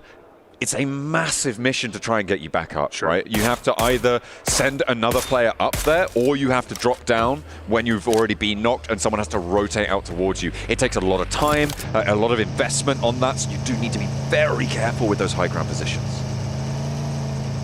Fireflux going to be opposite of them. Falcons continue to move up. Managed to stay alive for quite some time. The only shots, the only activity we see from them so far was firing on Sleepy. It was on the back of a buggy. Sort of started to rotate up. Yangon Galactica's taking a huge rotate north. They'll most likely drop south. A lot more distance between them than I was expecting. I really thought they were going to be closely contested. You do have 4 Thrives with Naki & Co, who's going to be very close to the Falcons roster. They start to huddle up and potentially crash in on each other. For Weibo, they do have Team Secret in their line of sights, but this 4 Thrives Falcons fight, yeah, it's going down. Koa diverts almost immediately, but will he be able to get away here? I'm not sure if the cover's going to be there. Just about escapes. Not unscathed, though, and that vehicle's going to be low, as is his health bar. Navallo just putting a little bit of suppression down. They will try and maintain the outskirts here on the northern edge, and they'll be okay for the time being. Okay, for the time being, as you said, staying alive just a little bit longer. They kind of tempted fate, push into 4 Thrives, take over the compound. Well, 4 Thrives said, nah, it's just simply not going to work. Another zone shift is going to take place. You notice YG, Yangon Galactica's still up in the north. They've been in blue now for, I want to say, nearly half of the game at this point, and they'll have to continue to drop down south, which is going to be right next to Falcons. So that fight most likely going to ensue. And with Falcons getting their health all the way back up, I think this is about to go down. I think they might actually, well, it depends, yeah. If they go for that rotate out to the east, it might be a little bit less sort of considered there for Yangon Galacticos as Silas goes down on a little bowl ramp jump there. Too overexposed as DRX able to sweep that one away. So Regnum Kaya down to 3 players. That's not too favorable, but they are nice and central on the circle. Yes, they are. Nice shot from Weibo. Weibo takes down Jiggle from Hora, who unfortunately loses a player. That was one who took early damage, and Weibo, not too far behind, is going to keep Hora in their line of sights. And well, this is a team that performed exceptionally well in game number 4, performing in 2nd place, nearly taking over the Falcons' position. They couldn't hold it down. I was very impressed with No Fear, and I'm expecting him to be huge in this moment. Wild from Regnum Karya, trying to take down Alva from Alter Egos, who had plenty of great moments, but for Wild, well, he's going to fall a bit short. Rosemary had the off angle, nothing really doing there. Regnum Karya starting to falter. Meanwhile, over on that northern side, Falcons did find a player from Yangon Galacticos, and they will have Romeo almost on full surround now. They're putting this pressure on. Redox gets that flush. Hang on a minute, no, that's Koa taking the vehicle up in flames with it. The M249 for Koa. He's going to be able to lay down that damage. Nice and healthy output there for the Falcons, and they disengage. They don't need to overextend here, and it's nice to see. But it's also for Yangon Galacticos. I mean, there's really nowhere they can go. Forward, you got 4 Thrives waiting on you, and then if you go backwards, you got Falcons who are going to be gatekeeping you. You go down a little bit further, you got Noxum Red Force. It's going to be a tough spot for Yangon Galacticos, a team that stayed so long in the blue zone. I mentioned No Fear. Well, he's currently pinned up. Sky is just a sliver of health. Rosemary desperately trying to hit the shots, and does as Sky gets a bit antsy, jumping up to get additional vision. Well, it ends up being his undoing. With that Mini 14 through the window just at the right time. Excellent pre-fire there from Rosemary. Alter Ego holding the high ground here. They have such powerful position over this next circle, and they want to try and maintain that space. They're doing well with 3 players on that north flank. They've got Krypton far out on the southeast side, and that's an off angle actually with shots over towards, actually potentially over towards Sleepy if he gets a little bit too big for his boots. Rosemary repositioned. No Fear will stay down low. No reason to get too crazy on him. The smokes are out. Rosemary will continue to keep his head down. APG Team Secret start to get active. Dog with the offing, unfortunately, is down. He's going to have no effect in his fight unless Ziyok can get over and maybe get him back onto his feet. Reefus, nade in hand, throws it out. That looks like a nice cook and a great connection. Doc is down, but the rest of APG can keep on going. Rotate around, try and slip this one. Around the edge there they go, and actually Doc could be resable here. Close to Fireflux though, and that will be a lot of danger for this Res. Will be very, very difficult to make it work. In the meantime, Team Secret actually getting handled across the way from Fireflux themselves. Shots overhead. Fireflux been performing well. They're trying to go up the standings. This is their game to take. They started off hot and heavy. They currently sit at 6 eliminations. All 4 members still alive. Now Catch, I hope he's not spreading himself a bit too thin, separating himself from the additional rosters, everybody else in a vehicle. So that'll be my concern. But for No Fear and Rosemary, well, No Fear tried to stay up as long as he could, but the shed, unfortunately, will be his demise. Sook actually using the explosive arrows there, taking one of those knocks over towards Hodder. He's going to be happy with that one, but Weibo currently out on that east side, have a little bit further to go here. That east side approach is really, really weird and finicky. They've got that long channel of road for Weibo to roll along on that northern side of the current circle. It spits you out with very little info, which means that they kind of need to head down south and try and put pressure on that way to approach towards Alter Ego, but that's really, really difficult in its own right? You've got Alter Ego who've been holding. We've seen how effective they are in that location. I don't think that Weibo are going to be able to get too much further here. Yeah, I don't think so either. And mind you, Falcons has also kind of got into their vicinity. Falcons have been the outskirt team, consistently gunning down players, not overcommitting, but at least having a presence, keeping them in the back of their minds are their enemies. And well, we see Suke, as you said, from Sleepy from a distance. Wait, and I know Seven is loving that one. Oh yeah, absolutely. I wonder if it was that the straight shot or the explosion that got him though. I have to double check. We'll get the analysts on that one, breaking down the clip. That was kind of nuts, though. You'd love to see it. Sook seems to be, this proponent of Legolas of the bow and arrow. He loves it. Yeah, he loves it. You know, it's funny, when I was doing my research coming into this, Seven specifically brought him up and said explosive arrows. Watch him with the bow. Let's watch Order now as they go for the challenge onto Falcons. Rosemary has him pinned in between, and Rosemary is a guy I do not want on my backside. He is truly devastating. We've witnessed it just a little bit earlier on Horda Esports. Now he can do it on Falcons, but Order cooking the nade, throws it out. Is it good? Well, a little bit of damage on Narvalo. Redux will answer back with his own, but it doesn't have an area effect. And Redux is very weak. Order is taking on 2 members from Falcons and doing it in sensational fashion. They have that back flank as well from Rosemary. Anita is feet, and Ralph and Redux both fall, one after the other. The forward position and the middle spot for the Falcons both going down, and it looks like Weibo are actually going to be able to break through this one. With Narvalo falling, there's only one player now left standing, and Sook is on the hunt. And I wonder if APG starts to get active in this fight too, because Doc is getting dangerously close. There's Order from a distance, trying to take down Avila, but can't do it. He backs away for the meantime. Still a chance Falcons can maybe recover with the duo in this moment, but the pressure from Weibo is unrelenting. Koa, the tip of the spear, to try and maybe get a couple of shots on the Order. Again, you can't really go back because you got Alter Egos, who's going to be just behind you with Alva. You also got Weibo starting to push in, and the attack is true, but Order will fall. Sook jumps out. Koa's going to be down. Can Sook pull off the hat trick? It's Narvalo up against them. He can clutch these. We've seen it before. And Weibo are low. It's just Sook. And around the edge with a scar, goes for the spray down, but the heel is there. And Narvalo now at a disadvantage. Takes the corner, takes the fight. And once more, Narvalo survives out in the edge of the zone, eliminating Weibo. All right, the question is, can he get his teammate back into the fight?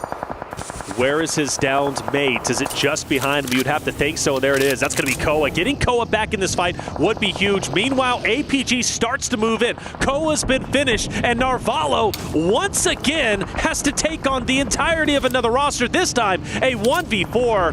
Reefus with that off angle. I think this is probably going to be the end. Plus, you got Alva, who's going to be looking dead at you. Narvalo in dire straits. If he can somehow, someway survive and get into zone, it would be miraculous.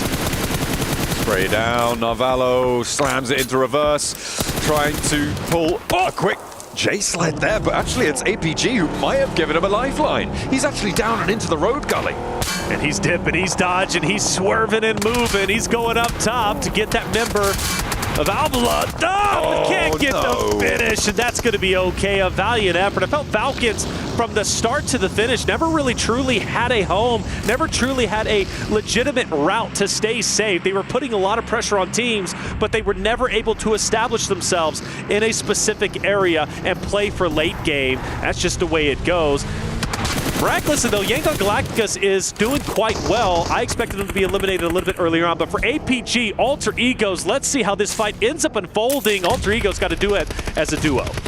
Moana and Krypton will have to play off one another. The circle kind of shifted away from them right now. DRX are in the center. They're by that roadside. They've got a lot of pressure outwards. Not too many threats to be sent their way. Fireflux, they're kind of on a linear approach from the south side. Whilst they have all 4 players alive, they've managed to rack up 7 elims, sure, but they are right with their backs to the blue zone, and Power marauding around them as well. Jeez. Yo, Top, go off, my boy. That's 2 down from Thunder Talk.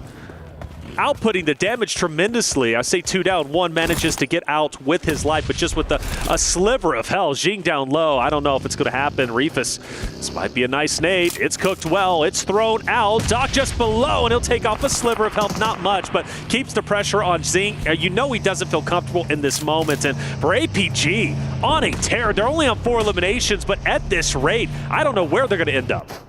A little bit more damage sent over to him, but the first aid was already ticking up. He will be healed. This is the regroup coming on through. A nice drop on the smoke there. Let's just go for the weapon spot, but the ammo's already low, but they get it. Nonetheless, over the driver as well. Sitting will be taken down, and now Sing continues to be under pressure. However, they can't breach this high ground just yet. With Ida over the way, there's so much going on in this northeast quadrant. APG holding on tight. Mind you, still 4 strong. You mentioned Ida, they're going to be just up ahead, and they look to be progressing forward just a bit more. So for APG, it's imperative that they focus the fights correctly. And Aaron, most likely going to be the first one targeted. ZL starts to move up towards that rock. Reefus down low, still trying to keep Thunder Talk in check on the low ground. I love where APG is currently at, and I have to favor them in this fight. But again, if they don't do this properly, Ida is going to eat them alive. Dark in with the nade pulled over towards APG. Thinks better of it. Waiting for someone to give some information away. There's all 4 players alive on the northeast side. They continue their march here for Alpha Gaming. We have been hoping for more from this roster. The names they've got have some prestige, and Reefus looks to start to pick up the pace here, but backed off the angle. They'll have to take another crack. 5 eliminations for APG. This could be a first place game. They could take the first place position. Alter Egos are already out. They're going to lose it. Yangon Galacticos most likely has already passed them up. Scarface on your screen. Now Fireflux, again, a tremendous game. Nearly double digits already. 4 members still alive.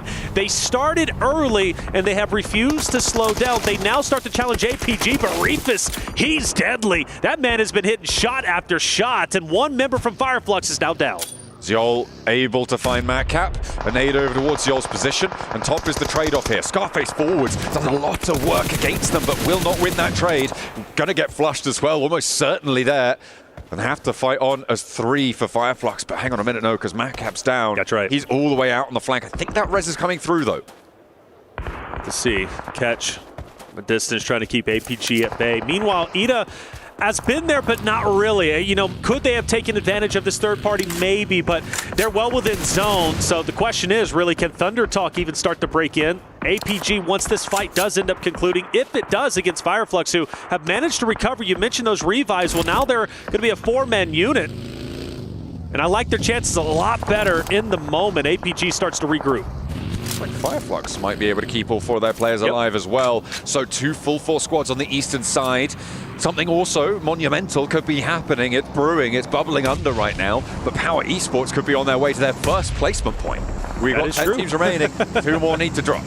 That is true. But of course, they are at 0 eliminations. Winner, chicken dinner with 0 elims to keep the narrative alive. Let's find out. Well, this is the first time we've seen them really get active this game as they tried to take over the high ground over Fireflux. We've watched Fireflux and APG go toe-to-toe with each other. Fireflux looked to be on their wits' end, but they managed to get their teammates back up. And in fact, this secondary fight looks great. Scarface, let's do it, boy. Continue to push up, get the downs while 1 comes in, but he's going to be traded out. Madcap, though, he's truly devastating, but YPG answers back, but only for a matter of time before Catch says enough is enough. We're done fighting you. We're the winners. Everybody turned to pulp on the northeast side of Verdan. Wants more points here with 9 teams remaining. If Fireflux go down now, Power will have earned their first placement point. It's only a matter of time. And a big nade from Ida to close it out. And that is a guaranteed placement point for Power. They're off the mark. Tarkin throws a beautiful nade, gets 3 from Fireflux and takes them out instantaneously. And now you got Power, who have been setting up quite nicely to gatekeep the winner from that engagement. In this case, happens to be Ida Esports, who now is focused on Thunder Talk, who stayed alive miraculously as a duo on the low ground. They took heavy losses, but they're giving it right back. They stayed out of the fight for the time being, but now they want to try and wade back on in. King steps a little bit too close to the fire and does get burned, hits the deck just in time to avoid the spray down. And Thunder Talk keep the pressure on with Darkin falling. That's going to slow Ida down. Going to have to force that res out. Darkin not really in a safe spot with the blue zone pushing in 15 seconds. Not a lot of time to operate here.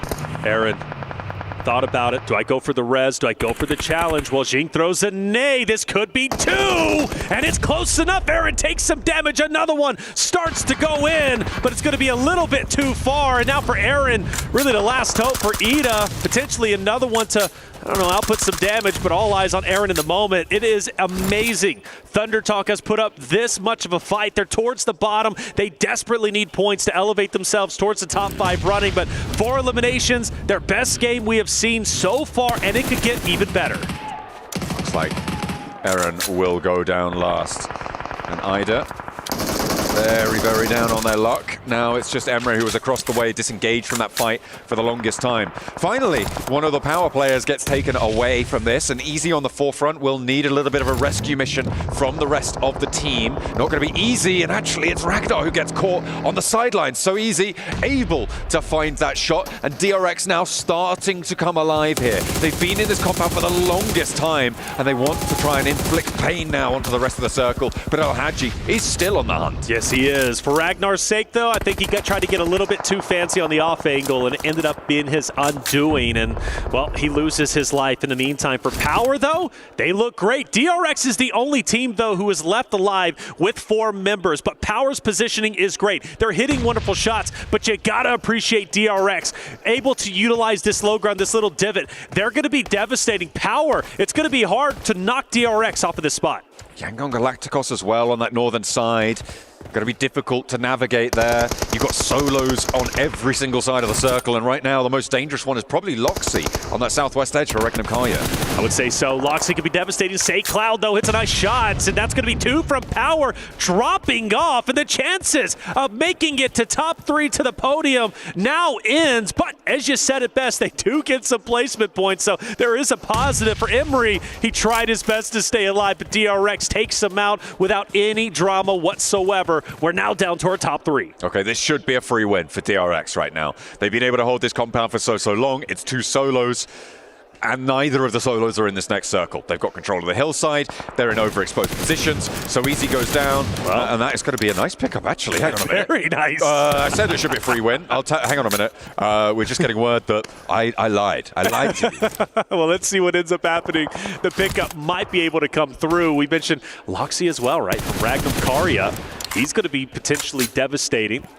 And both players, right, from Yangon Galacticos as well as Loxy from Regnum Karya, they're going to be pincering in this DRX roster. Looks to be a beautiful nade. I believe it does connect just a little bit. Here comes DRX. Now, I don't want them to get too aggressive here. They now have 2 players down low, and overexposing yourself to Say Cloud might be a reason why these solos could take a win. Say Cloud has a brilliant sideswipe here, right? You can see that ridge line that rolls down the hill away from Hyunbin. That is what Say Cloud is playing on. So Hyunbin flexing down this way. I really like this idea. Loxy should be taken care of by the blue zone. That will just sort of conclude itself here. Yep. And Say Cloud, sure, he might have the sideline swipe, but the center of the circle is still under control for DRX. and they do manage to keep things together, right? It's not going to get too spicy out here in the open, and he will fall down. DRX close it down. A little bit quiet on that one, but points are points are points, and they will take those 10 placements, add them to their tally, and they'll be up there with the best of them at the top of the table. Without a doubt, DRX, just like Power's been eliminating, right, and getting all their elimination points, basically securing top 5 just off of that. DRX has done a phenomenal job in the placings. 4th place in game number 1, 10th place in 2nd. They fall down a little bit, but 2nd place in 3rd, or the 4th game, I should say, and then 3rd place in the 5th, and then, of course, 1st place coming out right before your eyes. Beautiful job from DRX, highly consistent in the podium category. That's going to be incredibly valuable when we get to Smash Point on day number 3. DRX, so strong, so powerful, and finally able to get a win. That was 4th in the 1st, 3rd in the 3rd, and 2nd in the 4th, and a 1st in the 5th there for coming through from DRX. Hope you guys are following that. We certainly were here in the booth, but we are going to head to a quick break whilst we get ready for our final Miramar of the day. Don't go anywhere.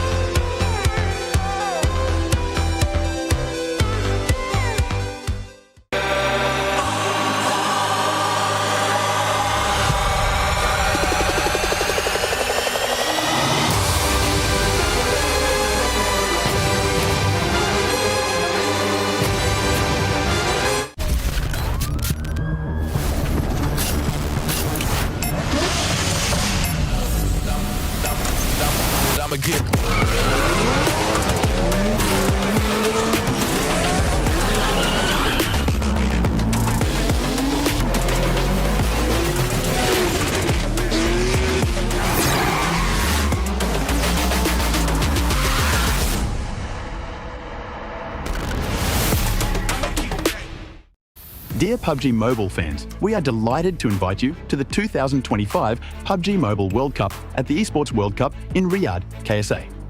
This exciting event will take place from July 25th to August 3rd at the Boulevard City. We've prepared tons of event perks, such as the PMWC avatar frame, ESPORTS Passion set, ESPORTS Passion parachute, and tons more items. Let's check out how you can get all these rewards. During the tournament, go to the Pandora event page via Lobby, Event Center, Esports to join the event. Mormon from SEA, Top from CSA, Pedrinho from the Americas, Silas from the EU, and Prestige from MENA will guide you through the 5 major parts of the event. They consist of tournament celebration, prediction rewards, esports shop, themed outfit, and champion challenge. Join these activities to earn rewards and collect esports tokens to redeem even more gifts in the esports shop. The more esports tokens you collect, the better rewards you'll get. You can get up to 2,870 esports tokens from the prediction event. It takes place from July 23rd to August 5th and consists of 3 stages that coincide with the tournament: group stage, survival stage, and grand finals. During the group stage, get 20 esports tokens by predicting the 8 teams you think will advance directly to the grand finals.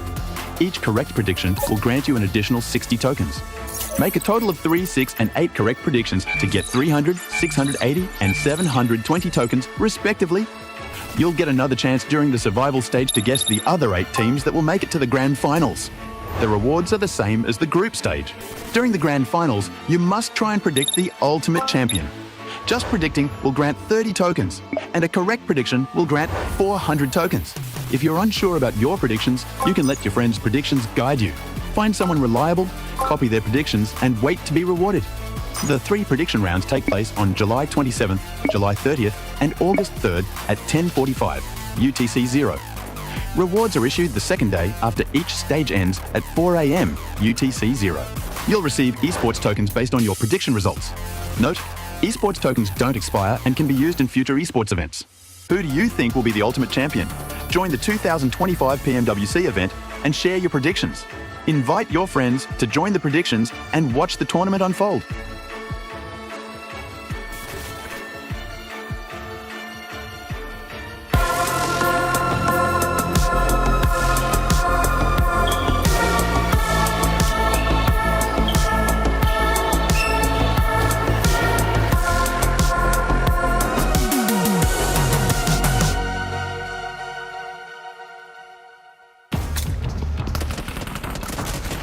دمجني ضربني. هدي هدي حاول ترجع. حاول اطول ينزل. هاي اطول يفنن. دمجت Last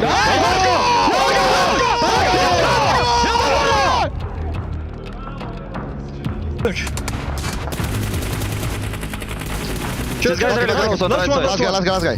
Come back. From the right, come close. I have no bullets. Behind the buggy. I'm low. I have no bullets. He wants my tree. Put him behind. Nice! Let's Player 456 would be proud because our South Korean overlords are back for a win. Yes! DRX holding down a compound. It was quite easy for them, actually. Joining me, we have Neptura as well as Maxman to talk about this one. Kind of came their way. They kind of did well. Hooray. They had compound. It was in circle. They outlive every team. They get the win. What an impressive chicken dinner. Wow. No, it was a pretty streamlined win, okay, coming in from DRX. Unlike Nongshim Red Force, though, they don't throw the match, which I can appreciate. No, there's actually a few things they did do really well this game. They were using the southern and eastern ridges very efficiently, and because off the back of that, they were able to actually hold teams away. Though, yes, Kalash, they didn't get a lot of limbs because they're just staying hidden in the middle, just like, don't fight us, please. You know why they were able to keep teams away so long, though, Matt? How? I will tell you. Because of the quality of the angles that they took. And what I mean by that is that they took angles that had the most amount of information against other teams with the least amount of risk from those same teams. So they were able to hold on to their full squad very effectively while not necessarily getting the eliminations like we see here, only 5, right? But they were just able to hold those teams off onto the edge, let everybody else get eliminated and take the win. But Fireflux taking a little bit of inspiration from Power, it seems. 0 placement points and 11 eliminations. This match, that's going to be able to catch up a little bit in the leaderboards. Going on to the second page, though. Quite a few bubbles from... Oh, horror. Okay. I shouldn't have looked down there. You've caused problems, Max. I turned off my phone. It's weird. I wonder why. But yes, I mean, at the same time, when you look at the elims coming in from all of these teams, right, it's a very technically open area, especially if you account for the fact that there is that big cliffside north of that road as well. So kind of a lot of these positions, Neptura, are kind of covering each other on the middle side because you're expecting all of these teams to kind of fight over you. And that's what we saw a lot of in this game. And you can kind of exist within the middle. Yeah, it's a big thing that happens in a lot of games. If you can find that dip, it's super risky because the minute a team actually comes up over that ridge, you are gone. But as long as there's a couple of teams all around you, you are able to survive a lot. Hey, Alpha Gaming able to get himself over 2,000 damage this game, 6 eliminations going into Fireflux. We already looked at their 11 eliminations, so a very good presence from these teams. One team I'm not seeing here that could have been here is Alter Ego. We talked a little bit actually during this game here while it was happening in the green room, how they had a really good position early on and they tried to just overextend their control on the map. They had not just a 2-2 split, it was a 4-man split. Everyone was like around 100 to 150 meters away from each other, meaning that if the team gets remotely close to you, you're going to lose that player. Very reminiscent of the split that they had on Sandhawk, but hey, guess what? Sandhawk and Miramar are very different maps, Neptura, right? So it's difficult to maintain this when everybody can kind of see you on the cliffsides elsewhere. Yeah, a big split on Sandhawk and a big split on Miramar are two very different things. Just because it's such a vast area that you have on Miramar, you did have that one player. Which one was it, Max? There was a really... Alva at the north? Alva, yeah, it was Alva up on that cliffside. It was a valley between him and his team. There was a whole valley, and you understand why. It's like, oh, that's an awesome off angle onto all the chaos that was happening with Thunder Talk and everybody, but it didn't work. They seem like they're having fun still, though, here for PMWC Grand Finals, which, okay, cool. Sure. But you've still got to be able to have your foot on the pedal here, Max, if you're them. Getting together a little bit quicker, you feel like that's probably the play to deal with some of this? I think so. It was so weird because you had two teams getting really close to their position. You had Ida and you had Fireflux, and it's not just they're walking around and Dips being very silent. They have cars, and even then, Alter Ultrigo made the active decision that no, we are going to remain split. We don't want to regroup. We just want to keep control. Unfortunately, to have control, you need to have the numbers. And in this case, Ultrigo did not have the numbers to take those fights. Definitely so, definitely so. All right, well, before we get into our last game, it's time for everybody's favorite segment of the day. Maxman's Grenade of the Day. You know it. You love it. It's Maxman's Grenade of the Day. Back at it once again. And this time around, we're going back on over to Erangel, his military island, with actually a very good nade here coming on through onto Thunder Talk, right onto the driving car. There are 2 passengers. He knew Observation Hacky unlocked just like in One Piece, and he knew where they were going to be and gets a nice double elimination. Really good play here from our esports. What did you say? One Piece. What? Yeah, but you said something about before that about One Piece. Observation Hacky. It's like you can read into the future. Right. Is that... Anyway. I literally got your coffee because you said you liked the French earlier, Colin. Oh, you did? Well, they've not shown you on screen. Oh, so that was unfortunate. It's on the desk, okay? I promise. It's there. Thanks. I needed that. Also, you picked a serious nade. I'm impressed. Well done. Thanks for that. That was great. Yeah, Maxman's nade of the day can be all good or bad. It can be the 2 extremes. You never know. Whoa. It's a mystery. What will happen tomorrow? Find out tomorrow. But it is time to go to the casters for the final game of the day. It's Miramar.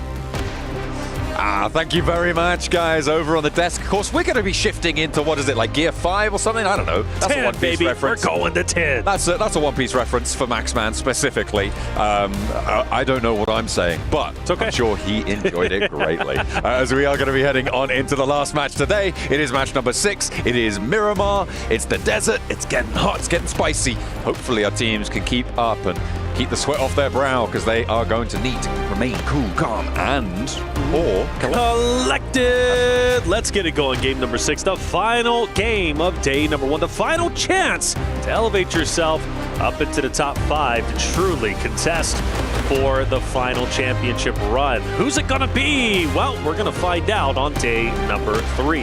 Now, last Miramar was exciting. A lot of great rotations, and honestly, even the solos playing towards the end, in my opinion, were putting up a wonderful fight that could have very well dismantled the team of DRX. Shingon Galacticus is a team that's been performing highly well today. The fact that they made it through into top 2 is great, because I believe they were a duo for the longest time. So good on them. Shingon Galacticus performing so well, but DRX taking the cake when it comes to, I believe, our most consistent team podium in I believe, what, 3 out of the 5 games we've had so far. it's a pretty difficult record to beat. DRX, I mean, getting that chicken dinner in the 5th match, it's kind of nutty. That's why they're on the top of the pile right now, maintaining that consistency. Not as loud as other teams, looking at you, Power. But either way, they have managed to keep up that record. And 46 points on 5 matches is a very solid result, right? It's 4 points shy of that 10-point average that we always talk about when it comes to teams in that first place spot. If you're above 10 points, if you're around that 10-point average, you are in the contest for that first place spot on the lobby. The plane pass from Puerto Paraiso up towards El Pozo, a lot kinder than the first time around Miramar today. That was a heavy south plane cut, and this time around, it's going to be a little bit more relaxed for our teams to getting on their way. So potentially no hot drop, or at least no pursuit over towards the Falcons on this one for El Pozo. Well, we'll find out, right? Falcons did have quite a few teams around them, and it was Hora and Falcons who ended up kind of, you know, tussling with each other, but we'll see if that ends up happening this time around. And let's not forget Shingon Galacticus also coming up behind them. It was kind of contested towards El Pozo. Might see the same thing here as, well, Smile tends to drop out, and I think he's going to take over that southern portion. It took a little bit of time before they finally ended up in contention with Hora as well as Falcons up there towards El Pozo. But it's the mad dash for the vehicles, and that's where you start seeing the heavy points of contention, especially between Hora and Falcons, who are very close to each other already as they glide through the air. North side circle pops as the plane exits our screen, Tokyo Drift style, hitting the 45 degrees, as we are going to be heading up again to a more northern area. So this time it's going to be a little bit more west than we had last time around. La Cobreria, Crater Fields, that area around water treatment, all of those hills will be in play. Teams are going to have to figure out how to make their way north, not least of which is DRX, who are the most south team right now, over towards Puerto Paraiso. Hopefully they can find another podium, because they've already got 4 of them. Why not get another? Why not? Get another one. 4 out of the 6. That would be huge for them. And again, Smash Point, day 3. we look at DRX to potentially be the ones to close it out if they can be number one setting the point threshold. For DRX, this is going to be a tough going for them. They've got to go all the way up north, as you said. That means passing Team Secret, potentially Alter Egos. You got E Arena, maybe running into Thunder Talk, Fireflux. They might take a long rotate towards the shoreline and go all the way up towards north. That might be their best line of attack. For Hora, well, they go a bit more north this time around than they did last time, because you remember they were south of Falcons, ended up pursuing them into El Pozo. This time, Hora change up their landing spot, and they're going to be just above them, which is going to be great for them. So much real estate that they can utilize, and Hora need a good game here. They're, again, towards the bottom, but setting themselves up nicely for day 2 would be a tremendous win on game 6, and the possibility is here. Yangon Galacticos gathering vehicles, getting a little bit of loot on board. They've still yet to fully go for this loot phase. They're going to head south down towards Valle de Mar and play this one in a little bit later on.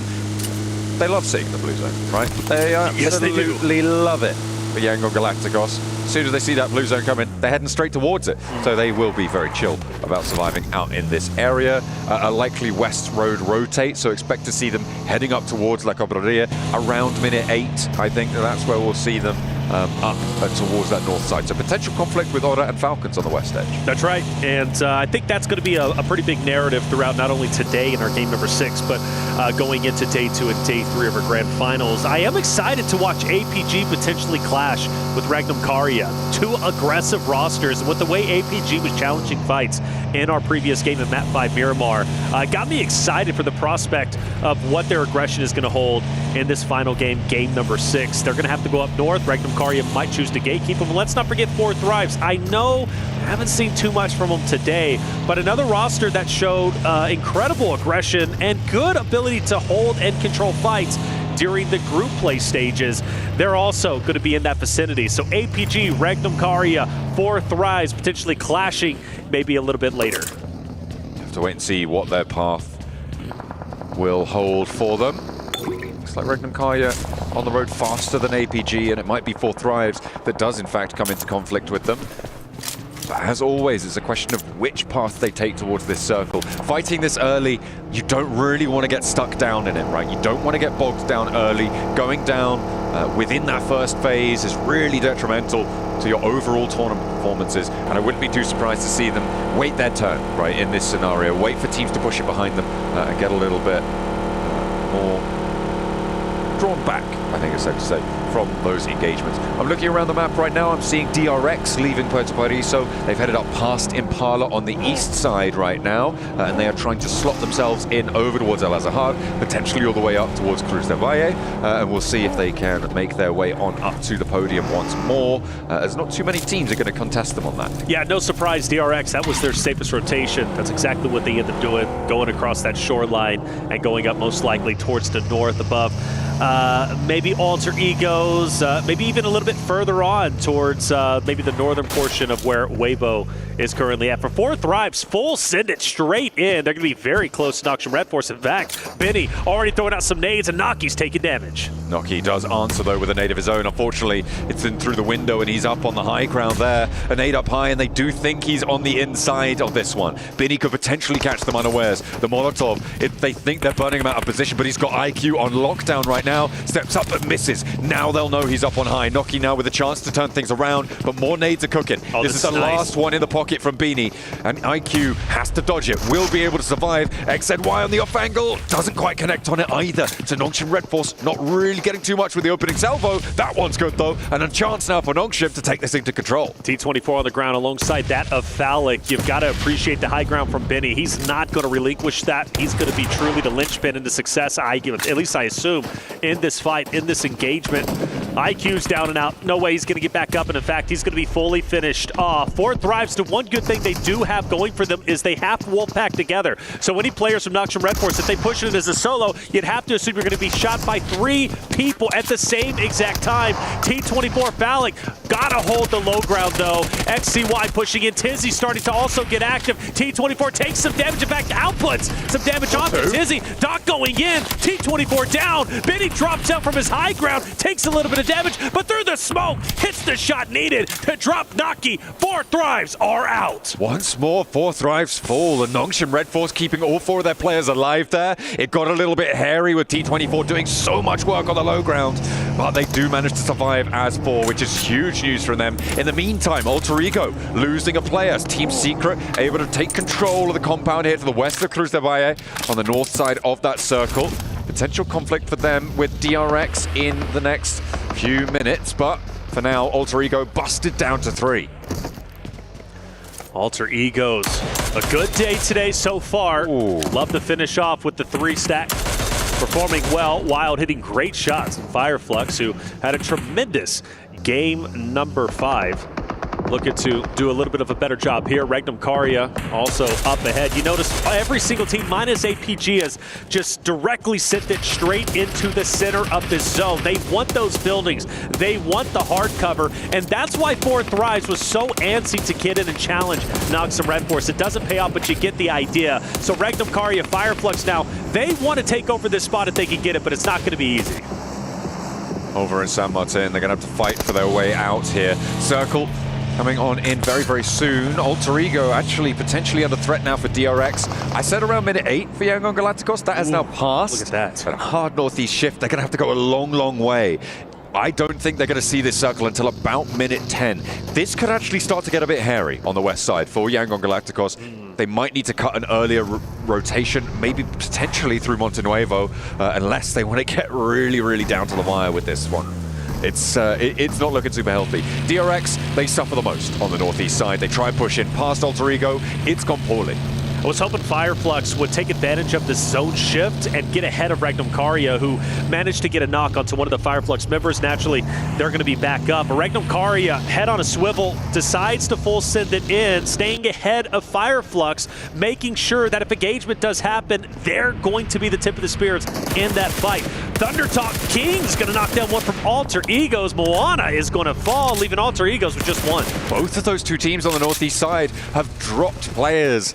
2 are remaining for DRX, so they do manage to get through, but they're only playing as a duo. Alter Ego try and move in as well, but all under the watchful eyes of Thundertalk, who have only been able to extract 2 points from it, but they've opened up the east side nicely for themselves to stay alive for a lot longer.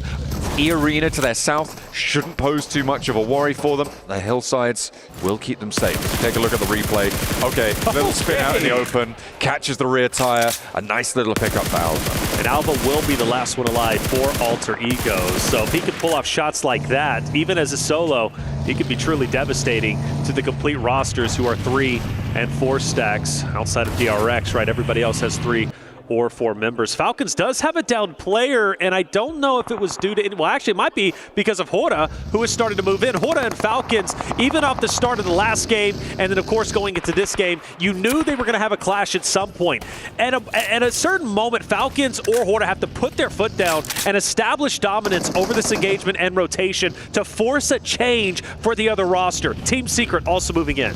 Nade over the top, this could be good. Onto Ralph, does manage to blast him out of the buggy. Redox hopping in, repositioning it, getting a little bit more cover down the hill. They've dropped to smoke almost immediately, and the Falcons scrambling to pick this one back up. I don't think they're going to be able to commit to get Ralph back. There's too many off angles to contend with. Redox in the front of the buggy.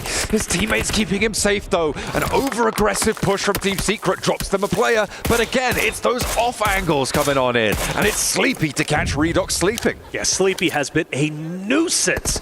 A nuisance from a distance. Zera's caught out in the open. Sky takes him out. Hora potentially profiting off of this third party in a big, big way. They're already at 2 eliminations. They continue to push up to pressure and potentially get the full finishes on Team Secret. Where are Yangon Galacticos? They should be in this fight right now. In the blue zone. We're going up and towards the 12th minute, and they have yet to enter this circle. It's going to get a little bit too hard to overheal this one, and again, they're on the far side of things. You can see them all the way out onto the west, and they could really have an impact here if they crash into the back of Hora. Team Falcons just trying to stay alive. Just a duo. They're out of there. Koa, Narvalo managed to find a little bit of respite in the hard cover. But meanwhile, for Horda and Team Secret, Horda has done so much damage on the Team Secret roster that you have to favor them in this moment. And, well, they continue to push up. They refuse to bow the knee. And for Trank, he's going to go ahead and join Frankie up ahead as Team Secret start to recover just a little bit, but only just. Unwedging the vehicle there, it looks like. They will keep themselves nice and mobile. Team Secret on the northwest side. Horda going to try and push on through. Weibo, with all 4 players alive, playing on the southwest side right now. East edge of water treatment as well. A nice ridgeline under control. Power, they're a little bit more central. They are under the watchful eyes of Weibo, but they don't have to move. They will be able to chill out for the time being. We know how much they like to get stuck in, though, so maybe things could get a little bit hot. Well, I just love the fact that they're as central as they are. So the next stage, most likely, still going to favor that of Power, which is going to be interesting because Yangon Galacticus finally get out of the blue zone after, what, the 14th minute, start to move in towards water treatment. You got Fireflux, Weibo, who's still in the area. You've got plenty of teams. Power might potentially be able to gatekeep. This might be a tremendous game for Power, depending on how they choose to play it. My eyes are on E-Arena right now, and so is the camera, luckily, because they have severely underperformed expectations. Without a doubt. Coming through from the survival stages, they were looking good, they were looking powerful. I mean, obviously, you've got a couple of standout players. I think Mormon is probably a very notable player on the roster of E-Arena. They have been in disarray so far today. So to close out day 1 with a strong game, I think would be necessary for them to even be in the conversation for the front page, potentially. I agree, yeah. At this stage, though, they are going to have to hold their nerve against IDA, against APG, against Nongshim Red Force. I think they've got the chops, but the question is, can they deliver today when they've been so weak up until now? APG's getting dangerously close to E-Arena. They're fully committing for this fight. They can back off if they want to, but you gotta fight this quickly. And E-Arena, as they reposition, go straight into a couple from IDA. Like you mentioned, Nongshim Red Force is going to be coming in from the south portion, still in blue, but eventually they will be up in this fight as well. So if you're APG, you don't want to get pincered between not only Nongshim Red Force, but also E-Arena. If you're E-Arena, you're still in a decent spot. Stay ahead of your competition so you can gatekeep them. Take a look at the circle yet again. It's going to come through very, very quickly. Last player for Alter Ego, rotating out to the east, trying to move away as a solo. The circle comes on through, and it's very central. It's the teams on the outside that are going to get cut through here. Yangon Galacticos, I think, have one of the most difficult maneuvers to make. They are sitting currently around water treatment, trying to push past Weibo, who are giving ground. They're regrouping on the southwest, to be fair to them. So maybe a little opening for Yangon Galacticos to push on up. In the meantime, back over towards E-Arena, they are managing to do a little bit of damage. APG starts to get active onto Nongshim Red Force, a team that was in blue for a long time. Not as long as Yangon Galacticus, but still a long time nonetheless. They finally get into the zone, straight into the damage of Reefus, who is mowing down players and can't get the full finishes, but at least taking those valuable hills away from the team of Nongshim Red Force. I did notice Power started to fire some shots, I believe, on Weibo, just up ahead as well. So a lot of fights going down. APG, in my opinion, has the advantage of Nongshim Red Force, who has to continually push up, and Reefus is unrelenting with the shots. Yeah, they've got the high ground on them. It's going to be a question of getting picks, but they're just not being found. And Nongshim Red Force are starting to fall. They're starting to wane on the east side. Fireflux getting involved on this flank. It's mad dashes now. There's really nothing you can do. You just have to try and sneak your way through, find a little window of something, but it's so difficult to make it work. Doc's up into the building, but I don't think that's going to last too long. They have him on the ground floor. They've got him locked in. And APG can keep this one going. I think the biggest question mark in this spot is what are Fireflux going to do? Yes, absolutely. Fireflux has already managed to get a couple of downs on Nongshim Red Force, but E-Arena has also backed up. On board with Doc. Doc holds his ground from Nongshim Red Force. They're not done just yet. You still have, I believe, one more player remaining, but very low health. And in fact, he's going to be finished off. Now, Terry, he's down. You mentioned what would Fireflux do? Well, they choose to challenge the forward members of E-Arena, who pushed out of their hard cover, mind you, getting overly aggressive and now getting potentially punished. Fireflux, pretty nasty with the nades. The ordnance is on point, and on the south side, they are opening the door to push on in.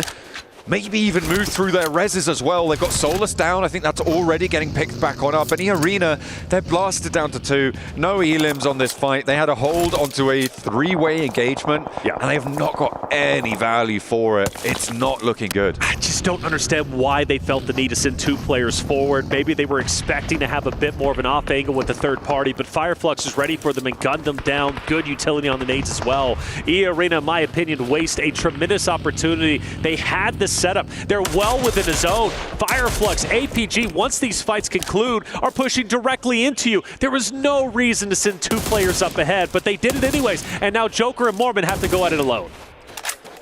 After a big elim game last time around, Fireflux looking to try and convert. They've already posted 6. Sure, they've lost a player, but they will be able to march on forwards. You'd imagine that they're going to try and crash onto the E-Arena position, or maybe not crash, but walk up to at least. However, as 3 players, that's going to be a lot harder than it would have been as 4. APG do have the numbers, but they are trapped on the far side of the road. It's going to be a lot harder for them to get across unscathed.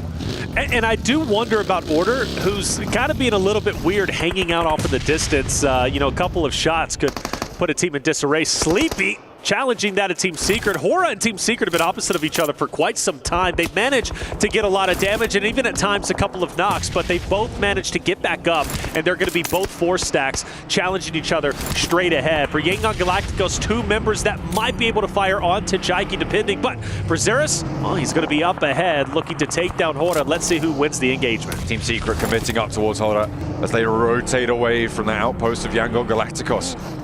4 positions for Team Secret, not quite getting the angles just yet. Thunder Talker off in the distance as well. Could be a little bit of crunch on towards Hora. Romeo's been spotted, no fear. Able to tap him away, back him off the angle. I think Thunder Talk want to get involved here. They are starting to flex their muscles and they do need to leave. Still have Alva as a solo. Not going to have an effect as of yet, but Alva, he's been devastating. We witnessed him take down 2 members, I believe, of another roster just a little bit earlier, but now he's going to be going dead center. So he won't have an impact here, but you're right, for Thunder Talk. Now Hora is pincered. Team Secret on one end, on the other is Thunder Talk. Hora in dire straits, and they have to make a choice. Who do they challenge? But whoever they end up going for, they've got to finish them quickly because they have to expect the team behind them to push up. As the shots coming through from the off angle, over the way, Team Secret making things hard, but Jaiki actually gets spotted and pinked out by No Fear. Has to take a little bit of cover. Yangon Galacticos still have their duo from the distance, but that's going to slow Team Secret down. That's right. It's actually going to push them away from this spot as well. Well, in all honesty, it helps Team Secret because those shots that were coming out from Hora, I believe, was going to melt that buggy if it wasn't for Yangon Galacticos keeping that player down from Team Hora. So Team Secret forced to park the bus once again, and, well, they're in a little bit of a tricky spot, aren't they? They've got No Fear gunning them down. Yangon Galacticos also looking down into the ravine. Team Secret, I don't think they make it out. Back on the southeast side, it looks like E-Arena going to get pushed, going to get taken low, and they may have got some nades on in, and Scarface actually getting flushed. So, another point added at least for E-Arena. Fireflux in pretty dire straits. E-Arena may be winning this hold on the southeast side as Fireflux are eliminated. But with only 1 more player left standing, it is Mormon, but E-Arena can hold their heads high for the time being. Yeah, and it's Order who's still from Weibo Gaming who's going to be hanging out on the outskirts, and I do wonder if he's going to get the final finish onto the solo Mormon. Sook starts to move in, so Mormon, he's going to be at a 1v2. Meanwhile, once again, Team Secret surprisingly and miraculously able to recover. I surely thought they were going to be finished off, but they're not.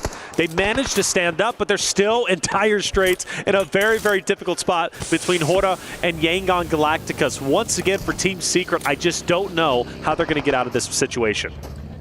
Thunder Talk did not engage onto Hora in that scenario. On the north side, Thunder Talk instead opting to push a little bit further south, potentially towards Alva, the solo for Alter Ego.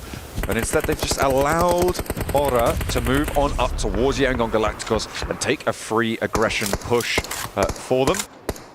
This Team Secret try and play nice shots on the other side of it. Caught in the middle. Smile goes down first, though, on the far side of this engagement. Yeah, well done from Jiggle. Catches the head and takes him out through the window. You mentioned ThunderTalk not choosing to crash in. Well, they do so, and Hora reads it out, and you're going to have two players, Sky and No Fear, who's going to try and hold ThunderTalk at bay. AJ down to a sliver of health, but managed to recover quite nicely. The only concern I have for Hora is they are split up 2-2. One focused on Team Secret as well as Yangon Galacticus. The other purely focused on ThunderTalk. And ThunderTalk is going to manage to take down No Fear. Sleepy is going to get taken out by Team Secret. And an aggressive push from Drang, who takes down the Shed players. And all of a sudden, the tides will turn. And Hora, in dire straits, is only one more player is alive. Having a real tough time of it. They need to commit to this res. ThunderTalk have put pressure onto the east side beautifully. Like you mentioned, they rolled up nice and quickly. They finally took that opportunity to go on in. Sky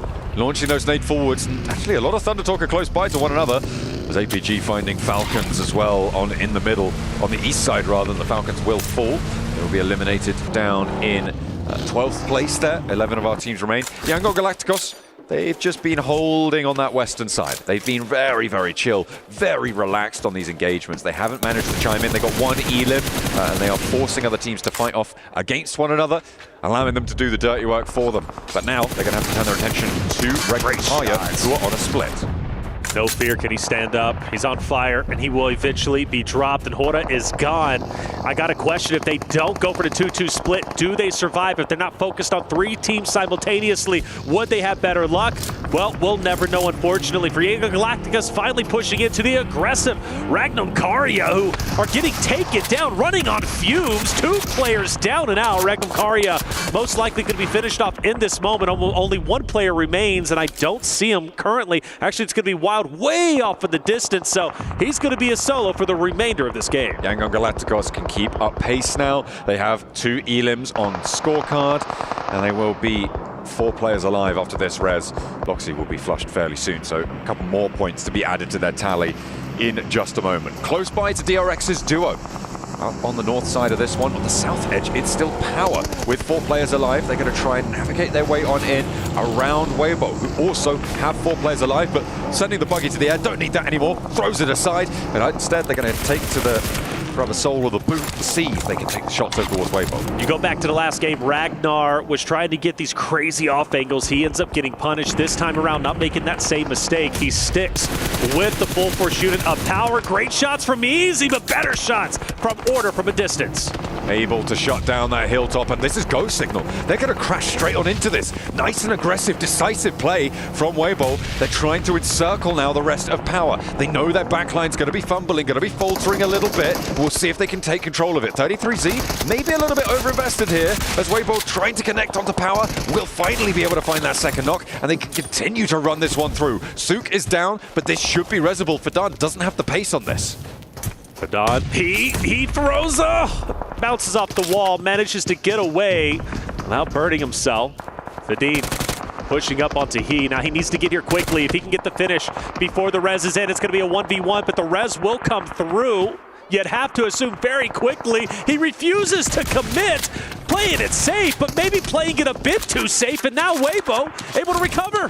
Teams are starting to drop like flies. We're down to 8 now, and I'm sure there's a couple more ready and waiting to go. A lot of solos still playing on into this one. Weibo playing 2v1 on the inside. Fadan is the last player to stand here for Power Esports. They've got one elim. And again, they are guaranteed a placement here with 8 teams remaining. But we'll see how much further they can go. The pump action, not going to be good enough. The DBS wins the day, and Weibo can stay up as 4 players. There's value in playing passive, and what Fadin did wasn't necessarily wrong. However, you know you're last alive. Fully commit. There's it down in front of you. It's a 1v1. Swinging that choke point, swinging that angle is tough. I understand, but you just got to go for it. And if he would have, of course, he doesn't have X-ray vision, but if he would have, he most likely would have got the cleanup and been successful in that fight. And I can even say the same thing going to Nox from Red Force side of things with Benny. A little bit earlier in the day, there was a moment where I felt he needed to get aggressive, but he was just too undecisive. And because of that undecisiveness, he gets taken down. So there is power in being aggressive and full sending it, but he made the play that he made. Again, it wasn't necessarily wrong, but if he would have been aggressive, he most likely would have been able to win that fight and potentially even get the last remaining member up. Alva could really go some distance in this match. With APG putting pressure over towards DRX, the last remaining player for Alter Ego could sneak through the cracks potentially. Could be a bit of a wild card on that east side flank. Weibo playing as 4, they're all the way on the other side on the southwest. Yangon Galacticos, they're behind APG's engagement on the north side. So not really too many massive threats on the east edge. Alva actually gonna get a supply crate looted up as well as Order. Ooh, no, spotted. Weibo losing an off angle there, and very, very isolated from the rest of the roster. Gets caught unawares. Still not a bad spot, though, for Weibo. Keeping Yangon Galacticos in check. APG, great spot overlooking DRX and Team Secret, which, let's highlight them, right? Team Secret, even though they only have a solo last alive, they did such a great job dismantling Horda a little bit earlier, 4 eliminations going their way. And the solo of Trang staying up is just huge, in my opinion. They should not be alive in this moment. They should not be fighting for a potential top 3 finish. But APG forced to go forward, and now DRX, who were being hunted down from APG, now could potentially gatekeep them. If they play this right, they could win this fight, but it's not going to be easy because they don't have the man advantage. Kyunbin taken very, very low with a nade, cooked nicely. Has to get the knock, but they'll know there's a player on the inside there now. An APG with 4 players are wary of their south edge, but I don't imagine they expect Alva to be on this loot crate right now. Just trying to stay alive for Alter Ego. APG very reluctant actually to push all the way through this one. It's tough. It's tough for DRX. I mean, because you know DRX is right in front, and they've got a great spot. Alva, I wonder if he gets a bit mixy. He's stayed alive for the longest time, and he's going to be able to take a peek over in Doc if he chooses to fire. But I think for him, he just wants to keep his head low and just go for top 3 if he possibly can. Aaron from Ida is going to be fully finished off. That'll be Ida out in 6th place. We're now down to our top 5. Things are starting to get spicy. APG on the move. DRX need to be ready. Hyunbin first to face. Finally, Alva is dispatched, and that's going to open up the flank there. With top going down, looks like they want to commit for this res. Potentially very, very dangerous out in the open. I don't think you want to make this one work. So easy now with the SKS on the red dot. Okay, a little bit lackluster on the weaponry there potentially, but so easy. Only has his teammate Hyunbin there. Crawling away. They could look for this res, but I think Yangon Galacticos aren't going to allow that one to happen. Soez can truly help Yangon Galacticos in this moment, who are starting to come in. They're starting to close the vice grip, and if Soez can take any members from APG down, that's only going to help the win for the side of Yangon Galacticos. Soez will not be successful. Doc will win the fight, and it will be APG with a 4-man unit against the 4-man unit of Yangon Galacticos. Meanwhile, for Weibo, most likely getting finished off very, very shortly. Ooh. You got one player who's going to be down. Yangon Galacticos going full send to victory. They want this top spot to close out day 1. 2 players fall at their feet. A smile just about threading the bullets either side of him. Major to dodge them, and Seoul goes down next. A spray down over towards Doc, and that is going to be it. It's curtains for Alpha Gaming. 3rd place in a pretty brutal fashion on the northeast side now. 2 players, sorry, just 1 player from Weibo to stand in the way of Yangon Galacticos. They will be up and over 60 points on the match. A beautiful result for them. Their day has been stellar.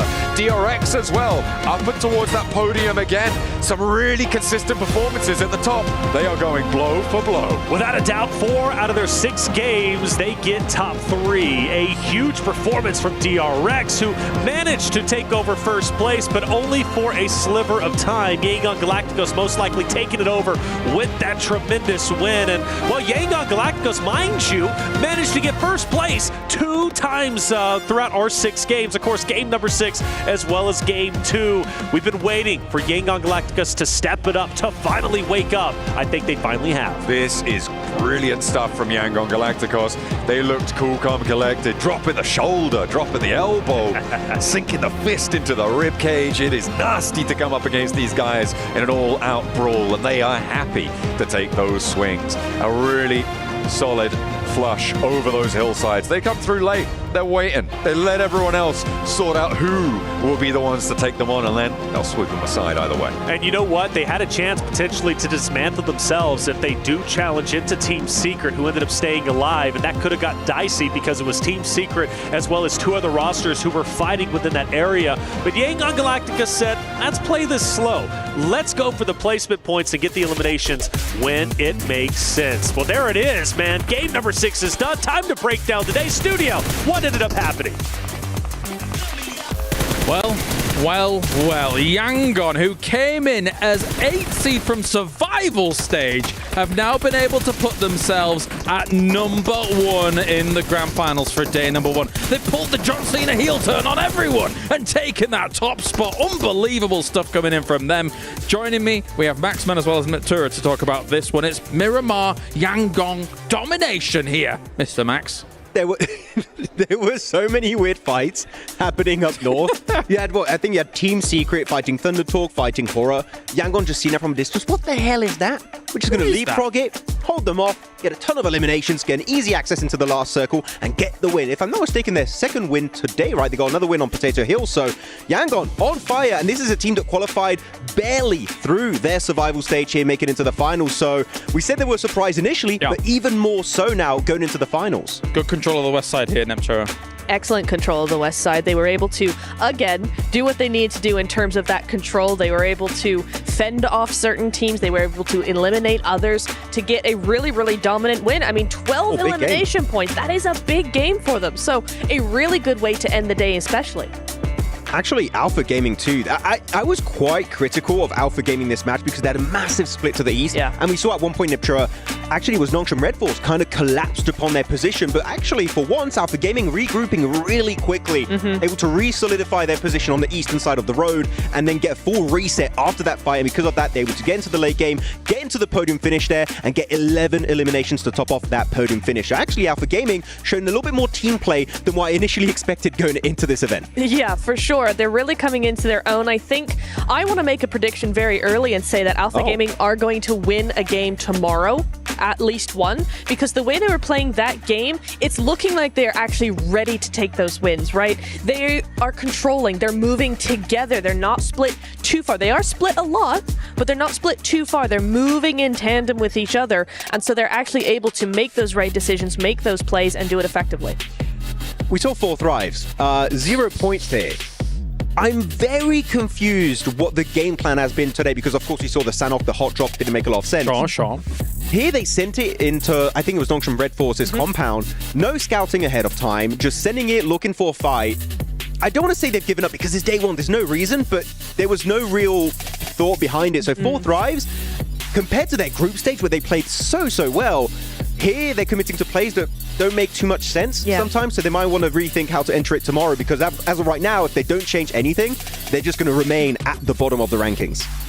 Yeah, I mean, in that fight in particular, even if they wanted to go ahead and do that fight that early on, which is not always the safest idea, but sure, go for it. They were just way too focused on that one solo player. They didn't use any off angles to try and counteract any response from Nongshim Red Force, and they went too far into the building and just ended up getting completely surrounded, which is not what you want to be seeing in PUBG Mobile. Yeah, they're ending up in a weird position when it comes to the overalls. Let's take a look at those and see how it shakes up at the very top, of course, because Yangzhong have been able to find themselves a position at the top. As 67 points for number 1. What a glow up from them, stage on stage on stage, as they have positioned themselves even nicely against 2nd place here, Neptura. Never mind anything else. And so consistent as well. 30 placement points to 37 elimination points. I mean, even down the board, you see some fairly sort of the same points as well, like DRX, for instance, but most of them are so completely elimination heavy. For Yangon to be so consistent there is really nice to see. Yeah, I mean, really, as you said, good surprise from Yangon, though I'm going to be critical, which is weird because we're looking at the top teams here. They all did well, like, good job. Our circles have been so favorable to central teams in a strong compound doing very little for today. For today.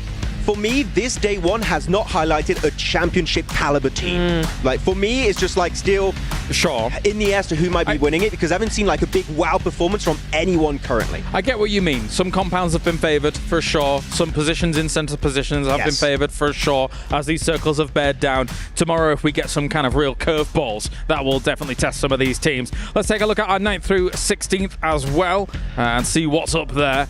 Team Falcons find themselves in 9th place right now. The good thing about this is, aside from where I would say E-Arena technically could make a huge leap, we saw them get a back-to-back chicken dinner in the survival stage, but aside from that, there is still a significant amount to play for here, considering day one's closer than I thought it was going to be here, Neptura. It is very, very close. You're right. We've had some, I want to say some odd games, but the actual point difference is not that much at all. Everybody's been very, very even across the board. So it's going to be interesting to see, considering we have 2 more days of this, how much of that gap is going to be. I mean, it's very important actually that we highlight how small that gap is, because let's not forget, Smash rules are in play here at PMWC, meaning if you are still close to that first place team, if you're maybe 20, 30 points away going into your last day, chances are you can catch up, you get into the Smash zone, you wrap it up, you get the win, you become PMWC champion. So actually maintaining a small gap against the top squads is going to be very important. So even if you have a bad game, if you can get a few limbs, a few placement points, that can still keep you relevant in the conversation. Agreed. Here are the results coming in from today.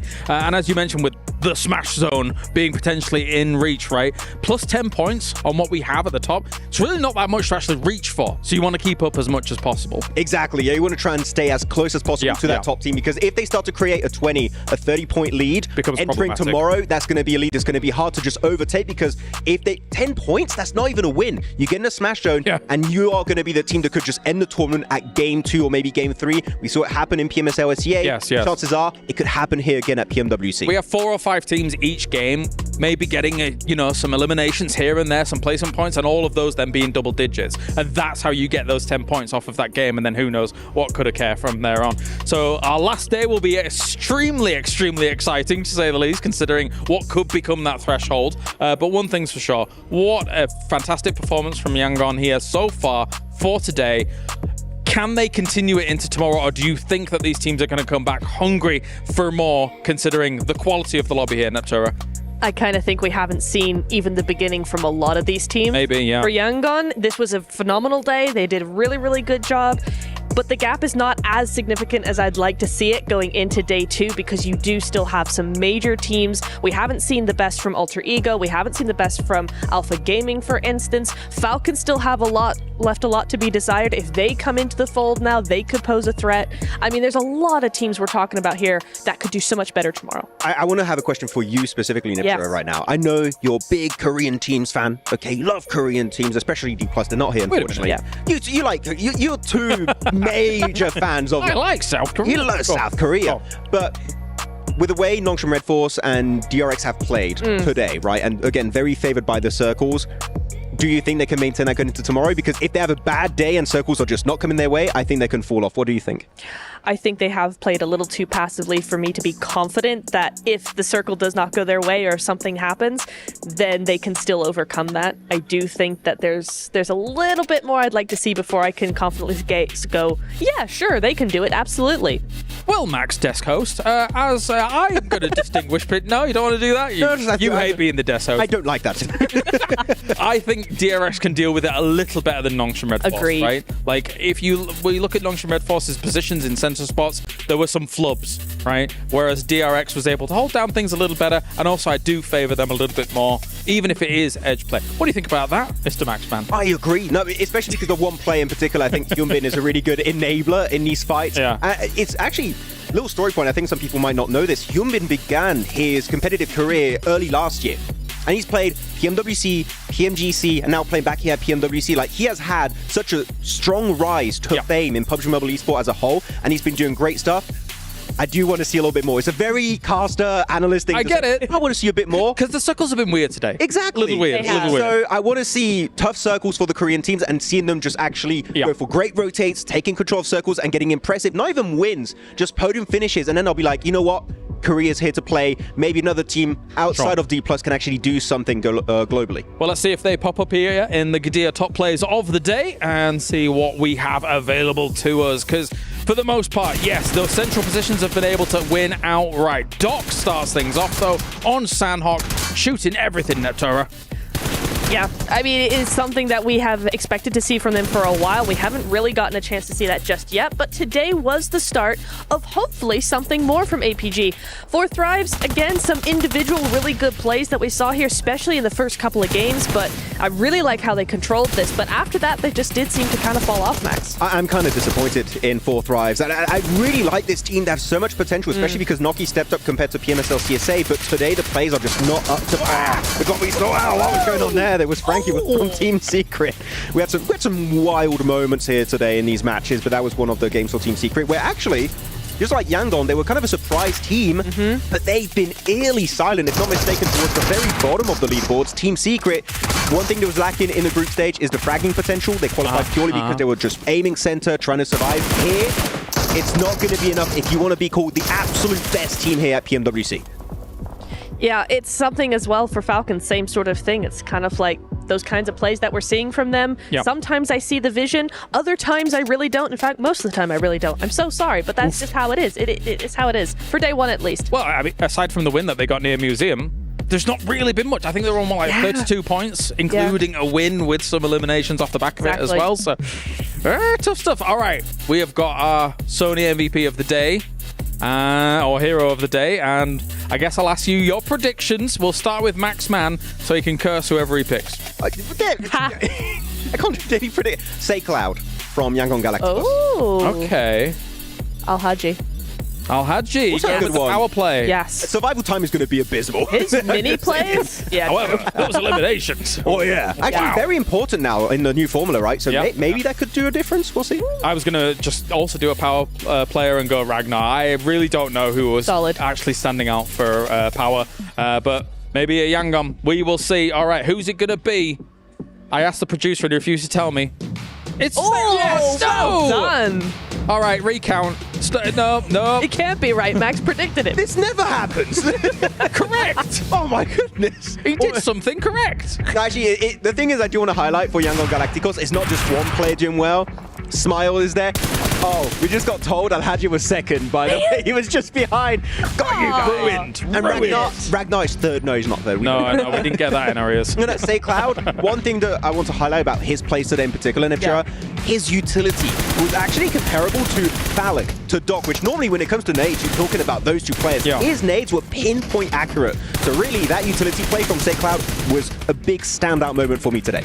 Yeah, and when you talk about utility, right, there's such a controlling aspect. So those initial nades, those initial knocks are doing everything to clear the space, make way for his team. So he is the hero of the day, not only in his own eliminations, but also in what he can do for the team.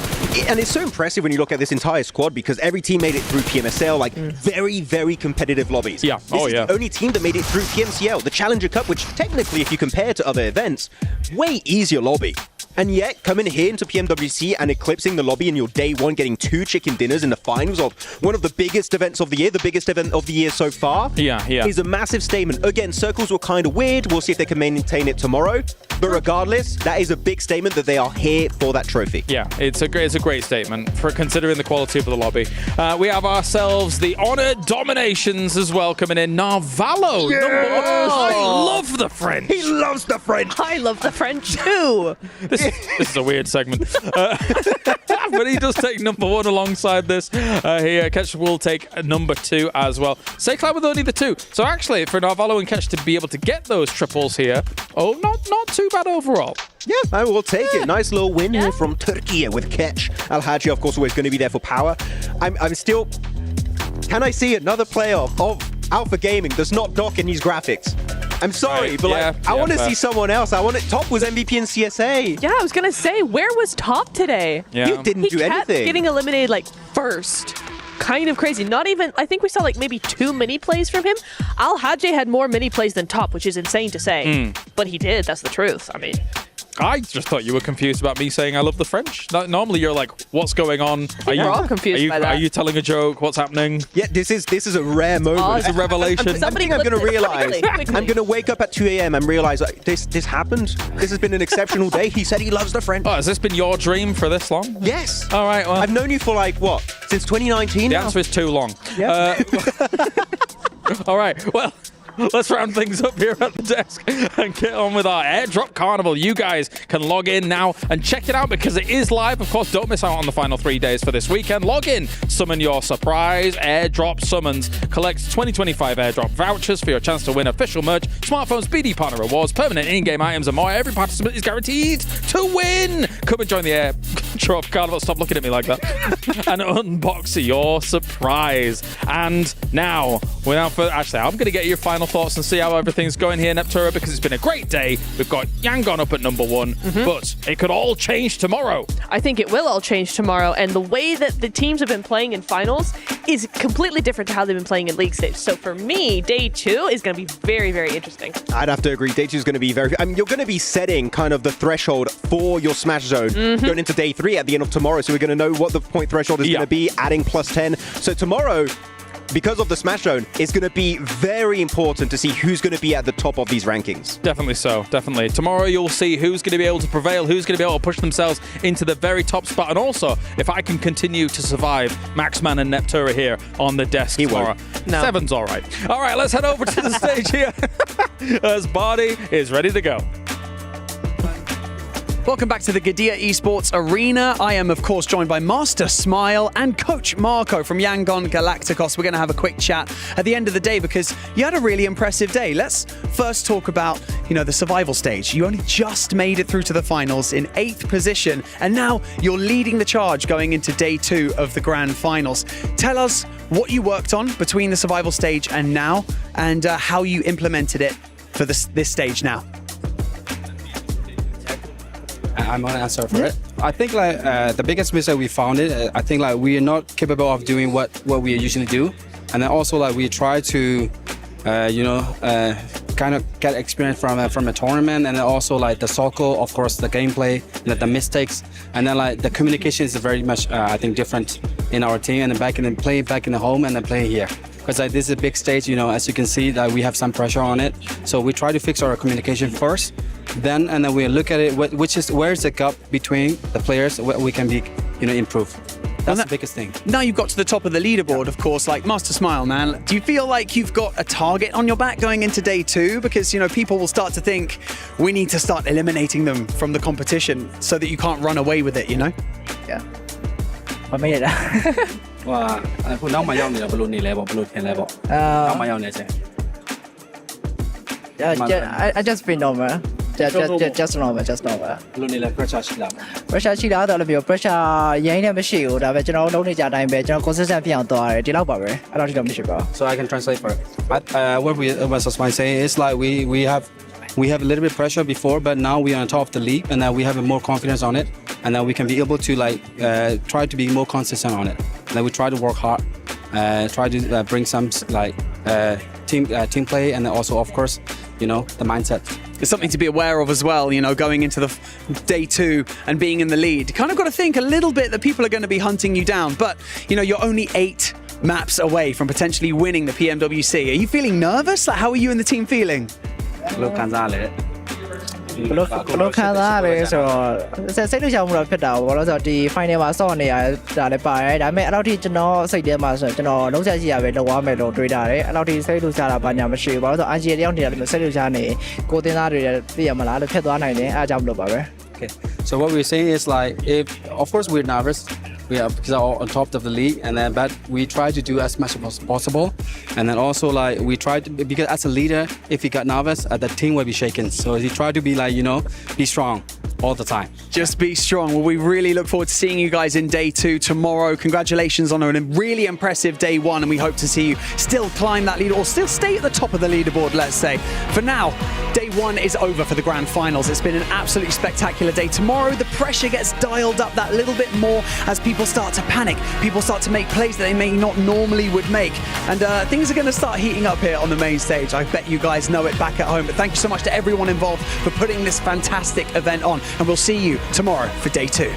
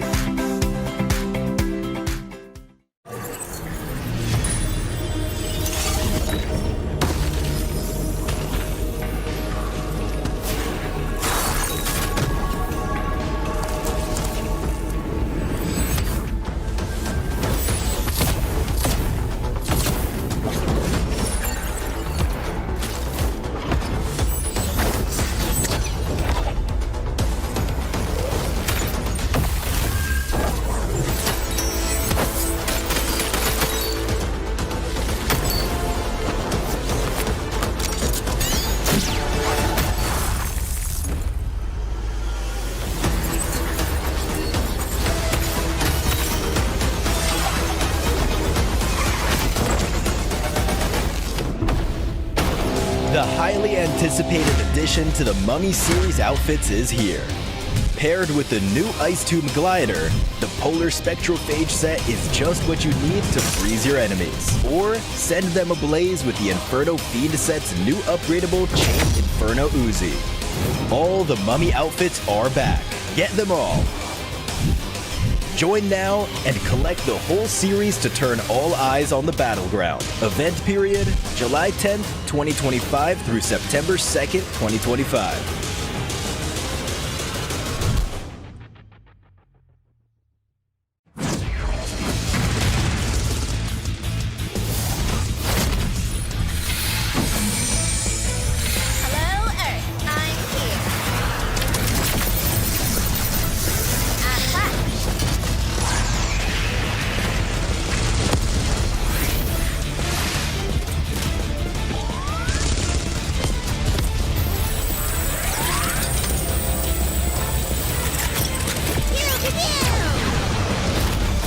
New Pulsar Legionnaire available now. First outfit with special head animations and voice lines. The Pulsar Legionnaire set comes with its own super cute voice lines that can be toggled on or off.